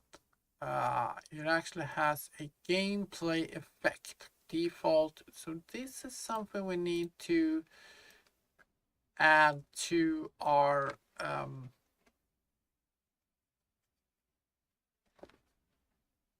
data asset. So we need a default attribute list, a gameplay effect, everything that needs to happen when we are applying, when we're starting the actor, when we spawn an actor, it needs to know all the default attributes. So it's a gameplay effect. It needs to initialize its default attributes, and then we are going to set a default base attributes of the actor. Let's just see what else we do here with this container right now when it comes to the gas system. Well, we're getting our lifetime replicator props. We are getting the ability component. We are adding items. We are adding items by type. We're going to fix that later. There's nothing to do with this. We need an ability system component, and every item going to have this. So every item is going to have this. It's going to have an attribute set and going to have an ability system component. So we can add those down here. We're going to set them in public right now, and then we can move them into private and protected, whatever we need to do. So every item is going to have this. What else? Storage array, no. Level, no. Don't care about that right now. We need to do this though. It's the replication. So we all of us know what kind of, oh, this is the wrong place. Here we need to replicate this.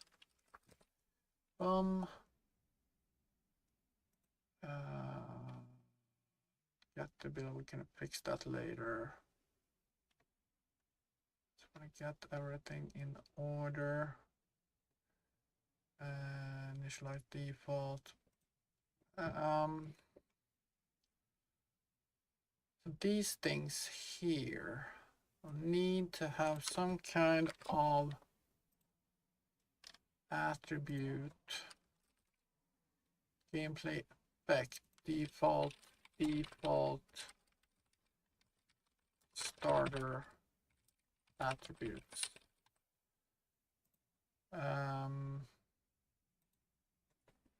Now we can use a T object pointer or T subclass of, yeah. This is going to be a whole different things in here. Initialize, yeah. Health bar is like, I don't know what the hell I was thinking. Widget component for the health bar, if you want to have a health bar, but we're not going to interact with it that way at all. Every item, when we target it, will have a health bar in its targeting component. When we target a component, will give us a health bar for the item that we are targeting, and it will grab that information from the gas system. So this whole thing is not going to happen at all. We're not going to have a U-widget component. It was, the idea was maybe you have a health bar on top of it that's waggling there, but I'm not going to use that as a system at all. I'm going to have a targeting system that, you know, display on your screen. It's actually already working, so we'll do with that.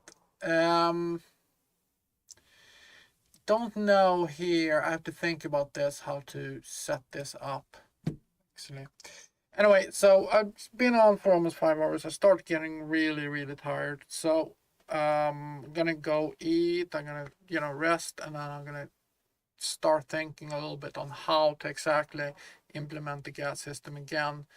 I mean, I know basically how to implement it, but I need to, go through my thoughts and making sure that we are actually interacting with the gas system in the correct way. Anyway, I want to thank everybody who's been here today. I want to thank everybody that subscribed. If you haven't yet, just push the subscription button. If you have any ideas, thoughts, whatever, the comment section is below here. Just put it in. If you have anything you want to say, if you think I'm stupid to even try this, or whatever you want to say, just put it in there.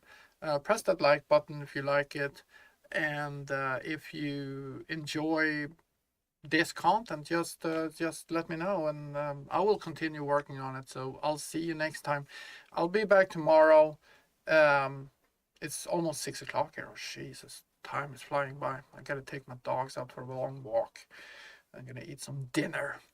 Anyway, I'm SwordPop Gaming, and I'll see you next time. Have a wonderful, wonderful evening, and take care. I'll see you then. Bye bye.